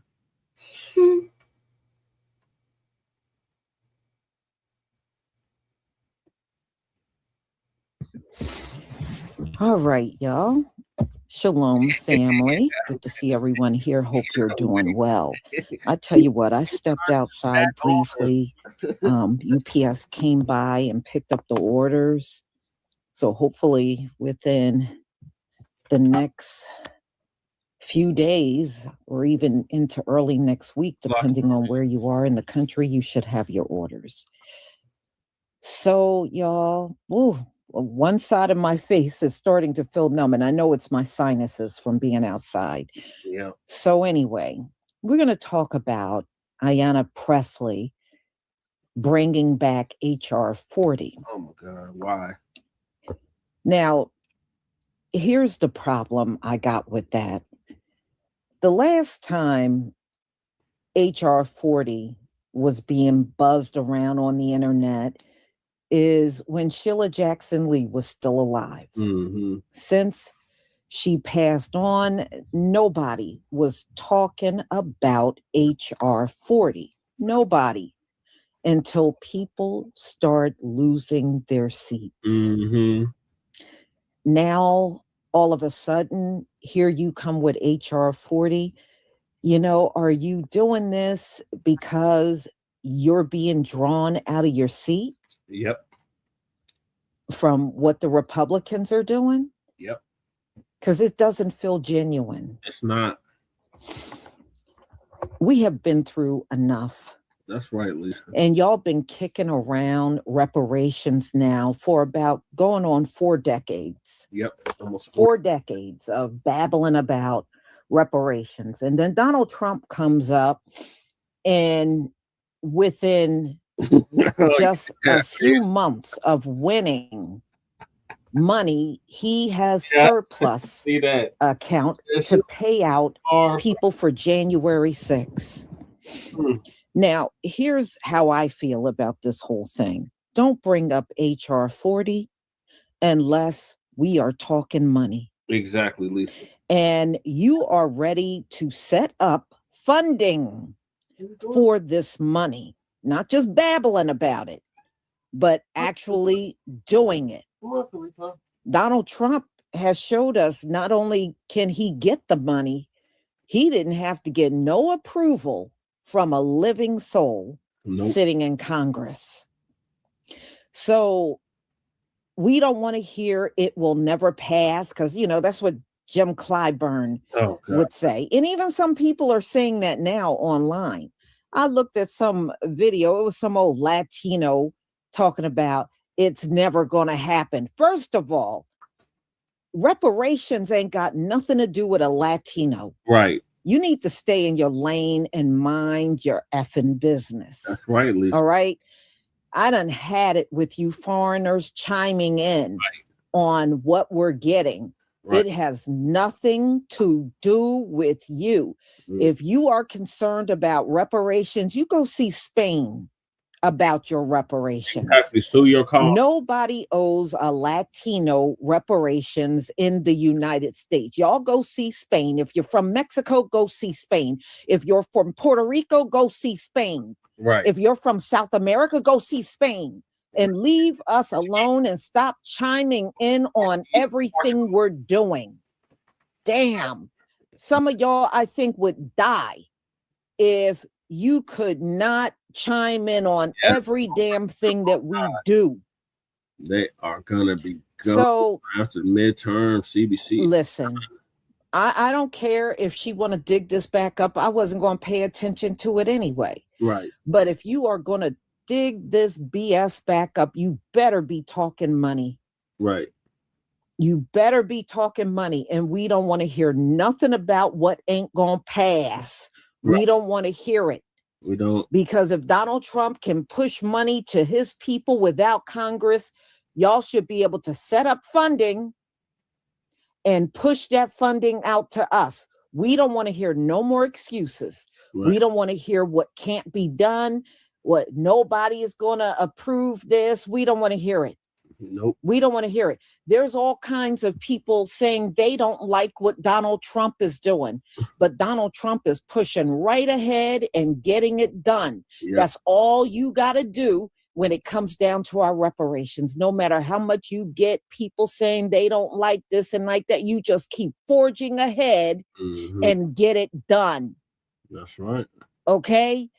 You don't see him all hung up. There's a lot of people online that are dragging Donald Trump for trying to give money to criminals. Yeah. Even his own people are online dragging him over this stuff. And so you see, he doesn't have a care in the world. Nope. He's still trying to hook these people up. Yep. So when people tell you, the Democratic Party, that they're against us getting reparations, you should do the same thing. Ignore the people that are saying it and push forward and get the money and get it pushed out to us. Right. Because if you don't do it, it tells me it must be another underlying reason why you don't want to do it. You know, it's okay for money to go out as long as it's not for us. And we know that's all about racism. Mm-hmm. So if Donald Trump can do this thing, then there is no more excuses for the Democratic Party. You must get this done. There is no one that deserves reparations more up in here than us. It ain't just what happened during slavery. It's all the hell that happened to us after slavery. You know, and last night I was looking at some Karen videos. I said, see, we still going through it.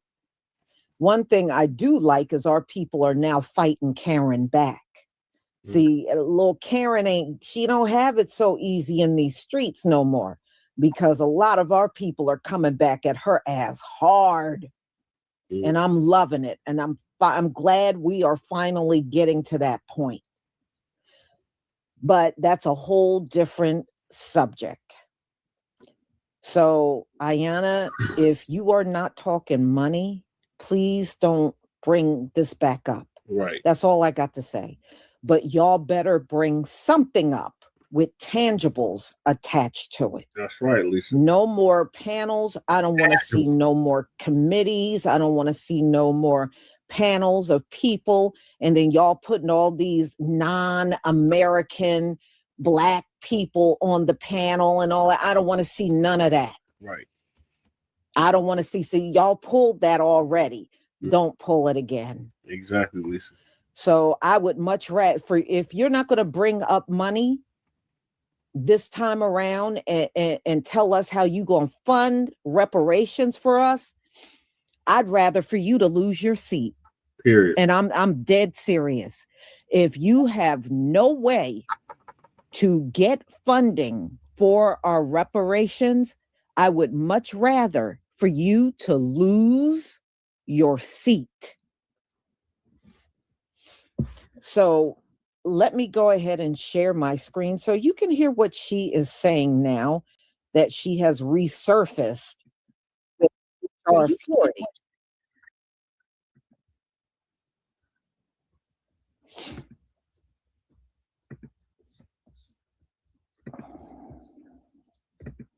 Okay. Please give me a 1 if you can see my screen.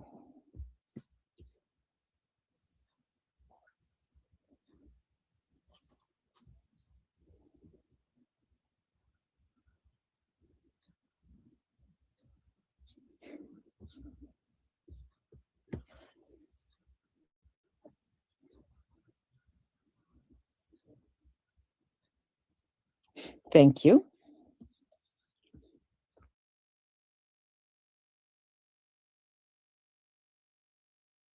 Hey, all, this is George Cook at African American Report. So if you support reparations for African Americans, then you need to check out the HR 40 bill, which is being proposed by Representative Ayanna Pressley of Massachusetts.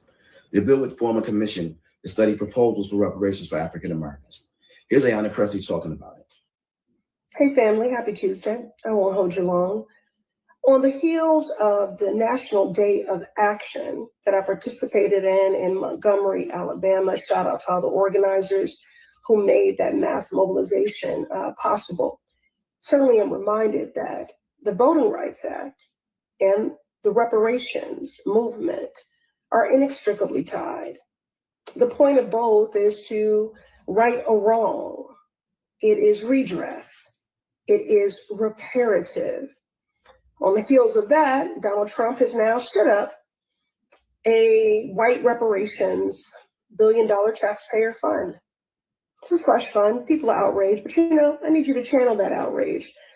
Don't just make a post. Lobby your member of Congress to support HR 40, because Black folks are long overdue for reparations.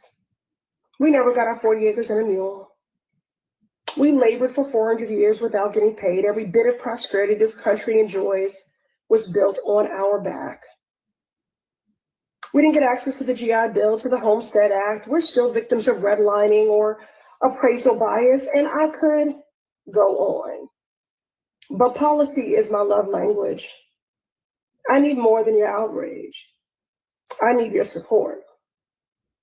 Sign on to HR 40, reparations now. So please contact your congressman and get them to sign on to a bill and support it. There's not much going on in Congress right now when it comes to reparations, and I know how people feel about studies. This is a start. All right, y'all. Goodbye. God bless. No, no, no, and hell. Bad baby, what are y'all doing? Absolutely. I mean, not one promise has been kept to Black Americans in this country when every bit of prosperity you enjoy was built on our backs. 400 years of labor for free. And we never got our 40 acres and a mule. And we are still, harmed by practices like redlining and appraisal bias.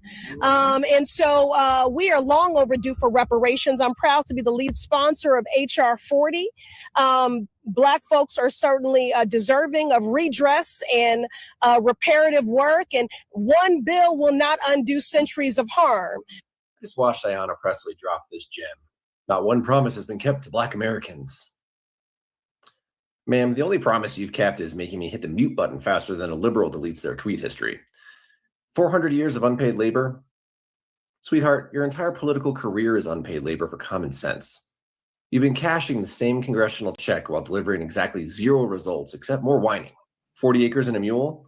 Girl, at this point, Black Americans would settle for 40 seconds without you embarrassing them on national television. You know what's hilarious? This is the same Ayanna Pressley whose daddy was in and out of prison her whole childhood, and whose husband Conan did a decade bid for drug trafficking. Yet here she is, demanding the country pay up for broken promises, while her own household couldn't keep a single one. That's like the pot calling the kettle, well, whatever color she dyes that wig this week. America didn't break promises to Black folks. Yes, they did. They gave you affirmative action, welfare state experiments, and free pass to Congress despite 0 accomplishments. And what do we get? What do you mean, what do you get? You got the Homestead Act. You got the GI. I wanted you to hear this ignorant son of a bitch of a motherfucker. Right. Anyway, white people always talk like nobody white is on welfare. Mm-hmm. All those things benefited his people. Affirmative action benefited white women the most. Yep. Welfare, they are the biggest ones and always have been historically the biggest ones on welfare. This is an idiot. This is a babbling idiot. And I just want y'all to see when they respond to reparations, the kind of idiocy that comes out of their mouth. Right. Everything that he's raising, his people benefited the most from it. Exactly. But like a typical ignorant, high IQ MFer, he thinks everything that is a handout pertains to us. No, his people have been the biggest ones getting handouts from day one. Exactly, Lisa. But it is time we need to shut these people down permanently. And just don't click on their videos. Don't listen to nothing they have to say. And just keep it moving. It is time to just shut these ignorant fools down. I agree. He can babble that nonsense to the people that look like him. But we need to close the door to all of this talk. Because when they speak like this, they want us to be their audience. And all we got to do is take it away from them. That's all we have to do.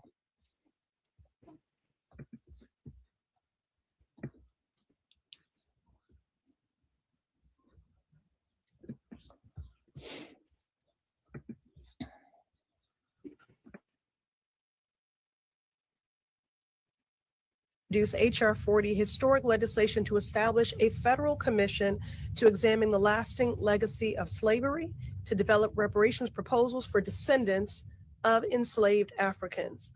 It is an honor Welcome back, Young Riaz. to inherit the privilege of carrying this forward. From Congresswoman Sheila Jackson Lee. In my last correspondence with her, she said, keep working on our priorities. and never give up. We're at a critical inflection point in America, and the moment cannot be more urgent. With Black history under attack and white supremacy emboldened, there is no better time to introduce this bill than during Black History Month. More than 4 centuries ago, Africans were kidnapped, trafficked, and enslaved, forced to build this country under horrific brutality, an economy which we still benefit from today. This brutality, these injustices, these horrors were not things just happened within the Wait, culture anything I by thought is osmosis. They were legislated. anyways, though, they were Today, with already, Donald Trump I and already Republicans know waging their that there coordinated were and already at times people there unlawful assault before that. on Black folks and Black history. Yeah, you're reintroducing it. The John Conyers Jr. introduced it back in 1988, 89. Yeah. Yeah, I get you on what you mean though, because look, I kind of figured that anyways though, because actually the first man to work the earth is Black though, so it is logically though, of course, overweight, they're gonna be there. Right. We're the original people all over this planet. Exactly. Even basically, down a long time ago for me as well, that's the same thing. Just that over time, just, development just changed everywhere. Yeah. Yeah, Like the original Persians, though, were actually, they had more of a darker complexion. Yeah. Yeah, they were Yeah, it's just that, basically, right, down south, right, the southern ones, you actually notice it more, but down the north, you just mostly know about the northern ones, but, the northern ones are more lighter. Yeah, the ones in Kashmir. Yeah, the ones close to Kashmir, the one near the Pakistani border. Right. Over there by Istanbul. Yeah. What's it called? Yeah, but basically, the tribe I belong to though is called the Canaan the Kianis, right? Kianis descend from Canaan or Canaan dynasty, right? Before the Phoenicians type thing, no, so it's like a breeding. So the tribe I belong to claims ancestry from, some people, and if you look up, they're saying it's semi-mythological. They're just saying that actually there is truth. Yeah, those are all Black people. The Phoenicians, the Canaanites, the Cushites. Those are all Black people. Yeah, I know. That's how I was saying. They're saying semi-mythological Canaan. No, Canaan is not what you call it, semi-mythological. They're actually real. It's just that the land is so diverse, you can't actually tell, how to find it. Mm-hmm. Mm-hmm. So yeah, so over time, though, that's just how I just descend from the Sunni Persians, though, because that's just how and also the Persians, crossed the border 5,000 years anyway. So I'm like multi-ethnic anyway. They still ain't got over the Persians. The Persians was Genghis Khan took over Europe. Yep. They still ain't got no. But for me, no, I get you on that. But all I'm saying is, though, Jesse, for me, mine is just more like I had an alliance with the Mongols, though. It's the Mughals. No, there's a difference between Mongols and Mughals. Mughals is the ones in the Indian subcontinent. Mongols, though, are totally two different empires, though. Did they descend from each other? Yes, but they're totally two different empires, though. Right. Yeah, I'm familiar. I study world history. No, I know though, but I'm just saying they're totally two different empires, though. So yeah, that's just how it is. So basically, the tribe I belong to, they were strong warriors, though. Strong independent warriors. They were fighting, Mm-hmm. The Kianis, though, right? They're called Kianis, though. They literally were strong, independent warriors. They literally fought outsiders, even fought against the Suris as well. Like literally, they didn't run. Literally, the chief of the tribe, right? He literally, though, instead of saying no, instead of saying yes and conceding, he said, no, we're going to stand our ground and fight. Yeah. I'm just referring to them. So they fought so hard that he got martyred, though. And after that, they keep fighting. But also the reason why he said no is he was loyal to Mughal Emperor. And then even, the Brits came, though, right? Same tribe was actually fighting against the Brits because they pled loyalty to the Mughals, though, And actually it was a mistake overthrowing that empire anyway, because actually when the Brits took over, things got worse. Oh yeah. Yeah, because the ones to overthrow is just like, okay, look, like the local Hindi rulers, right? They actually let, the British East India Company had no real power. They're just a trading company, but then local rulers, though, who were Hindi, right? They just let them, do what they did. Yep, they sure did. Again, back to Ayanna and her book. Okay, let's continue. So, anyways, I was off on a tangent, man. That's all good, young Riaz. We will not allow that history to be erased. We will not allow it to be whitewashed. HR 40 is a powerful reminder of the work that remains and offers us a pathway toward truth, reconciliation, and accountability. To be clear, this bill is not a symbolic gesture, but rather a meaningful step toward repairing the deep structural injustices that continue to harm Black communities today. Whether you are in Tulsa, Oklahoma, Trenton, New Jersey, or Mattapan in the Massachusetts 7th Congressional District, this is about ensuring that every person has a fair chance at the American dream. We're in a moment of anti-Blackness. You're right.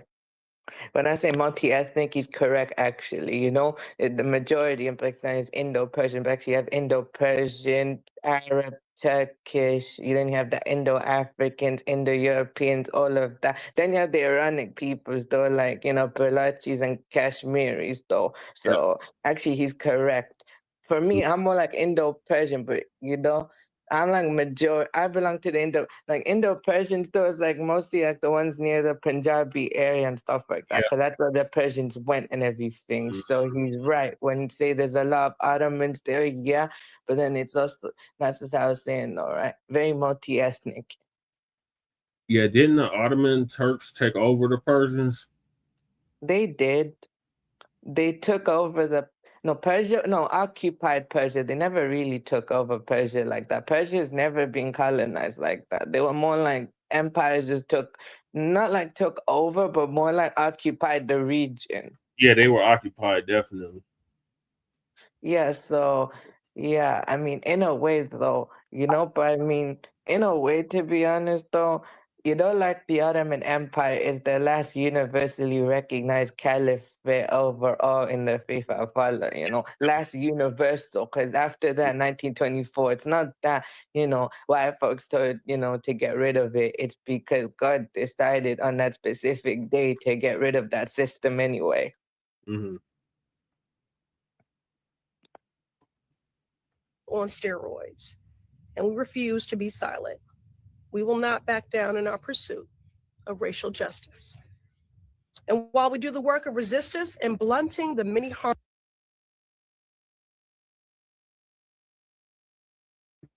Now, her speech is falling very short for me. And let me tell you why. I mean, she's talking about all the things we already know. We already know the things that have happened to us and the harms that have been done. I have not heard one word about money, cash payments, funding for giving reparations. It's just the same thing we already know. We know about all the disparities that have happened to us. I just, like I said, don't reopen HR 40 and we're listening to the same thing that we were listening to 7-8 years ago. If you're going to open it up, make it full of tangibles. Yep. Because if it isn't. Yep. That was Emperor Constantine. He split up the Roman Catholic Church. They had the Roman Catholic Church and then the Eastern Orthodox Church. Yep. And they did make Constantinople the capital, which is now Istanbul. And Rome was the Western capital. Yep. Am I familiar, y'all rules? You are seriously wasting everybody's time. And ma'am, I am not under no obligation to save any Congressional Black Caucus member seat. I'm not under no obligation to do it. Let's go on. She ain't talking tangibles.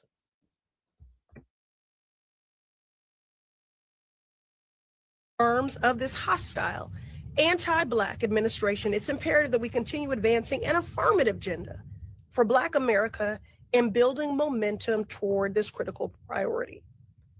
So today we have a choice. We can continue to uphold an unjust status quo, or we can work actively to disrupt it. We can allow our history to be erased, or we can actively engage in truth-telling. We can and we must confront our past and take meaningful steps to repair the harm that has been done. HR 40 is an opportunity to do exactly that. We are long overdue for reparations. I'm proud to be the lead sponsor of HR 40. Black folks are certainly deserving of redress and reparative work, and one bill will not undo centuries of harm.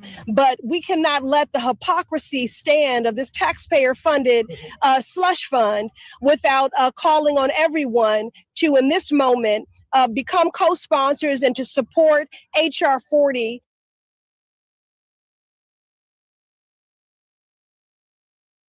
I'm sorry, y'all. I just can't listen to this bald-headed scallywag anymore. Right. I just can't do it. I feel you. Look, y'all, we need to hear about the tangibles. Right. Again, don't waste our time with HR 40 hearings and panels and all that stuff and all kinds of babbling. We already been through that. Right. To me, you're causing more harm than good if you are not going to talk about tangibles. That's right, Lisa. That's all you're doing. Donald Trump is ready to hand out money, and y'all want to sit in our faces and babble in front of us like you did before and insult our intelligence. Exactly, Lisa. That's the difference. That's exactly. When you can tell me what's going in my bank account, right, then we can talk. Right. But until then, until I hear tangibles coming out of your mouth, I just can't listen to this babbling nonsense, y'all. I can't do it. I agree. I can't do it. I doubt if I'll tune in if tangibles are not on the agenda. If Donald Trump can hand this money out, then the Democrats, y'all can't come back with any excuse. And we don't want to hear nothing about the Republicans or stopping you, and it will never pass. And well, Donald Trump didn't even put what he's doing in front of Congress' face. He just decided to do it. And that's all y'all got to do. All you got to do is set up some type of funding.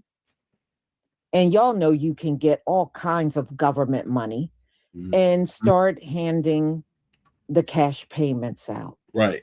Because what you don't realize is we're not going to accept anything short of that. Period. So, y'all, that's all I have on this subject matter. And y'all tell me what you think in the comment section on this one.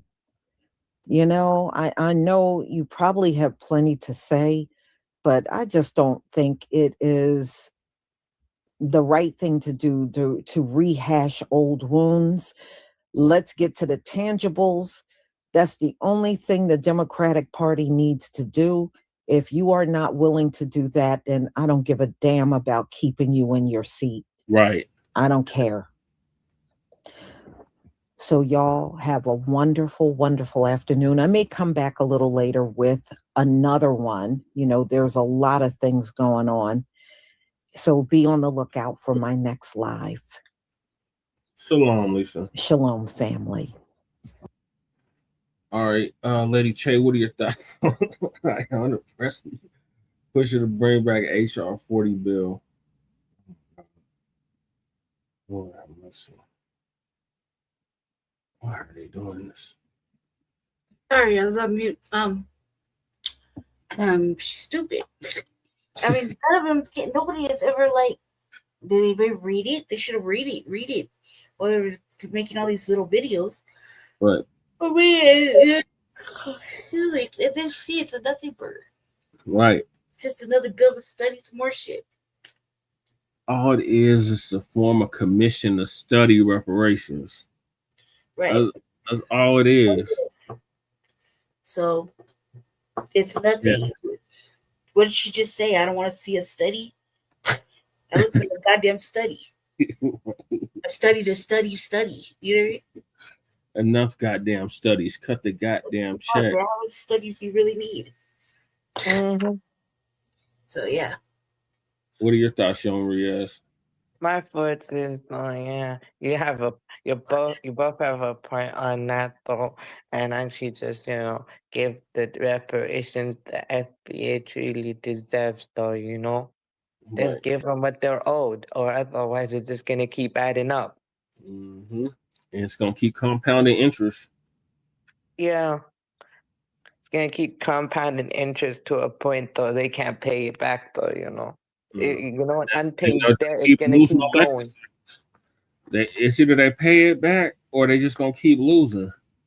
Yeah, I agree. And they will not hold no national offices. They'll be able to get their little state seats for now. Yeah, I agree though. Is that right also though? I agree with you. Just like how, the Brits over here, right? You know how much they owe everywhere, right? Since the Brits haven't paid most of their debt, they say they have, but I don't feel like they have, They in my don't. opinion. They haven't. They still got all the damn. You see all them damn. You seen all that jewelry that the damn queen had. Yep, All that and came. that's why do you think that's why the entire UK is completely collapsing down because they refuse to pay their debt? Yep, that's exactly why. Yeah, because I agree with you. Yeah, They just must like be basically they owe me $47 trillion. I'm just gonna basically just do my thing and just see how it goes. I'm just, as long as I'm blessed, I'm just gonna God got me. So regardless of that, whether I get it or not, I'm just gonna keep going until, when the day comes. Britain And I owes can fight for it, but it'll happen. United States owes us. Shit, all them European powers owe us. Yep. Everybody that had their hands in the transatlantic slave trade owes us, including Africa. They owe us reparations. So we just gonna come around and collect all our goddamn checks, starting with the United States government. I agree with that. I agree with you. All I'm saying is I agree with you, though. That's it. Thank you, Young Riaz. So yeah, this is some bullshit. This is another stalling tactic. They trying to save face, and it's not gonna work, Democrats. You got to come better than this. HR 40 is a nothing burger. All this is a commission to study reparations. We've done enough studies. We've done enough research. All the research is there. All the data is there. Just come correct the goddamn check. So moving along, we got Capitol Police officers are now showing Trump, aka the dump as in human shit, over slush fund for the J6ers and their allies. It's gonna be good. So Amy Goodman's gonna give us an update on that.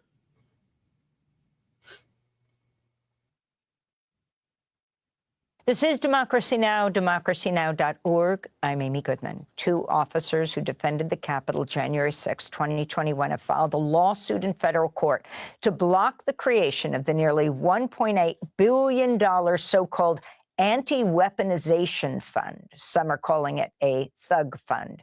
The fund was announced by the Department of Justice earlier this month as part of a settlement with President Trump and his family. The president sued his own administration's IRS for $10 billion over the leaking of his tax returns by an employee of a federal contractor.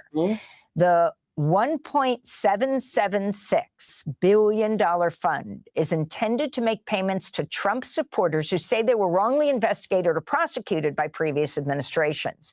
Critics, which include some Republicans in Congress, have accused Trump of creating a slush fund for his allies, including insurrectionists who joined the January 6 riot at the U.S. Capitol.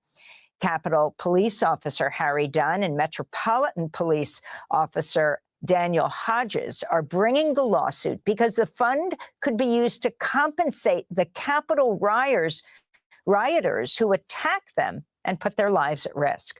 Both officers say they've faced continuous credible threats ever since. On January 6, 2021, Metropolitan Police Officer Daniel Hodges was nearly crushed to death. In this tape, you hear Officer Hodges as he's pinned against a door by the mob.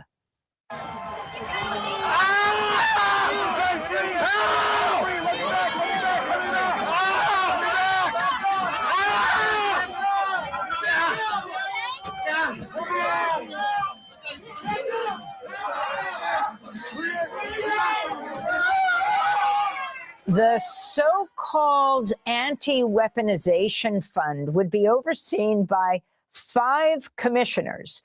First, it was said 4 of whom would be appointed by the Attorney General, though the Attorney General, Todd Blanche, said he'd appoint all 5 to serve at the pleasure of the president.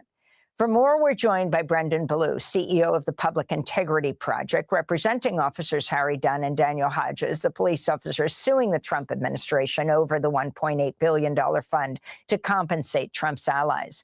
Brendan Ballou is a former federal prosecutor who himself spent 2 years prosecuting January 6 Capitol rioters. His new book is titled When Companies Run the Courts, How Forced Arbitration Became America's Secret Justice System. Welcome to Democracy Now!, Brendan. Start off, I mean, that chilling moment where Hodges is being crushed in a door as he shouts, screams, moans. Talk about what this suit is. Yeah, so let's talk about officers Dunn and Hodges specifically. You know, you talk about that specific moment where Officer Hodges was being crushed in the door in the tunnel connecting the Capitol to the inaugural stage. He could have died there. Later, he almost had his eyes gouged out by another rioter. Officer Dunn was at one point surrounded by rioters who were hurling racial epithets at them. Both of them could have died that day. And the scary thing is that the threat to these officers doesn't end on January 6, 2021. By the mere fact that they're continuing to speak out about January 6 to make sure that the history of that day is not forgotten or erased, they continue to receive threats, credible threats of violence, credible death threats. And the real concern that we have with this slush fund that Donald Trump is creating is that this is going to be a way to funnel $1.8 billion to supporters of the president who have previously enacted violence in his name and who may be the very ones threatening our clients. So in a very real way, this slush fund is about more than just corruption. This is about the personal safety of these officers who defended the Capitol on January 6th. So I want to turn now to July 2021, months after the attack. The House of Representatives Select Committee investigating the January 6th insurrection at the Capitol held its first hearing, listening to testimony of 4 officers attacked by Trump supporters while defending the Capitol.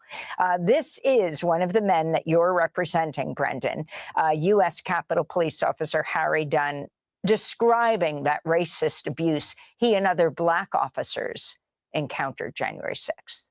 More and more insurrectionists were pouring into the area by the speaker's lobby near the rotunda, and some wearing MAGA hats and shirts that said Trump 2020. I told them to just leave the Capitol, and in response they yelled, "No, man, this is our house. President Trump invited us here. We're here to stop the steal. Joe Biden is not the president. Nobody voted for Joe Biden. I'm a law enforcement officer, and I do my best to keep politics out of my job.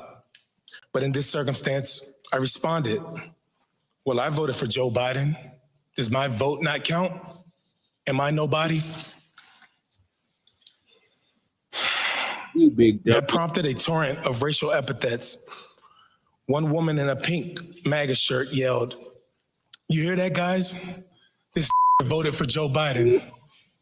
Then the crowd, perhaps around 20 people, joined in screaming, "Boo! No one had ever called me a while wearing the uniform of a Capitol Police officer. In the days following the attempted insurrection, other Black officers shared with me their own stories of racial abuse on January 6th. One officer told me Not while in he his had uniform. never, and in his entire 40 years of life, He been said called everywhere else, but not to in his the face, Capitol uniform. and that streak ended on January 6th. Yet another Black officer later told me he had been confronted by insurrectionists in the Capitol who told him, "Put your gun down and we'll show you what kind of you really are." That was Officer Harry Dunn testifying before the House of Representatives Select Committee investigating the January 6th insurrection at the Capitol. And this is Officer Hodges. On my left was a man with a clear riot shield stolen during the assault. He slammed it against me and with all the weight of the bodies pushing behind him, trapped me. My arms were pinned and effectively useless, trapped against either the shield on my left or the door frame on my right. With my posture granting me no functional strength or freedom of movement, I was effectively defenseless and gradually sustaining injury from the increasing pressure of the mob. Directly in front of me, a man seized the opportunity of my vulnerability. He grabbed the front of my gas mask and used it to beat my head against the door. He switched to pulling it off my head, the straps stretching against my skull and straining my neck. He never uttered any words I recognized, but opted instead for guttural screams. I remember him foaming at the mouth. He also put his cell phone in his mouth so that he had both hands free to assault me. Eventually, he succeeded in stripping away my gas mask, and a new rush of exposure to CS and OC spray hit me. The mob of terrorists were coordinating their efforts now, shouting "heave, ho," as they synchronized, pushing their weight forward, crushing me further against the metal door frame. The man in front of me grabbed my baton that I still held in my hands, and in my current state, I was unable to retain my weapon. He bashed me in the head and face with it, rupturing my lip and adding additional injury to my skull. So that was Metropolitan Police Officer Daniel Hodges. So we just heard from Hodges and Dunn, Brendan Blue, the two men that you represent. If you can talk about Todd Blanche, President Trump's former personal attorney, now the Attorney General, when he himself was questioned by Senator Van Hollen and others, refused to say that they would even rule out those insurrectionists who attacked police. Talk about why you believe this fund is illegal. President Trump calls it an anti-weaponization fund. Others call it a thug fund. Yeah, absolutely. So let's start with what purportedly created this fund in the first place, which is the lawsuit that you mentioned by Donald Trump against his own IRS. Now, to have an actual lawsuit in federal court, you need what lawyers call a case or controversy. The two sides actually need to be opposed to each other. And that just wasn't the case here. Donald Trump was on one side and his own IRS, which he controls, was on the other.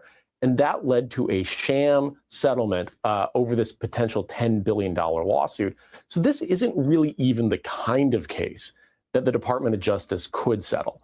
But even if it could, the settlement that it purported to reach, this creation of this weaponization, this slush, this thug fund, whatever you want to call it, is not authorized by statute. And what I mean by that is it is functionally the creation of a new department or agency. And, you know, you can't use the fiction of a settlement to create a new government agency. You know, Republicans would be pretty mad, for instance, if Barack Obama used the fiction of a lawsuit to create the Consumer Financial Protection Bureau, for instance.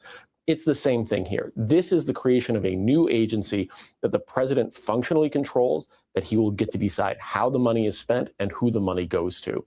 Now, and it could go to himself, is that right? I mean, this is a settlement with him. Oh, absolutely. You know, and they've made clear as part of this broader settlement, you know, he is going to be completely immune from any further IRS investigations. And so it only makes sense that they would potentially try to send money to him or to his family members or to his associates. But for us, I want to make clear for your audience, you know, it's not just, you know, this isn't just a profoundly corrupt slush fund, although it absolutely is that. This is a slush fund that will physically endanger our clients and the people like them, because you were very smart to play those quotes from Officers Hodges and Dunn testifying about the dangers that they faced on January 6th.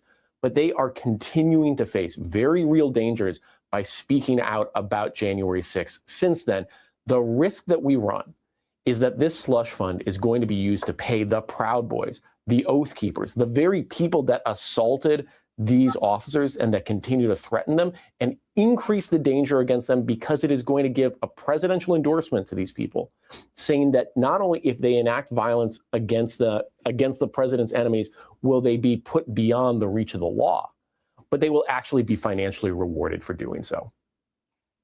Brendan Ballou, before we end, I was wondering if you can talk about the major thesis of your new book, When Companies Run the Courts, How Forced Arbitration Became America's Secret Justice System.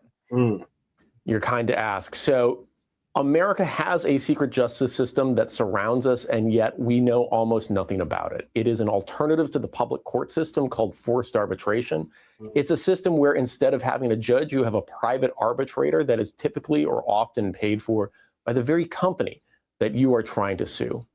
Proceedings happen in secret and can almost never be appealed. And so unsurprisingly, these courts almost always rule for the companies rather than for the consumers or the employees.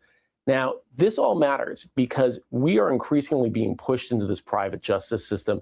And if it feels like companies are increasingly beyond the reach of the law, if you're getting scammed by companies, overcharged by companies, getting worse customer service, getting discriminated against, hurt, or even killed by companies, if that seems to be happening more than it used to, forced arbitration, pushing cases outside of our court system and into the secret justice system that companies largely control, can explain why companies are getting worse in so many ways. Brendan Ballou, we want to thank you for being with us, CEO of the Public Integrity Project, representing officers Harry Dunn and Daniel Hodges, the police officers suing the Trump administration. Brendan's new book, When Companies Run the Courts, How Forced Arbitration Became America's Secret Justice System. Thanks for watching Democracy Now! On YouTube. Subscribe to the channel and turn on notifications So to make basically, he won his own damn court case, and he's using that money, which is his money, essentially, to give back to the J6ers. So, and everybody's mad about what exactly? That he's using his own winnings Basically. to do that? Like, isn't that kind of like a prerogative thing? No. It's just taboo, little scandalous. I mean, technically, you don't have to do a motherfucking thing. You just put it back in his bank. Yep. You know what I mean? Instead, he decided to be controversial and salacious. And you know what I mean? Like, and everybody's mad about what? First of all, I know I wouldn't be giving no motherfucking nobody nothing. Enrique Tarrio said he won $5 million. He's fucking major base marks. I mean, that's what it is, right?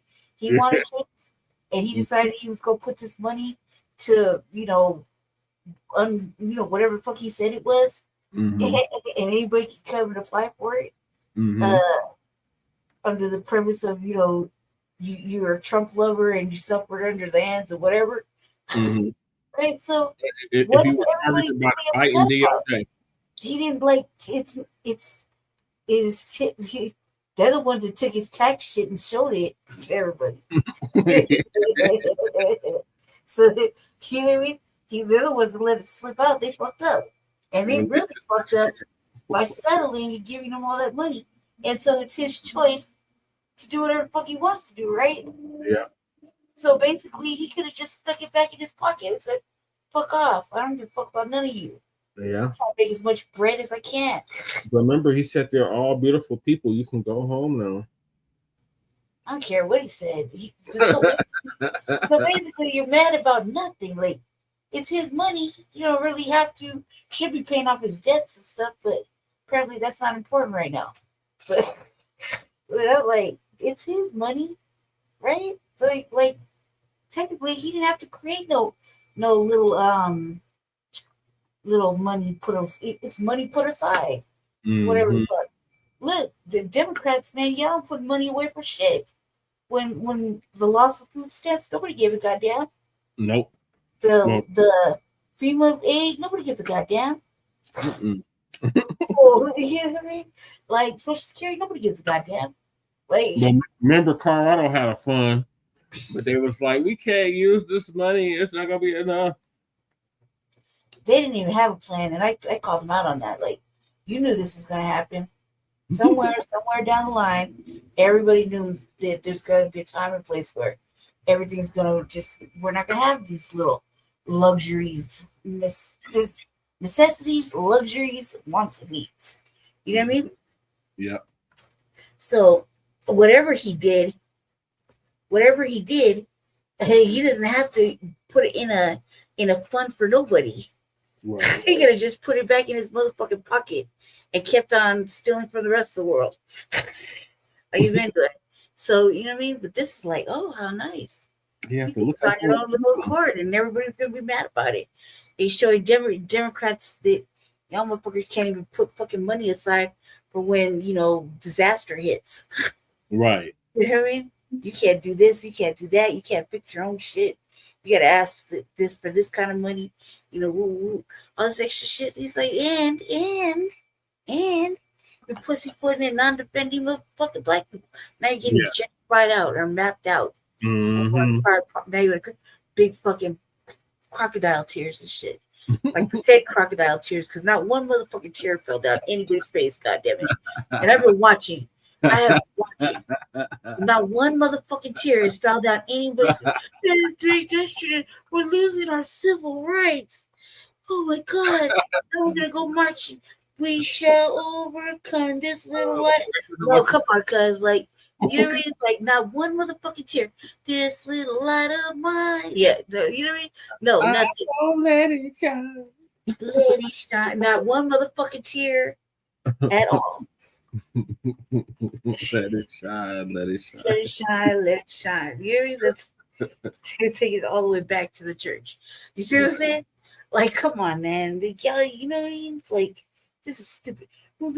You're not gonna be. That means there's not gonna be any representation, any black representation. Y'all motherfuckers need to go. We don't even. Y'all Black don't even pretty enough to hold the seats. That's how about that. Right. Y'all just over there sitting. You heard the Democrats talk. It's always. I got. Oh yeah. I covered that Trump phone. Oh my God! It covers the Trump phone too. That shit is hilarious. He's just pocketing money, and he decided to put money aside, billions of dollars aside for whoever or J6ers or whatever. They're saying that could happen. He didn't say it. They said that. That's like insinuation. You know what I mean? So okay, cool. Bullshit. So what? You know what I mean? Like, and we knew that was gonna happen. This is nothing new. What's new about it is that they're pushing all this fucking propaganda, like fear mongering. Yeah. This is to try to get the black people upset. Try to get the black people upset, right? By saying we're losing our civil rights. And he's giving reparations to whites. That's not what that is. To criminals. The thug fund. Right. Where is it saying repair of 2 years in jail? Jesus. Is he gonna give money to that black J6er that they gave the most time to? That motherfucker right there needs to apply right there, right up front. He's the first motherfucker to apply.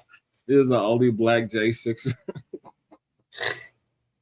And they threw his ass under the jail.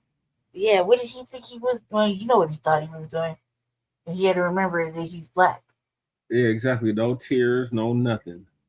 Just geriatric marks. Right. Right, not a fucking tear. Not one tear. Like, come on, y'all. We're gonna ask for the fucking the children to leave their athletic schools, to go and the mills. Don't you go to the black schools, to where you got your athletics at. Don't you go there. You stand right here with us. Come on, man. Don't do that to the youth. Just let them go. Right. Spread out. Shit. You know what I mean? And if you really gave a fuck about him, you wouldn't have put him in this position in the first fucking place. Right. So you wouldn't have did this shit with the athletics. You would have tried to pocket all the pocket money too.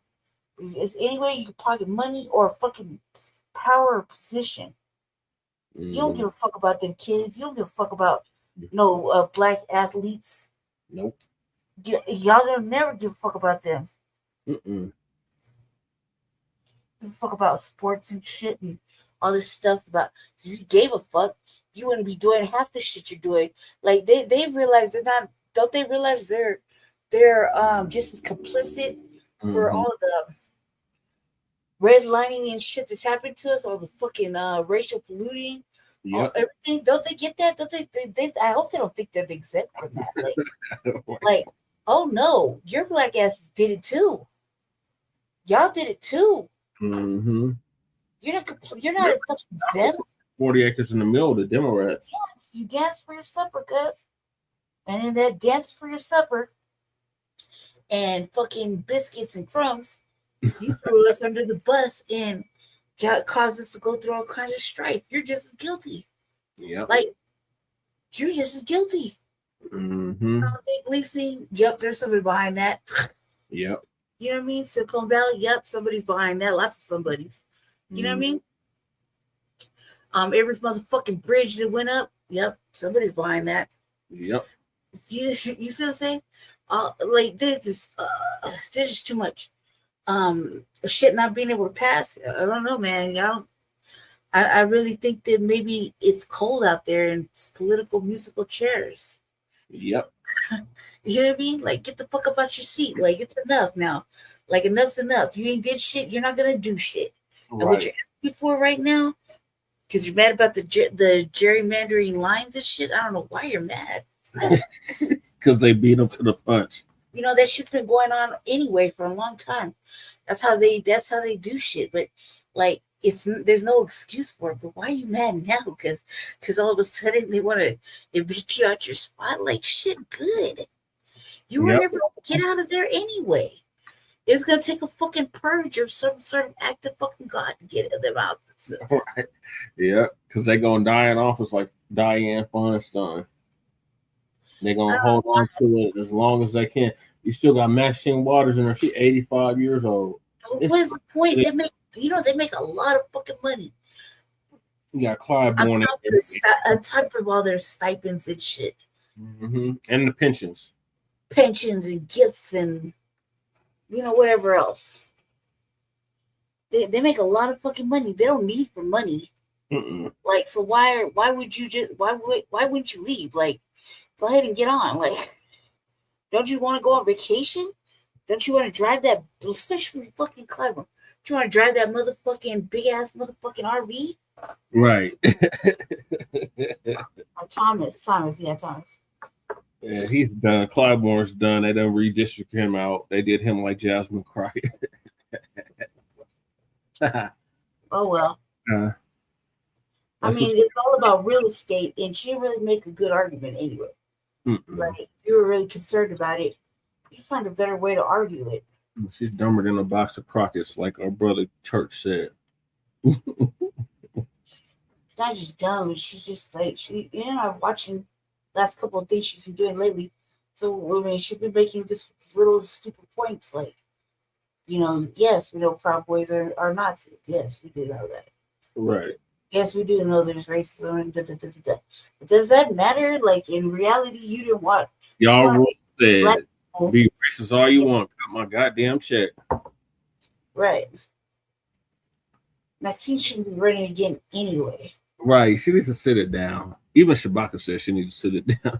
Yeah, that's this former representative. Sit it down, Maxine. Jesus. Even if we get new people in there, what's the enforcement? Are we gonna take them out and beat their ass if they don't do what they're supposed to? Because I mean, that's the only punishable thing now. Yeah, pull up. She didn't pull up and get him and whip him. Yeah. Or else. Like, I mean, what's the enforcement? Because you can't punish them financially or even with the law. So what's the next best thing? Fucking an ass whooping? Yep. And they'll get their minds right. Yeah. So, all right, so the next one is Botched death row inmate execution. So they tried to kill this brother, and it didn't work.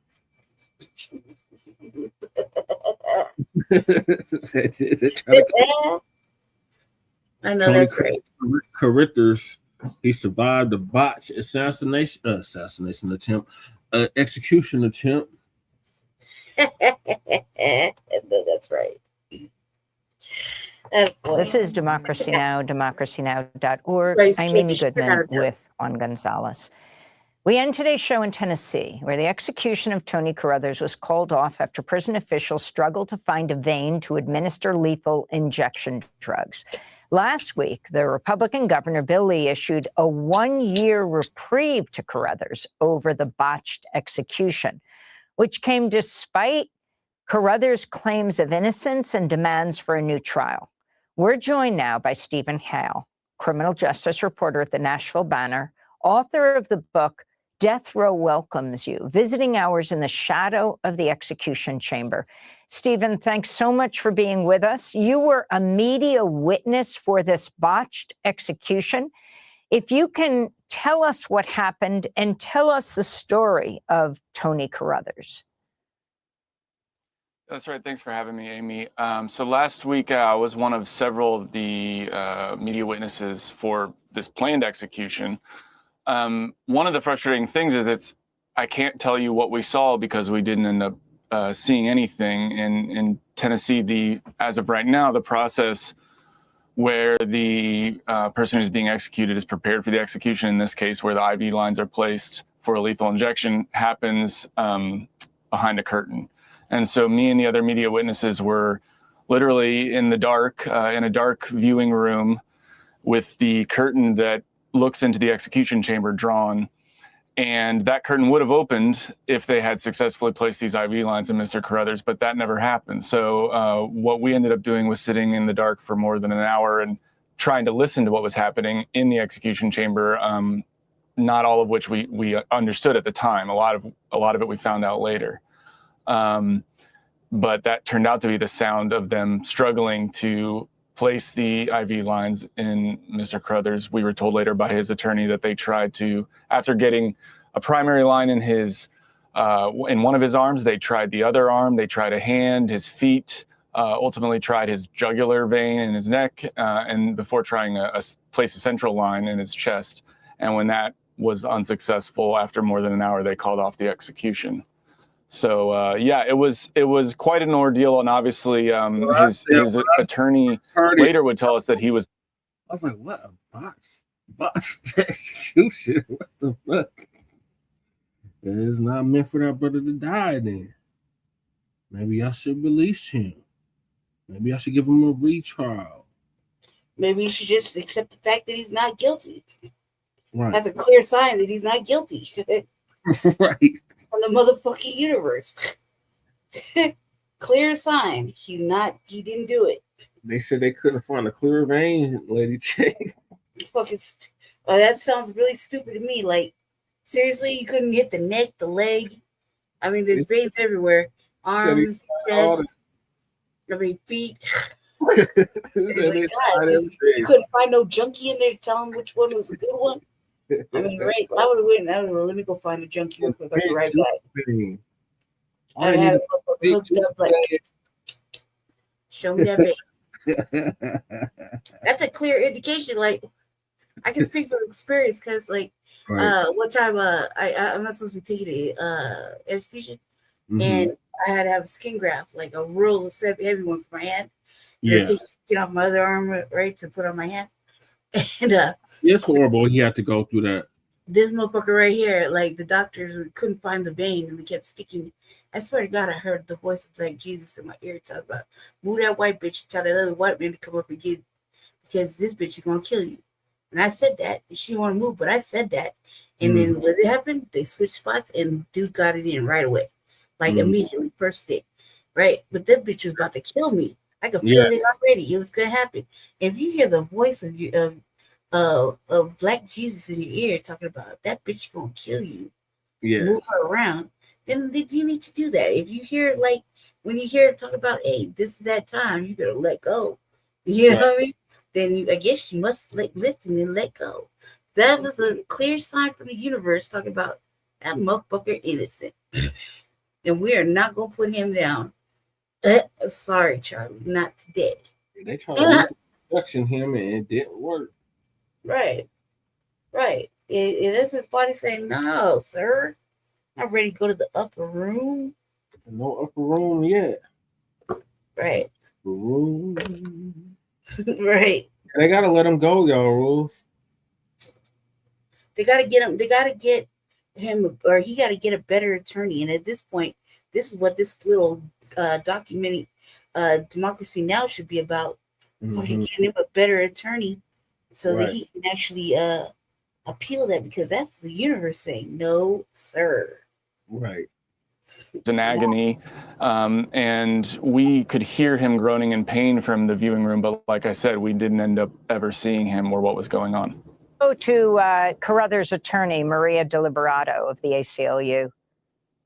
IV line in his shoulder was filled with blood, like backfilled towards his chest area, and he said that his chest really hurt. This was a tortured, botched execution. I mean, there's no question about it. I mean, I guess it's not an execution because thankfully, by the grace of God, he's still alive, but they tortured him trying to find a vein. I am so grateful that we are going to have a chance to prove what we've been saying and what Tony has been saying for 30 years, that he didn't commit this crime. I know that he believes that this happened, that this botched attempt to take his life happened for a reason, and it will strengthen his resolve to fight even more.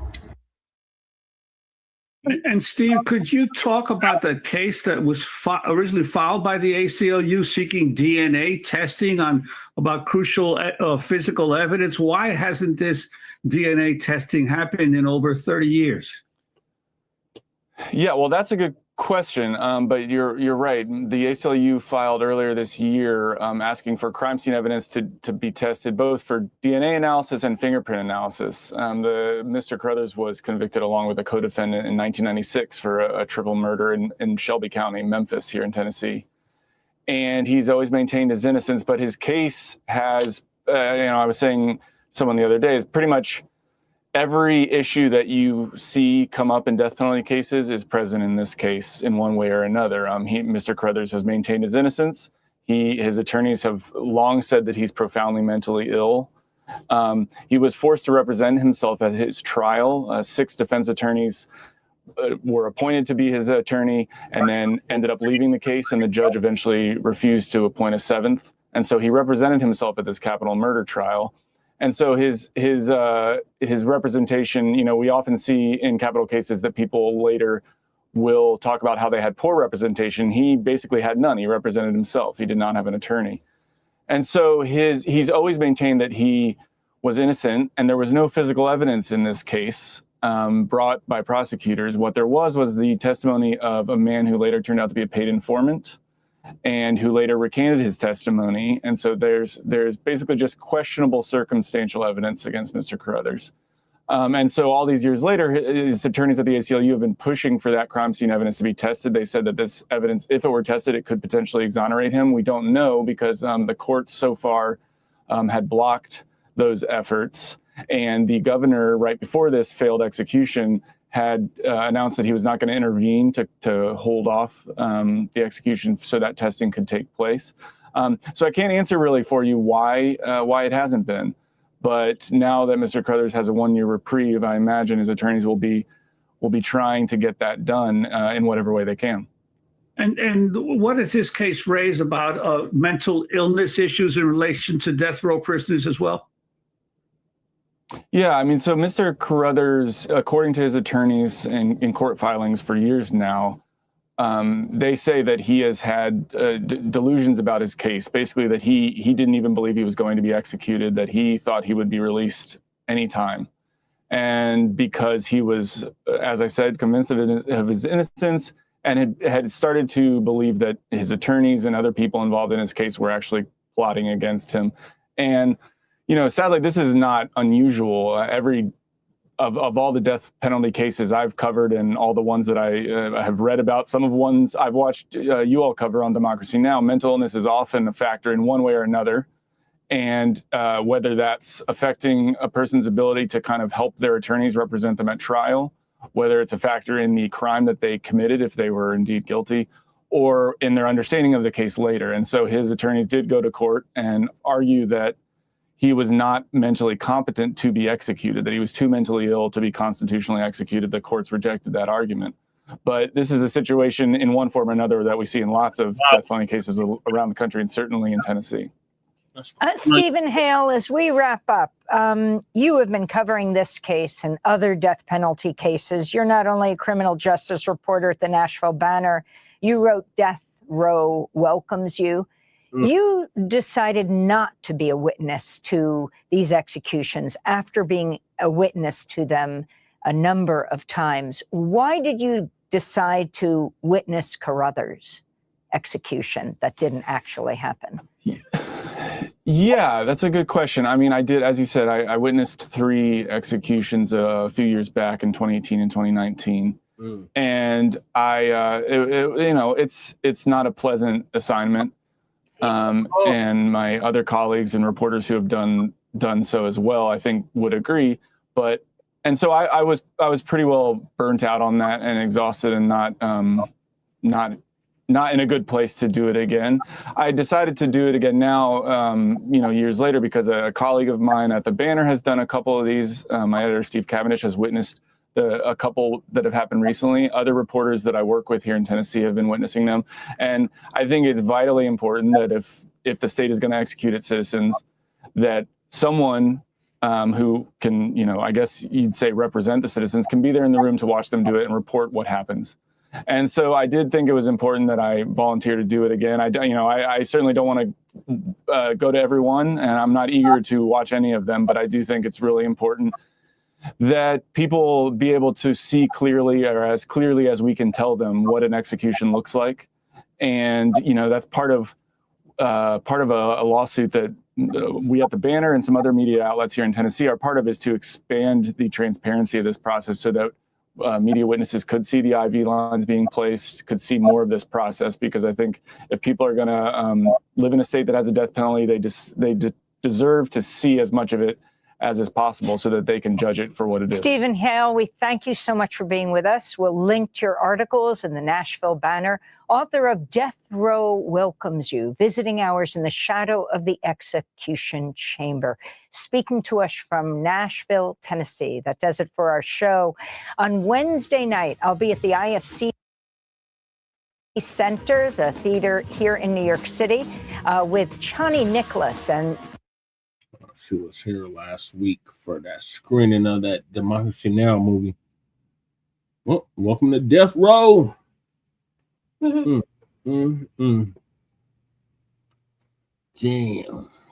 Yeah, so like y'all rule said, they not gonna be able to do that again. I'll have to let him out. Yep. That's a violation of his 8th Amendment. That's cruel and unusual punishment. It'll look like it's torturing him. Him being in there and them failing. That right there is a reminder of their failure. Right. So you're probably not in there comfortable or good at all.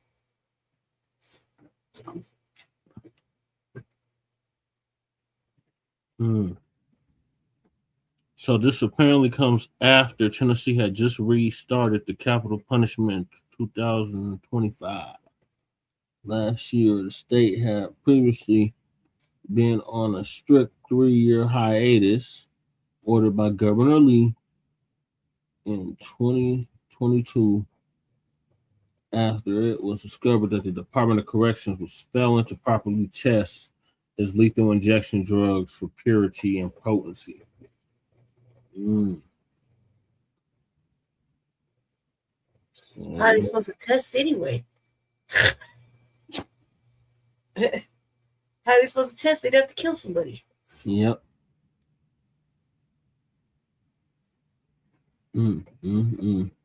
Shame on you, Tennessee. About that, damn. So we'll keep y'all updated.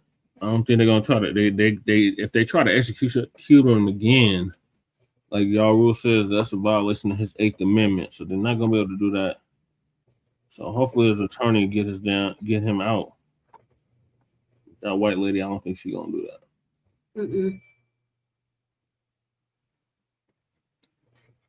I don't think so either. I hope the Innocence Project is on this. Yeah. All right, now we're down to the last two topics. And that is... All right, there's one more topic before that. The Dark Seekers hidden under America's 200 drowned Black towns.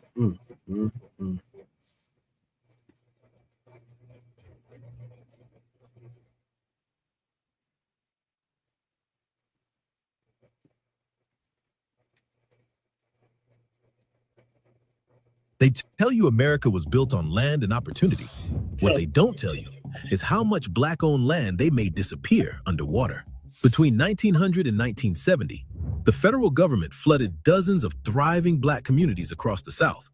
Towns with their own schools, churches, and businesses. Communities where Black families had owned land for generations and were building real wealth. But here's what makes this story darker than just another case of government taking Black land. What drowned wasn't just houses and farms, it was proof. Property deeds that showed Black families owned prime real estate, church records that tracked births, deaths, and marriages when white officials wouldn't, cemetery plots that connected families to their ancestors and their inheritance rights, business licenses and land surveys that proved Black people didn't just survive after slavery, they owned, they governed, they passed wealth forward. When those waters rose, all that documentation vanished forever. No papers to reclaim stolen property, no graves to prove family lineage, no records to fight for what was rightfully theirs. The government didn't just move Black people off valuable land. They erased the receipts that proved Black folks ever had the right to be there at all. Take Forsyth County, Georgia. In 1912, white mobs drove out nearly every Black resident after a series of lynchings and racial terror. But some Black families had owned land there for decades. They had deeds, they had businesses, they had cemeteries where their grandparents were buried. For 44 years, those empty lots and abandoned graves sat there as evidence of what used to be a thriving Black community. Then in 1956, the Army Corps of Engineers built Buford Dam and created Lake Lanier. The rising waters swallowed up what was left of those Black communities. Every foundation, every cemetery, every piece of physical proof that Black families had once owned some of the most beautiful land in North Georgia. Today, Lake Lanier is a playground for wealthy white families who boat and swim above the graves of the Black families who were terrorized away from their own property. This wasn't an accident. This was a pattern. If you want more hidden stories like this, subscribe to Black Stories. Scott, the Frontline Black News. And Lake Lanier always takes a cracker every year. They did another cracker just ended up dead. What was that, like a month ago? Like near Untold. Now, here's how they perfected the system of making Black wealth disappear. The Tennessee Valley Authority started it during the New Deal in the 1930s. They called it Progress, bringing electricity and flood control to the South. What they really brought was a legal way to take Black-owned land and make sure no one could ever prove it belonged to Black families in the first place. The TVA created dozens of massive lakes across 7 states. Every single one of them swallowed up poor communities. And guess which communities had the least political power to fight back? In Alabama, they flooded Black farming communities to create Lake Martin in 1926. Families who had worked that land since Reconstruction watched their homes disappear underwater. But the real crime happened before the flooding started. Government agents would show up and offer pennies on the dollar for Black-owned property. When families said no, they'd claim the land anyway under eminent domain. When Black landowners demanded fair compensation, officials would suddenly question whether their property deeds were valid. See, here's the trap they built. After slavery ended, many Black families couldn't afford lawyers to file perfect paperwork every time land changed hands. They passed property down through family agreements and church records. Their deeds might be handwritten or filed in local churches instead of county courthouses. White officials knew this. So when it came time to flood that land, they demand the kind of legal documentation that Black families were systematically prevented from obtaining. No perfect deed, no fair payment, no way to prove your family owned that land for 50 years. Too bad. The water's coming anyway. And once your house and your church and your family cemetery are sitting at the bottom of a lake, good luck ever proving you deserve compensation. But the documentation they destroyed went deeper than just property ownership. These Black communities weren't just places where people lived. They were power centers. Churches that doubled as schools when white authorities refused to educate Black children. Meeting halls where Black families organized voter registration drives and planned boycotts. Community centers that housed the only libraries Black people were allowed to use. All of that infrastructure held records. Birth certificates when hospitals wouldn't admit Black mothers. Marriage licenses when white clerks refused to serve Black couples. Business permits and trade agreements between Black entrepreneurs. School records showing Black children who went on to become doctors and teachers and lawyers, despite every barrier thrown at them. When the water covered these buildings, it didn't just flood structures. It flooded proof that Black communities had created their own parallel systems of education, business, and government. It erased evidence that Black people hadn't just survived Jim Crow, they had built thriving alternatives to it. What happened next shows how calculated this destruction really was.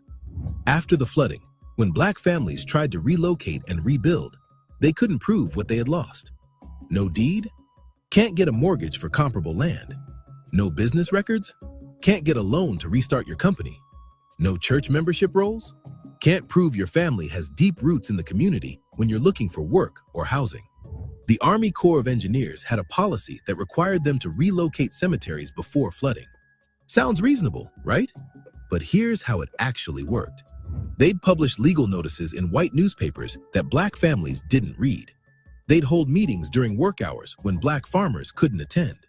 They'd require families to prove ownership of burial plots with the same kind of legal documentation they knew Black families didn't have.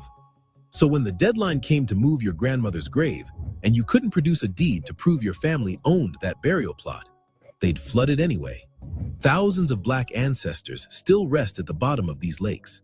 Their headstones, their family plots, all the physical connections that tied Black families to the land their people had worked and owned and died for.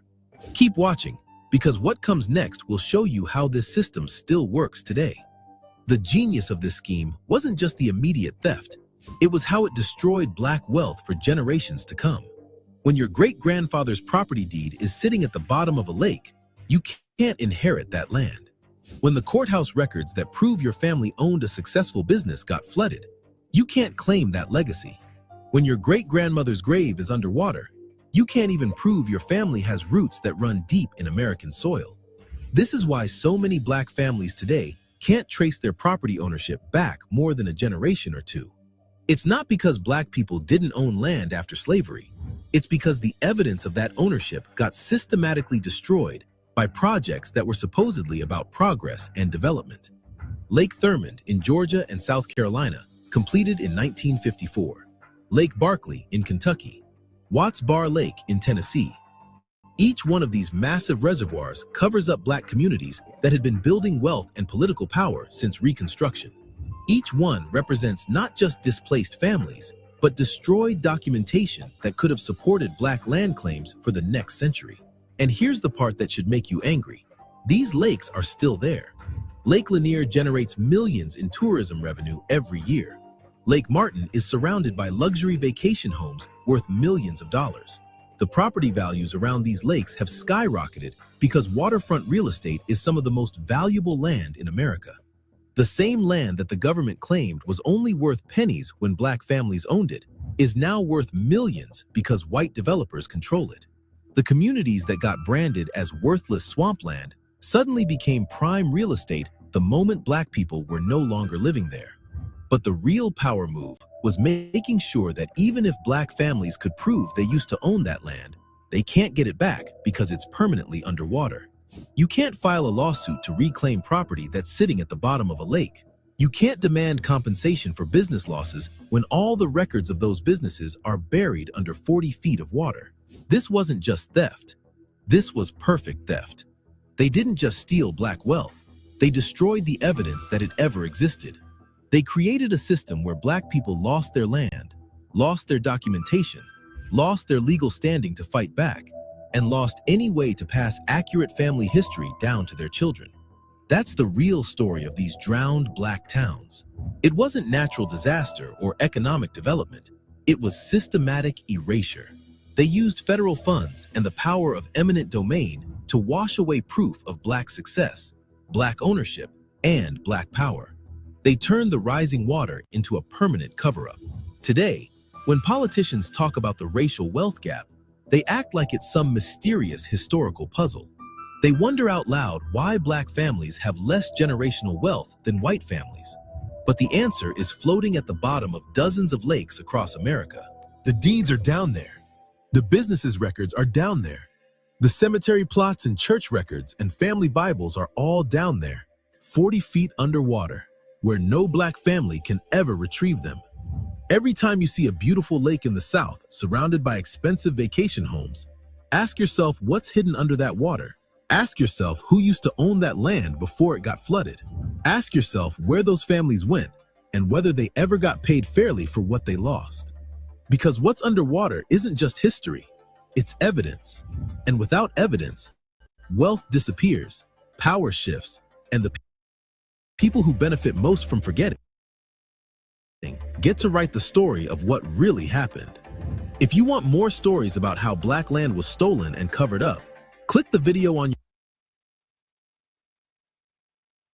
and like and subscribe to Frontline Black News. All right, ladies, here, what are your thoughts about the Black towns that were flooded?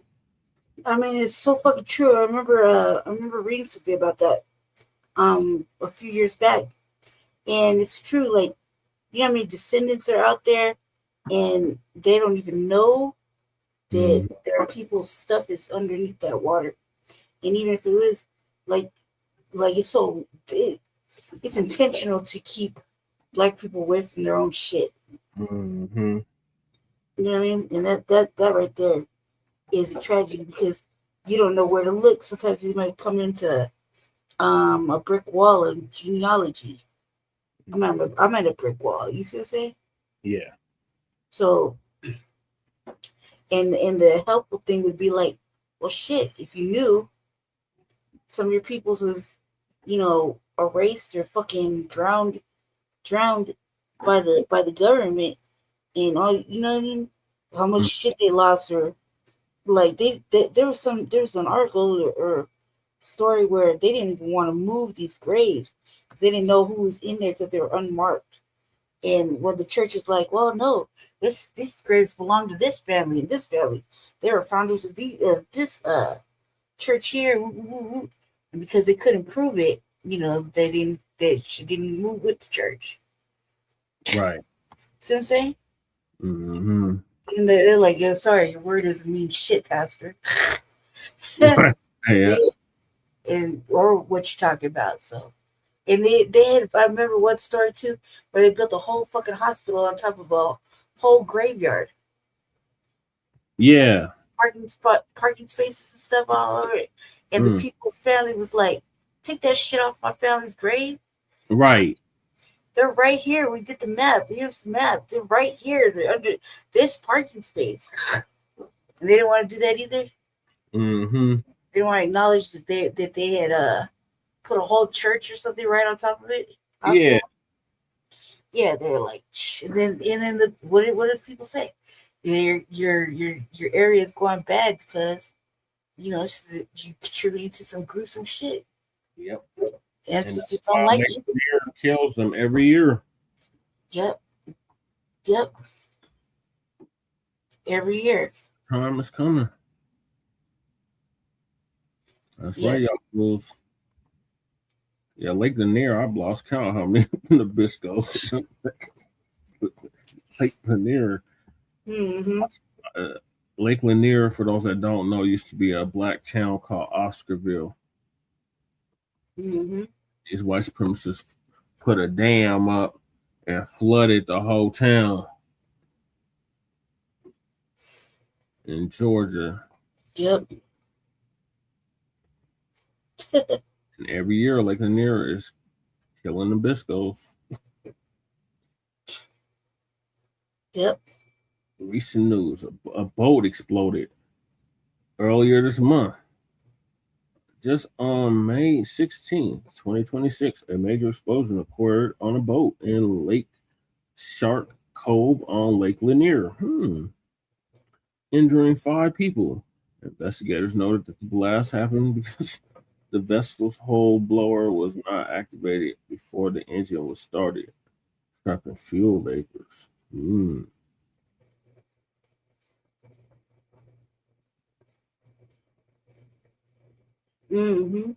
Since its completion in 1956, well over 700 people have died in Lake Lanier. There it is.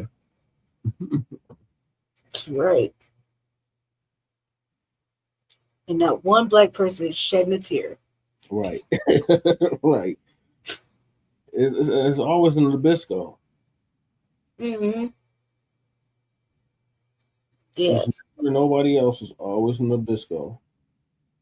They'll be out there on their little boats and they mysteriously sinks. They mysteriously drown.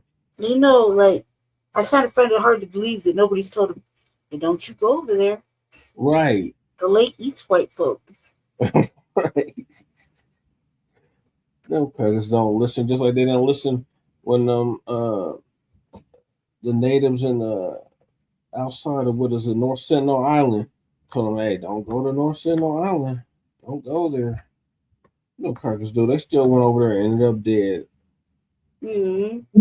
Those North Senegalese people ain't playing with them. As soon as they set foot on that island, pew, pew, pew, pew, with them goddamn arrows.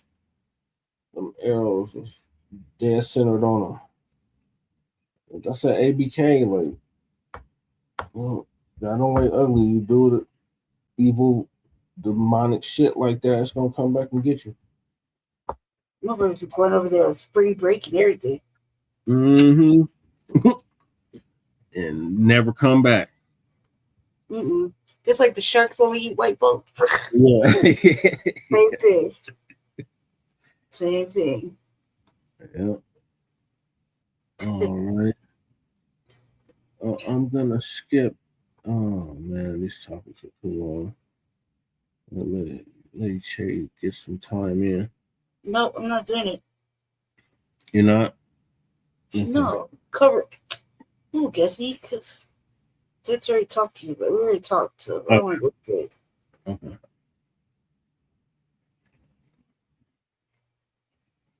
All right, so we on to another tether.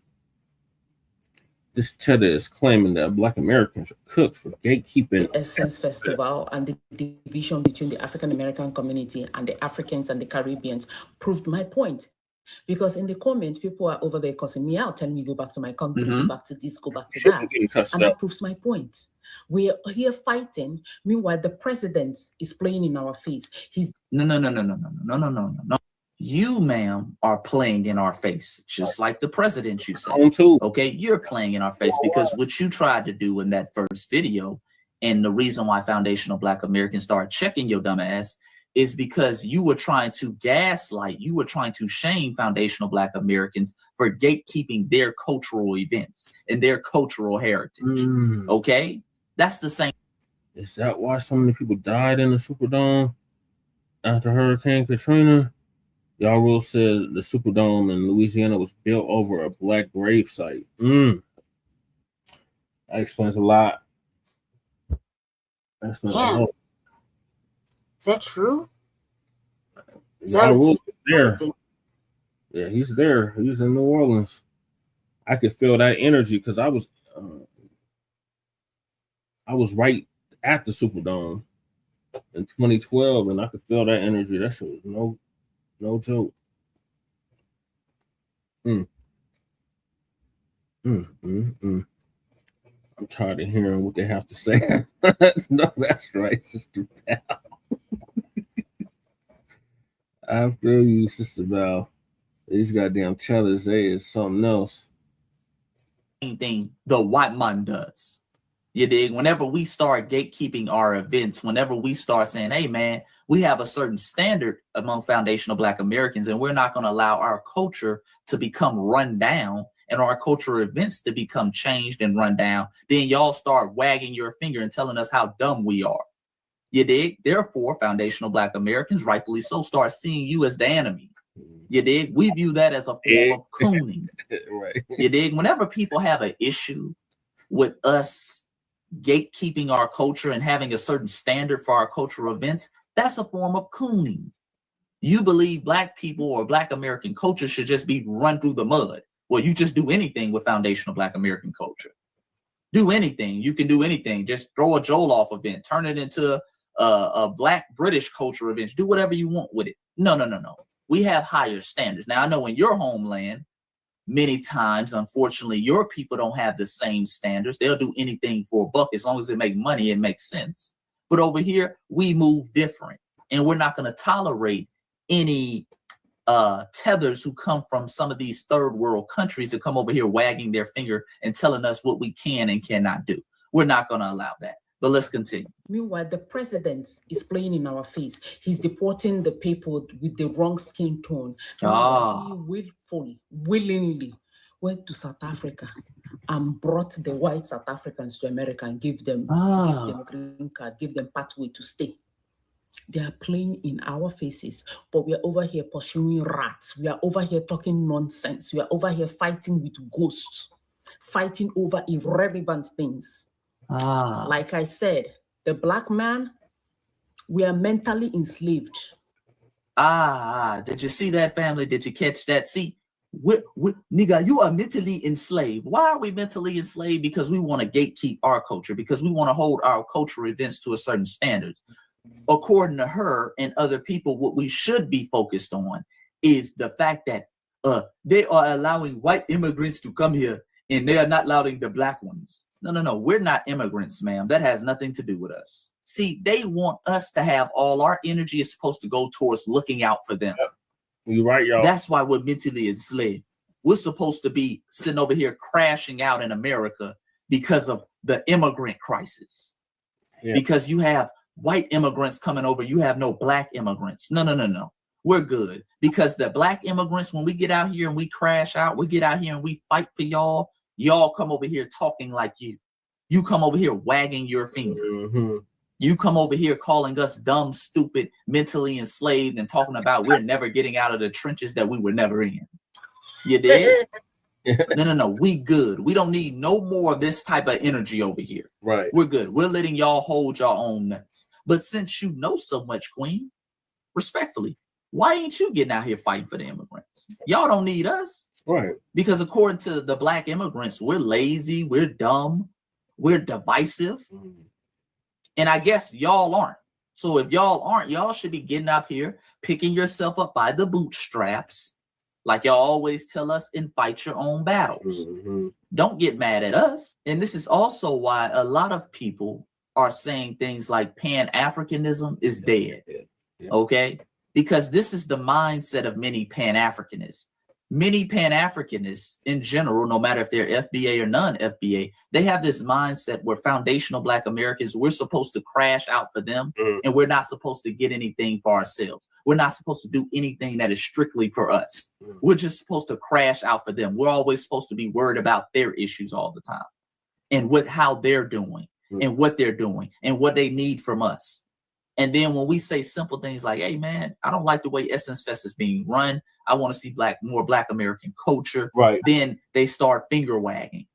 And this is why a lot of people say Pan-Africanism is now dead. And a lot of people are not on that anymore. You dig? But let's let her continue. And we are not getting out of the trenches. If you want, keep arguing. We are not getting out of the trenches. Believe it, y'all. We are too far gone. What are we fighting about? A festival. Something so inconsequential. Let's be clear, family. This woman is on TikTok. She runs a nursing page on TikTok. Okay. Her page doesn't really have anything to do with these this is not her niche.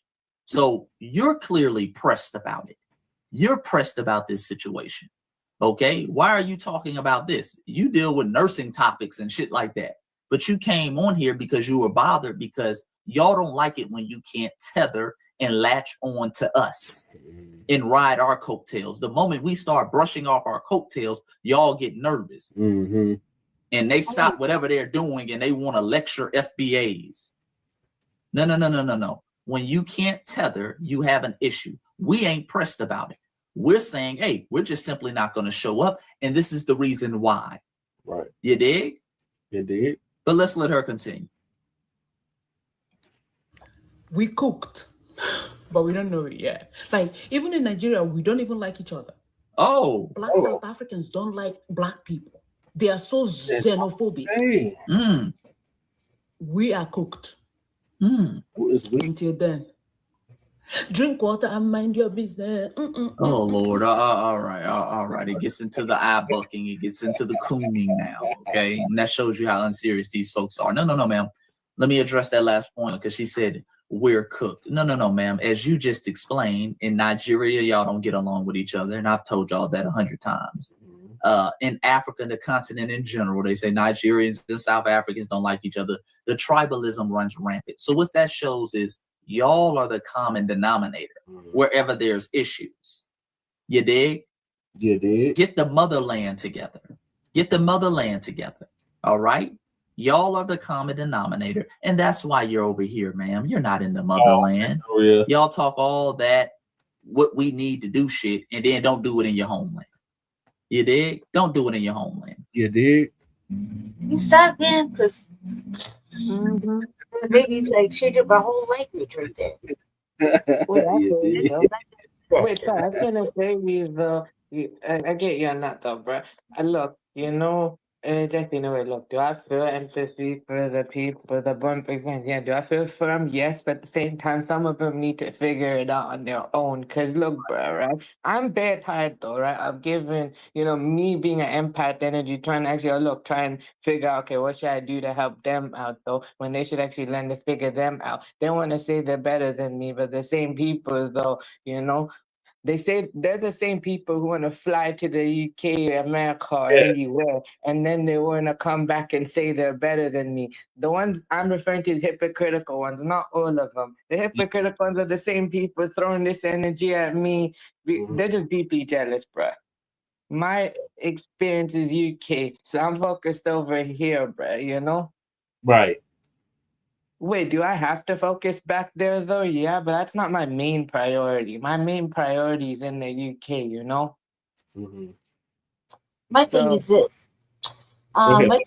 Is that why does that broad give a good goddamn?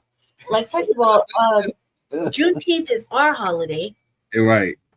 Essence Fest is our shit. Even if they did tether on and buy the shit, it was us. Okay, it's always been a FBA type of thing before it was even named that. It is a Black American thing, right? So that's a serious thing. Us wanting to have American Black actors, acting in American movies, shouldn't be a fucking request. I mean, Jesus Christ, it shouldn't even have to be that hard. Why you don't accept any of them and you want British ones to do the American parts is fucking ridiculous. Now they, things are they don't make movies or music the way they used to. Nope. You know what I mean? So that's that. But what do you guys want? Like, you have your own shit. You can do your own shit. You can't co-opt and decide to culturally appropriate a motherfucking holiday or a fucking day that they said, right?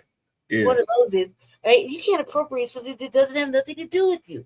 Right. We can't appropriate any of your holidays. And you shouldn't be talking about other people in Africa, like, because that's, we don't like this and we're so xenophobic and South Africans don't like Black people. You know what? Because bitch, mine is stay in your motherfucking lane. Right. None of this has anything to do with you. Like, why are you so pressed? That's two. And none of that, but why would you fuckers who call us slaves and trash and all this other shit, right? This lazy shit, tell us we don't do this, we don't do that. And all we eat is like scraps and we're this and that, right? Oh, yes. I have no talent, no culture, nothing. We're all kinds of shit, right? And yet, you are just like you are down the drain. I don't know. So I was gonna also say this, right? You're the same ones who actually paved the way for me to be me in the UK. You know, before that, though, actually, I had to hide everything in the 50s, 60s. I couldn't be myself. I wasn't born then, though, but the people in those days, they couldn't be themselves, and they had to suffer while doing it. You know. They had to, like they're saying, oh, it's a simulation type thing. No, they're just trying to make them strip everything about themselves.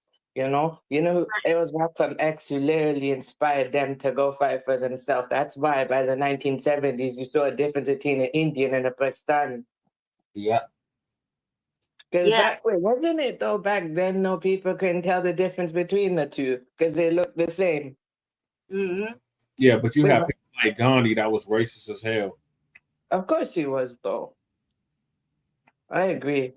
I just think that they look, man, like it's.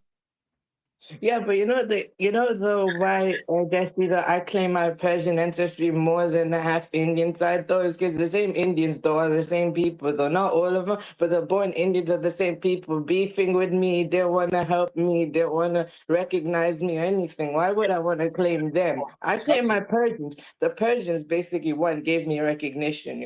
They recognized the land and everything. Right, because they would consider you an untouchable or a Dalit. Yeah. Because they got that caste system over there. Yeah. Basically, I belong to the Kianis. They say Kianis don't actually belong to the Jack clan and stuff. Oh, They're okay. like from the Bacc clan, though, right? But what they would in the caste system, what they'll see me as, but they just see me as basically being Muslim, though, so they think I'm an invader. Yeah, they basically put you in the same class as the Kushites. So they got Kushites over there too. Yeah. They have a whole continent to themselves, but they're fleeing to every other country around the globe. But my family never fled. They just chose. Not you, they young. had choices. No, I know. That Nigerian. Which is really stupid. Like, I mean, what's so hard about getting your own business? Like, minding your own business. Right. I mean, you don't need to be in American politics.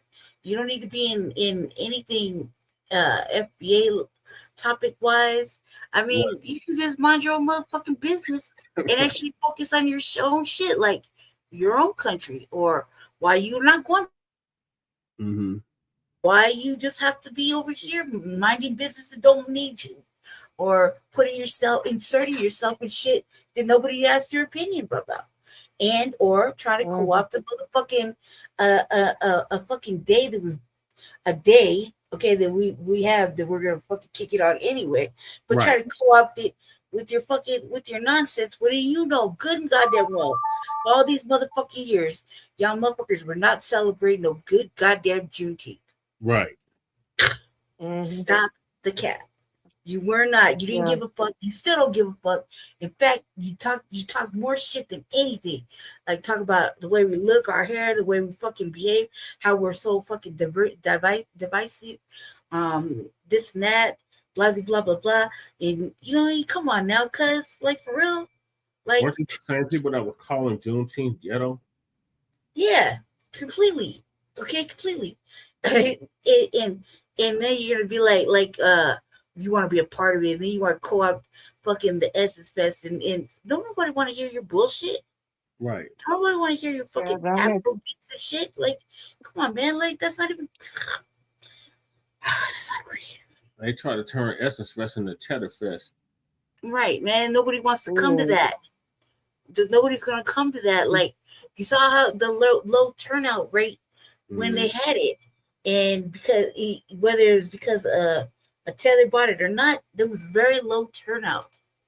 Yeah. In all kinds of situations. So you might as well call that a sign from the universe saying, no, this ain't right, because nobody's gonna do well. And anytime there's something fucked up happening, or like another culture of people trying to take over something from Black America, the universe finds a way to show you that it ain't right. Right.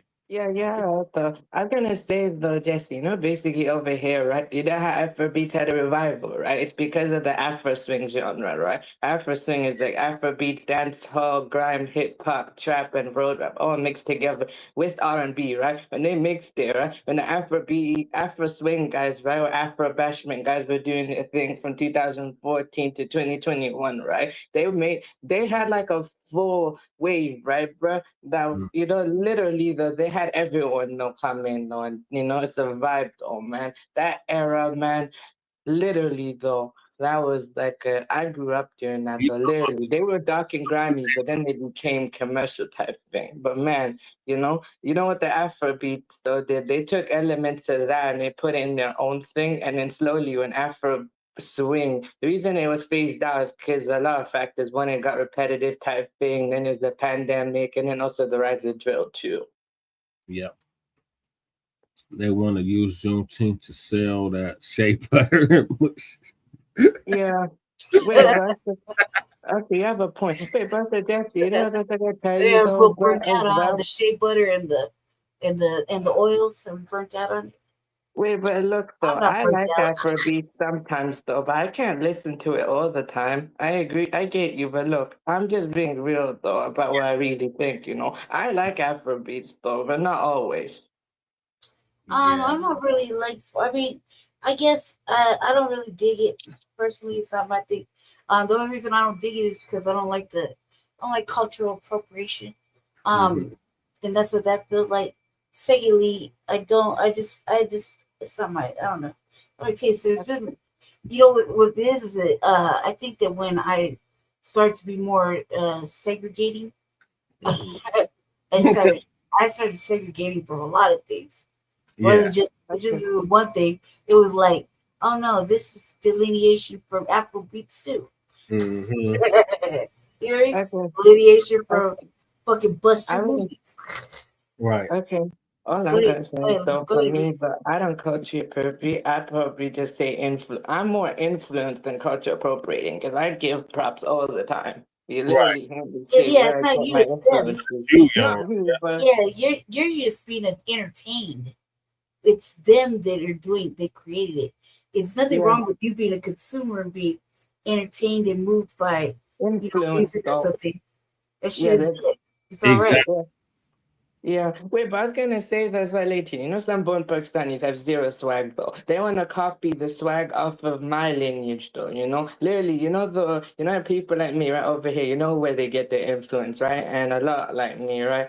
The ones like me, they'll always say where they get it from. They always say, look, this is who influenced me, this and that, and the way they do it, right? And over here, the ones like me over here, right, have a unique type of swag type thing. That's why a lot of born Pakistanis, right? Some of them wanna copy my swag though, not just my opportunity. They want to copy my swag as well.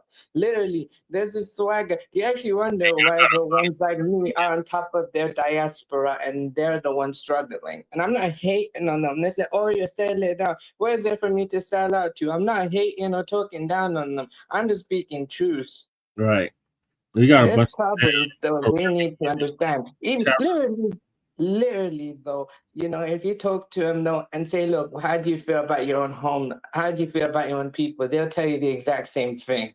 Yeah, and they're not going to go back to their homeland. They're not going to do that. Yeah. Wait, do I ever want to go? I've traveled there here and there, but would I move there? Maybe, but I got a lot of dreams though. First, I want to fulfill, and if I were ever to go there, though, actually, I just go to the rich financial district, though. Where it's the financial district. I go there if I wanted to. Yeah, and you're exempt from this, young Riaz. We're talking about them damn tethers over there.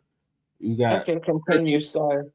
You got Caribbean and African tethers over there that sit up there in the UK. We're talking about those that are messing with FBA business. You know what I mean? Like, that's really, really where it's at because you're right. You said even like on your part of the world, there's still people doing the same thing.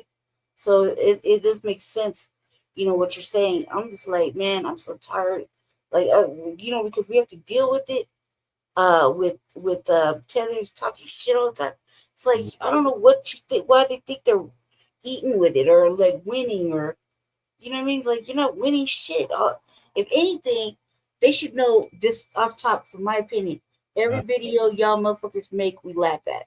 Right. You hear me? And we talk about it heavily. Okay, and laugh at it. Like that. Every fucking video, every cornball fucking tether comment, and you decide you want to make a fucking TikTok or whatever, we are laughing our ass off at it. So maybe that'll stop you from actually doing it, because you're not gaining anything, you're not getting anywhere, and we're not angry or moved by none of the shit you're saying, except we're just confused. Like, don't you got shit to do? Right. Can't you stay busy doing some other shit? But no, you guys want to be over here talking shit. So every video you make, just know secretly we're laughing at you. we don't take that shit seriously at all. Like non-factor. You're just laughing, and where you think you're hurting feelings, we're just laughing. And you look stupid. You know what I mean? Because that's every fucking video that has a tether in it talking shit.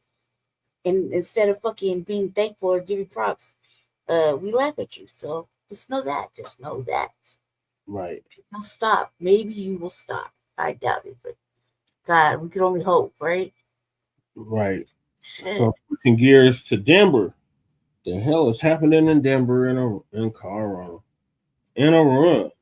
Okay. So anyways, though, you're right though. I feel you. That's been interesting though, actually.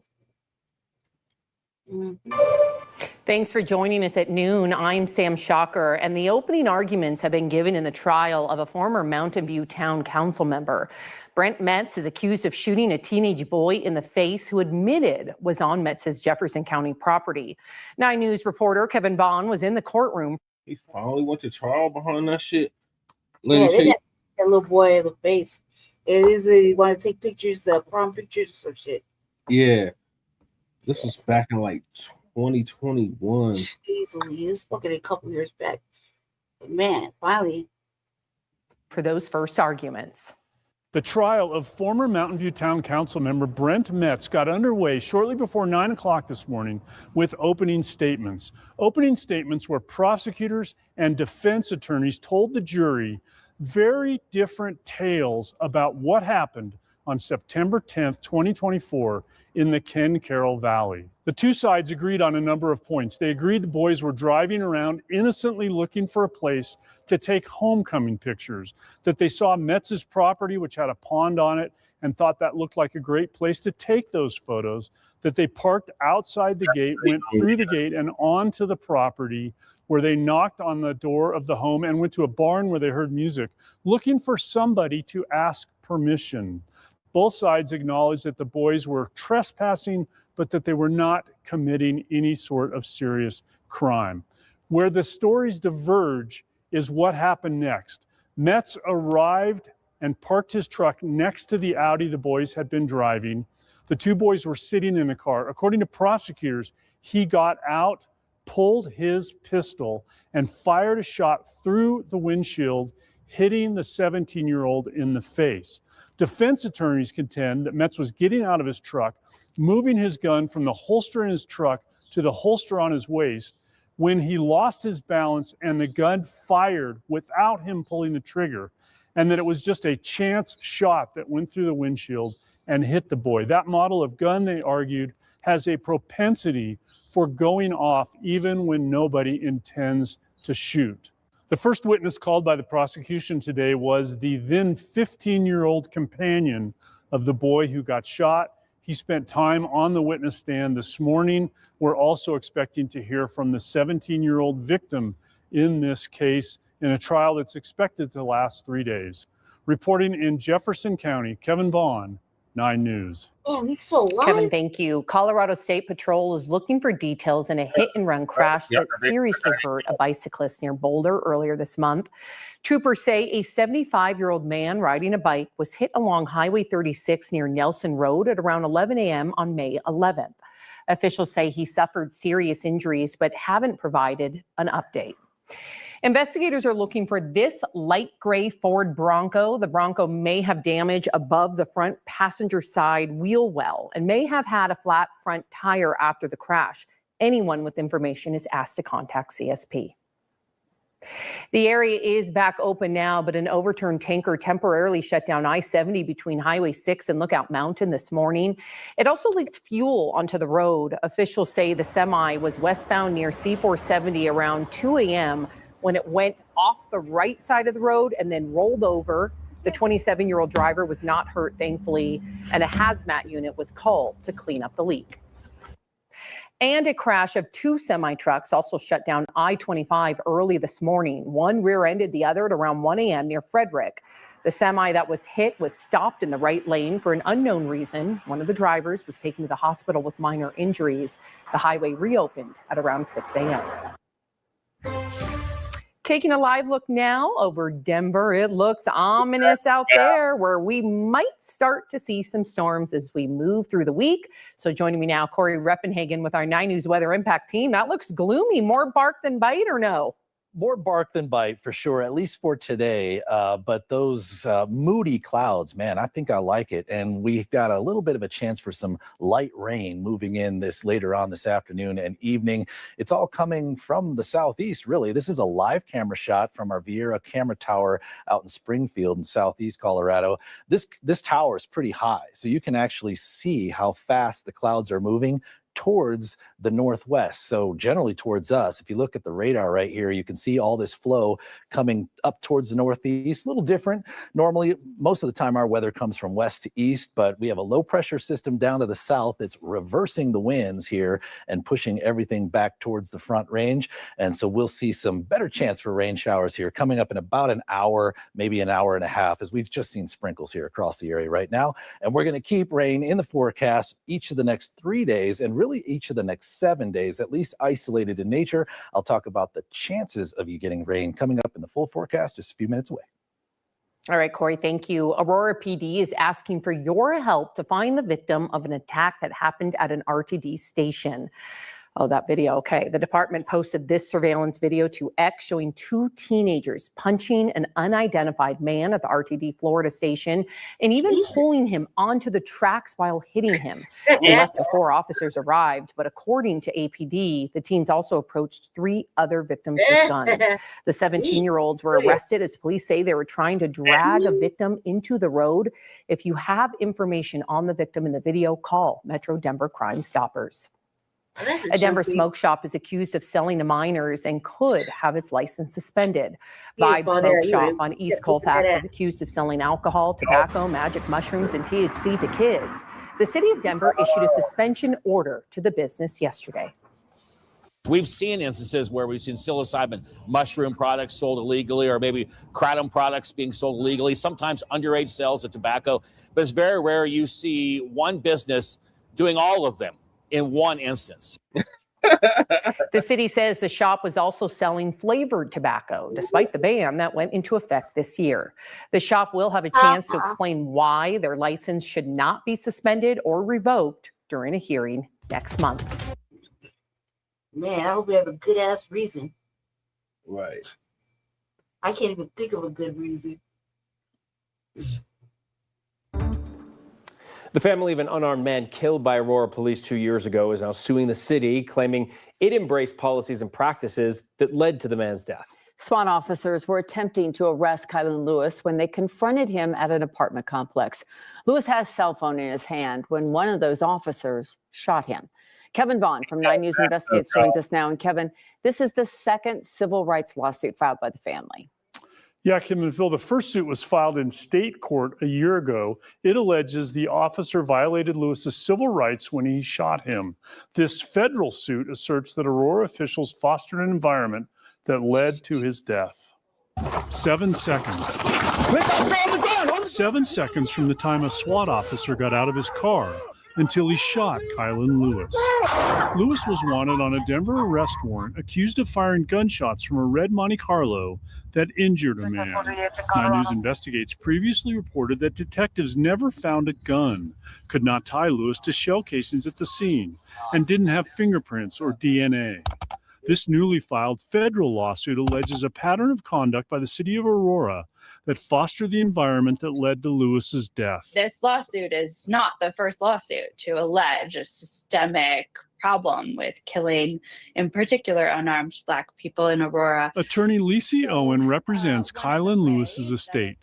The suit alleges, among other things, that Aurora failed to properly train the department's officers. Police departments have an obligation to make sure that their officers are competent, right? And competence includes not killing people illegally or unjustifiably. The suit also asserts that by defending the officer who shot Lewis, the city sent a powerful message. If officers know that they can kill people with impunity, they're not going to be motivated to stop doing it. Arapahoe County's district attorney concluded that the shooting was legally justified. We reached out to the city of Aurora today, but with it being a holiday, no one was available to address the lawsuit. That separate lawsuit in state court, which alleges the officer who shot Lewis violated his civil rights, is scheduled to go to trial next March. Live in the studio, Kevin Vaughn, 9 News. Some rain and storms popped up on this Memorial Day. Tomorrow, we expect a similar weather pattern. Chris Bianchi is here with our first forecast. Chris, it's kind of just enough to... Hold on. So what are your thoughts on the Kylan Lewis lawsuit, Lady Shay? I don't have any thoughts because one of them, we know these people. So I mean, doesn't matter what I say. I don't really want to say anything out loud about that. I just want to say that I saw a little bit of city council on Monday, and everybody was talking about it. Oh boy, Kylan Lewis was Black excellence, and I don't know what else. And the mayor didn't clap, and so Kid, told him to fuck off, and I don't know what else. So. Right, so I was like, I don't know about all that, but I just goddamn, man, still. So I don't really have anything else to say about that. I don't know. I don't know what to say about that. Like, you know what I mean? I don't know what to say about that. I mean, they had a dissent decree. They've had a dissent decree for how many years now? Like 4 years, 4 years. And they still keep killing unarmed Black people in Aurora. Aurora is bad, y'all. Like, this is the fact of Sunday. Directly to Denver. Mm-hmm.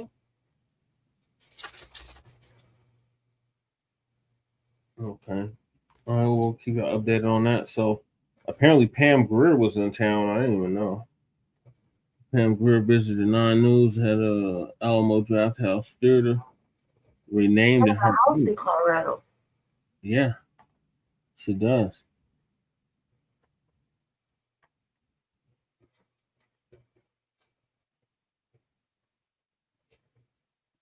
A homecoming in Denver to honor a Hollywood icon. Alamo Draft House is renaming its Littleton location after movie star and East High School grad Pam Grier. Grier's Hollywood resume includes Jackie Brown and Foxy Brown. I mean, that's just a couple.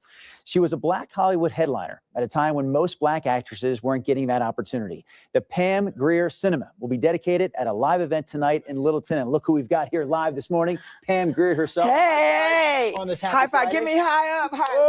Oh, going down low? Yeah. There you go. Come on, boy from Philly. I saw you when you first came. Come on now.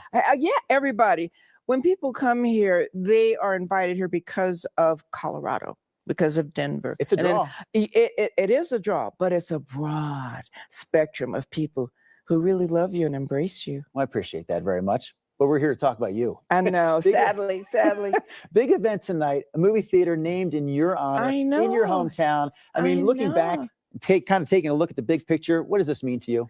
Free popcorn. Come on now. Free movies. I'm a movie fanatic. That's my first movie was to see on 16th Street, Godzilla. Okay. And that's what I wanted to do.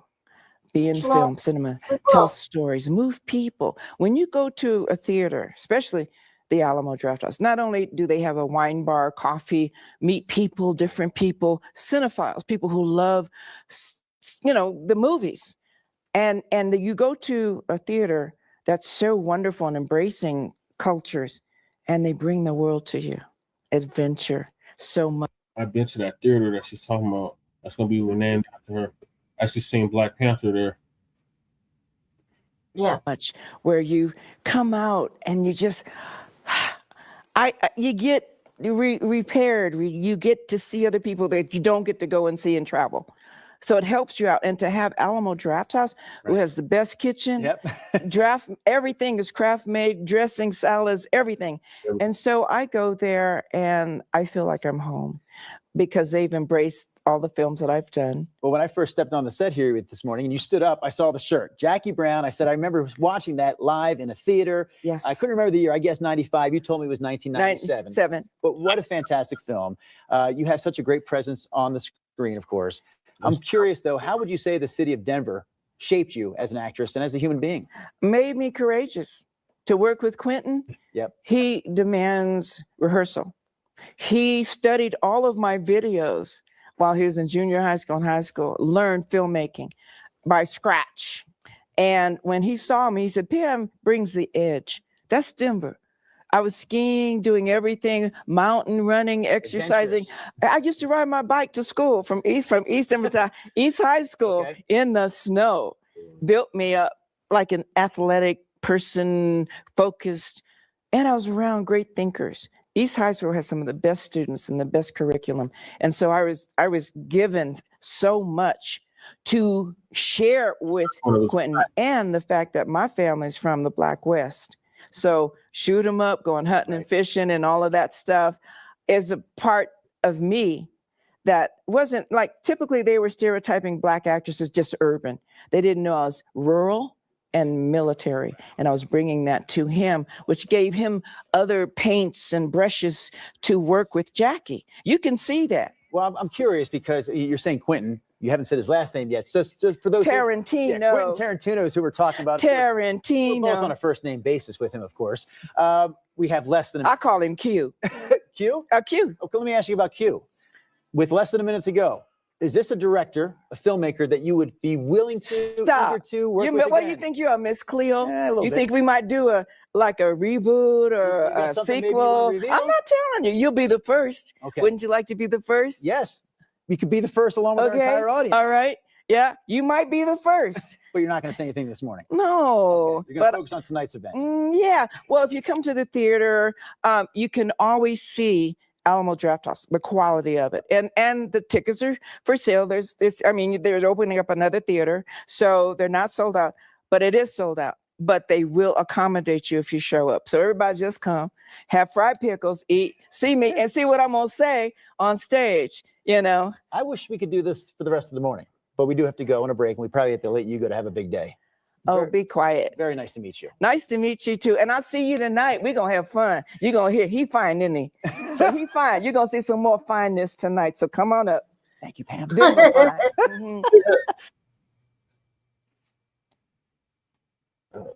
that was like about a week ago.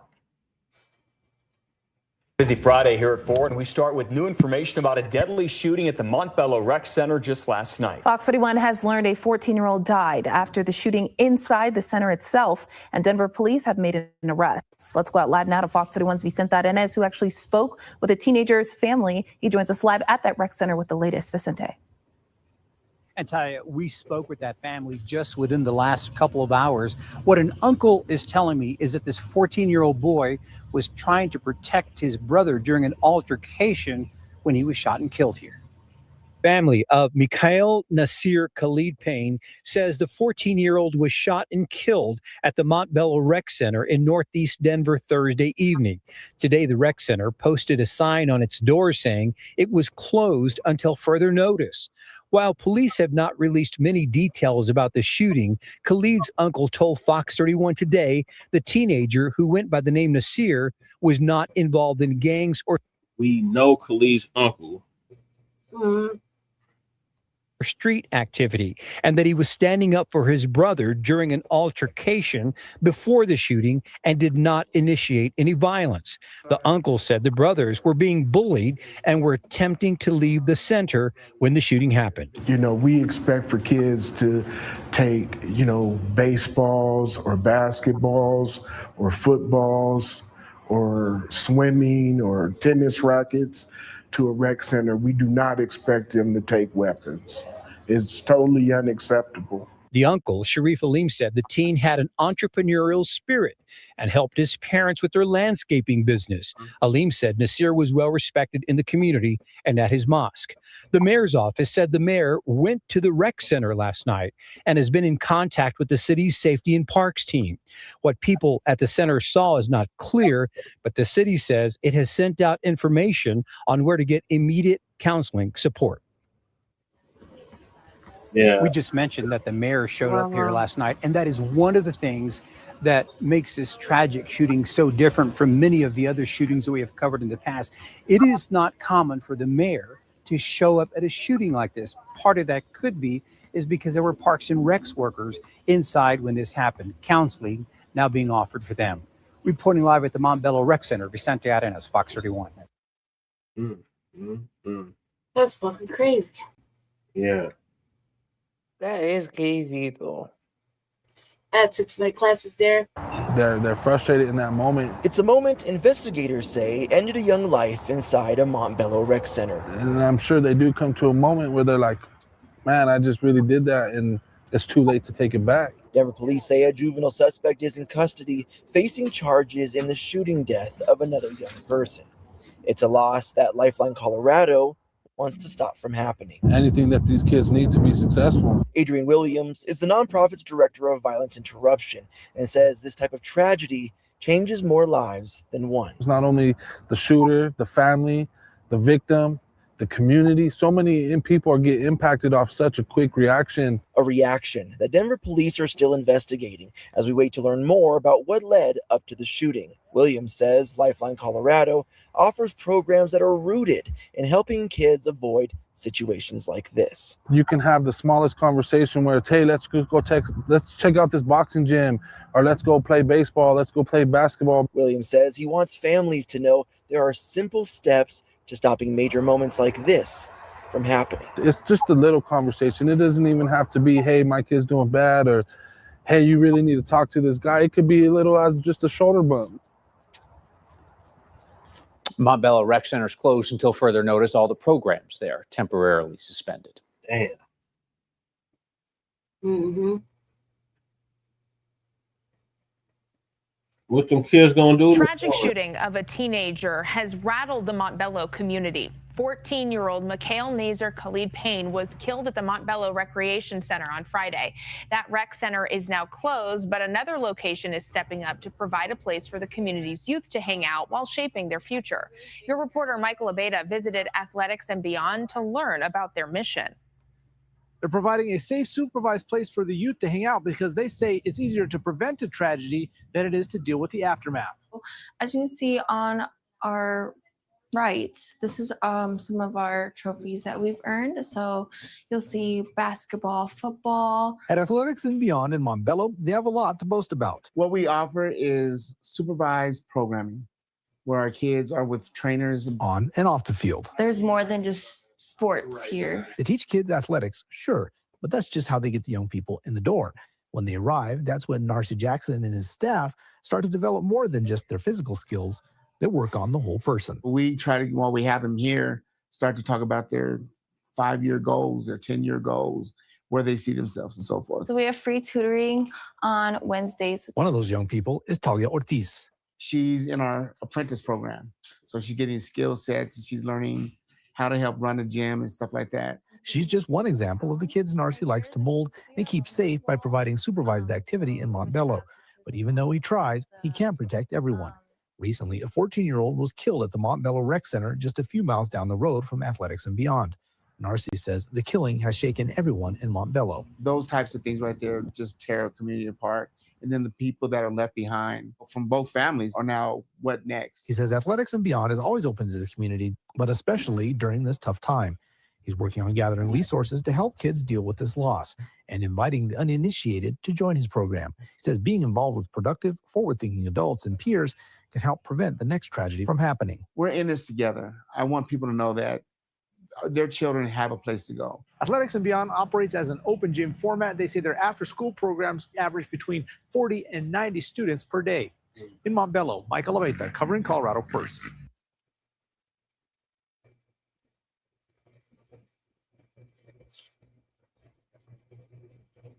All right, y'all. So Colorado's. Oh, I got it. No, I have two more topics. I think they're gonna cover it in here though. Let me see. Do that. Let's go on the trial. On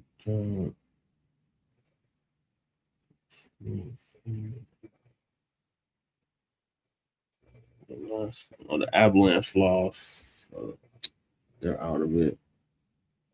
Oh, Polis wants a new bill to overhaul the RTD board of directors. That's our punk ass governor. That's the one they censored after he gave Tina Peters clemency.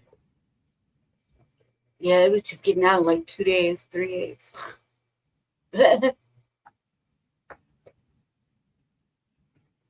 Yeah. She qualifies too. Yeah. RTD has had its fair share of issues. Today, Governor Polis signed a bill on a moving bus, hoping to strengthen how it operates. Polis hopped on a 16th Street Mall ride bus to sign a new bill that would provide long-term investment into RTD. It also overhauls RTD's board, shrinking it from 15 people down to 9. 5 of those 9 will still be elected, but 4 will be appointed by the governor. Polis says it's not easy to run the agency, and the bill will allow a wider range of voices overseeing the board. Running a transit agency is kind of both political and professional, and I think this bill reflects the duality of that. It keeps the political accountability, but it makes sure that somebody with financial expertise, somebody with HR expertise, is able to bring that expertise to run a very large organization. The board changes, we're told, won't go into effect until the 2028 election. The 9 News reporter Colton Chavez joins us from DIA now. And Colton, some people are just happy they'll have an option here. Absolutely, especially because this is what it usually looks like when we want to go through the airport. We have to come down the escalator, and then you got to cram in with everybody here on the trains. Now, Denver International Airport, they say they're not going to get those walkways complete until about 2028 or 29. So for everybody I talked to today, the question I asked, are we sticking with the trains or are we walking? First time being on the train, and I think first or second time actually being here in this airport. It was really crowded. Guys was like, we can still push in, but I was standing on somebody's toes. Boy, it's been a while since I've been on one that broke down, but yeah, I have. The trains at Denver International Airport are always giving people a story to tell. Somebody threw up on the train. Yeah, it was kind of miserable. While the airport can't predict when someone will puke, they say construction on new pedestrian walkways to the concourses will begin in 2027, giving travelers the options to just walk it. I think that would be really nice because the trains have been crowded in my experience coming to here. We'll say after a 4-hour flight, it would be nice to stretch your legs, so I would not be opposed to it. You're crammed, so I'd rather be walking right now. You don't have to worry about this. 100% I'm taking the walkway. But not everyone is on board with walking. It can be a little tight, but I think that it's efficient and it gets you where you need to go fast. Others would just like to see some people remodel their manners. There are people that are unaware that a handicapped person really needs to be able to get out first. While these new walkways will run through the airport's underground baggage tunnels, Coloradans have been spreading rumors about what's down there for years. They have tunnels underneath that are for like high class people. Once you explore, you don't come back. DIA says the new walkways are meant to bring more people through its doors. So I would probably feed into it a little bit and like go through the tunnel looking for those type of things. And keep them coming back. Hold on, please. Now, here's the question that I have. As a child coming here to DIA, my favorite part of going to the airport was getting on the train. So when all this is said and done, I want to know what families end up choosing to do. Is it the train or taking a walk? Live at DIA, Colton Chavez, 9 News. Depends on the age. I'm with you. It's pretty fun to watch it, and then the little propeller things when you whiz by them. And just walking with a kid a long distance is a lot. I think it also depends on the time you have. Are you rushing to or do you have some time to get there, do a little shopping along the way? But it's nice to have an option. Colton, thank you.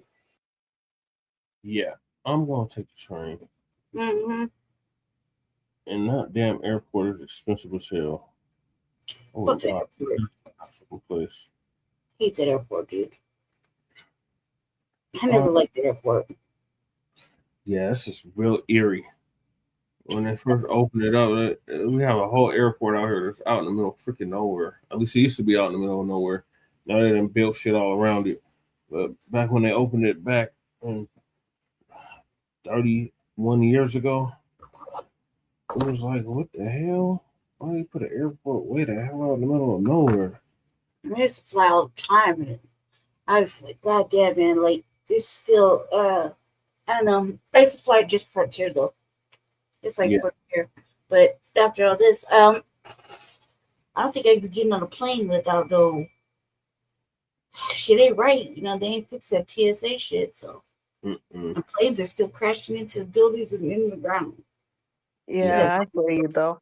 Remember that one time I told you, right, when I was in Barcelona for a bit, right? 3 days, 2 nights. I actually had to stay one extra day because apparently, right, they're saying, I don't know, who knows what happens though, because after the multiple delays, cancellation, and reschedule, I don't know what happened though. I guess I was blessed that day, but I guess I slept on the airport floor. They gave me an unreasonable hotel to stay, so I had to stay on the airport and I had to sleep on the floor and wait till Friday to go home.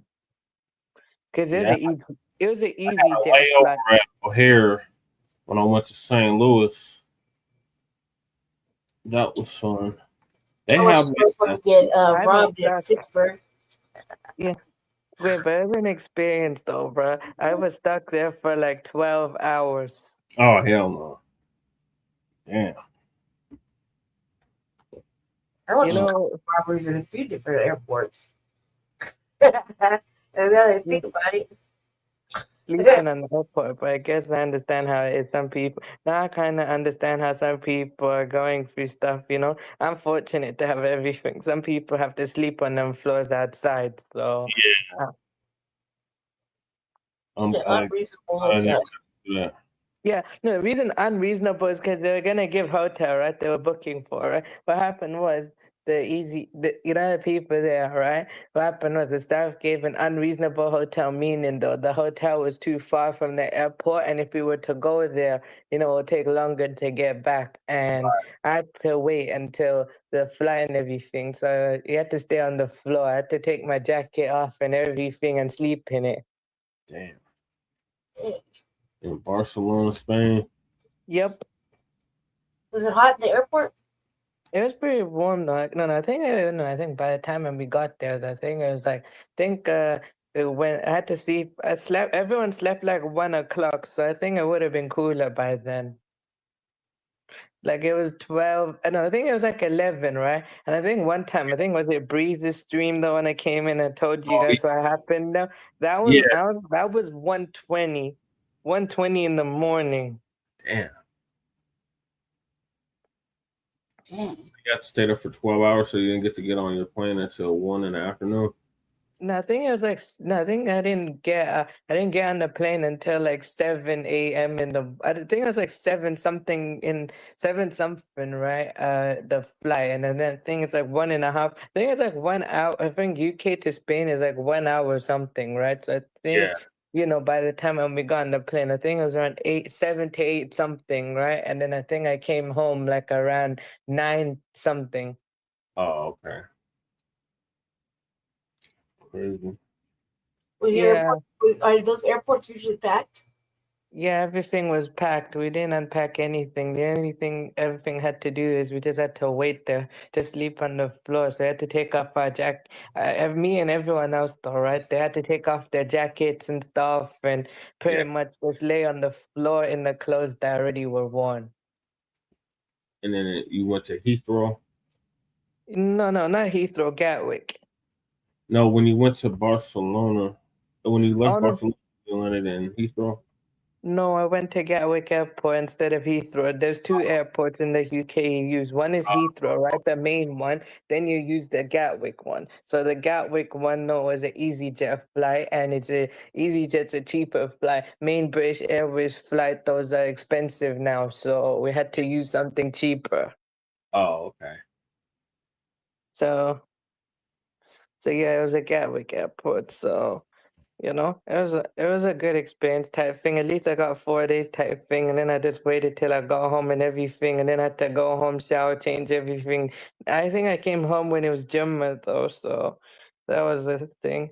So yeah. Okay. Well, we're gonna wrap this thing up. Riaz, appreciate you joining us. You're welcome. Yeah, thank you, Maria. Learned a You're lot welcome. today. Thank you, appreciate that. So yeah, I learned a lot two types things. So basically my final words, I say my final thoughts before we go, my about to say a final thoughts. My final thoughts is there are one good stream. This is interesting stuff and a good conversation type thing. And also the typing us, please leave a like, comment, share, and connect to the host and everyone else here who's a creator, and also connect to me also though, based on what I post and also the host post, and basically we're out. Yep. Yeah. Basically. All right, what's your closing, Lady Che? Nothing really to say. Stay black and have a good day. Probably be at the Black House later on. Yeah. Right. Maybe we'll see. I mean, I'm planning on it, so I'm planning on it definitely. Okay. See if I can make it out of here though. The babies can't wait to see you. I'm sure they don't. They'll just wait for me to beat their ass. I miss it too, man. That's the only reason I go over there now. So yeah, I just stay black, say have a good ass day. I would do an RVA, but I don't know, man. Anyway, you'll probably see me on later on this evening. I'm sure. Yeah, we'll figure it out. I'll figure it out. Have a good day, I guess, or Grand Rising. It's early. Peace, young Riaz. Thank you for coming on. All right, so this is going to conclude season 6, episode 27, part 3, continuation, part 2 of the Frontline Black News. Join us Friday for Grand Rising with Shabaka and the Chase. In the meantime, make sure y'all like and subscribe to all our platforms, Frontline Black News on YouTube and Facebook. The Revolutionary Agenda, which Lady Chase should be doing sometime today, tomorrow. Yeah, I got it all done up. I don't know if I can sit in this goddamn chair that long. And Shabaka's Black Experience Enhanced on Facebook, Twitter, and Instagram. So peace, love, light, reparations, and separations, and delineations in Black empowerment. Chan Kuma and Lady Chase signing off from the Mile High Income and Illegal Migrant for the City. Thank you to everybody that tapped in. I'm going to be here for a minute, naming everybody. Shout out to Sister Val for coming through. Mm-hmm. Shout out to Riaz for coming through. Yep. Shout out to y'all Rules for coming through. Mm-hmm. Joe Shout Black. Out to Cow Dog, Black Joe for coming Black through. Joe. Shabaka for coming through. Oh, shit. Who else was here? Nobby, Goddess Nobby. He said she came through. Who was this? Ed Davis. Appreciate you coming through. And got Young Riaz. Who else was in here? There's a bunch of people. I guess. Oh, Cow Dog for coming through. Cow Dog came through as well. So, got a snowman.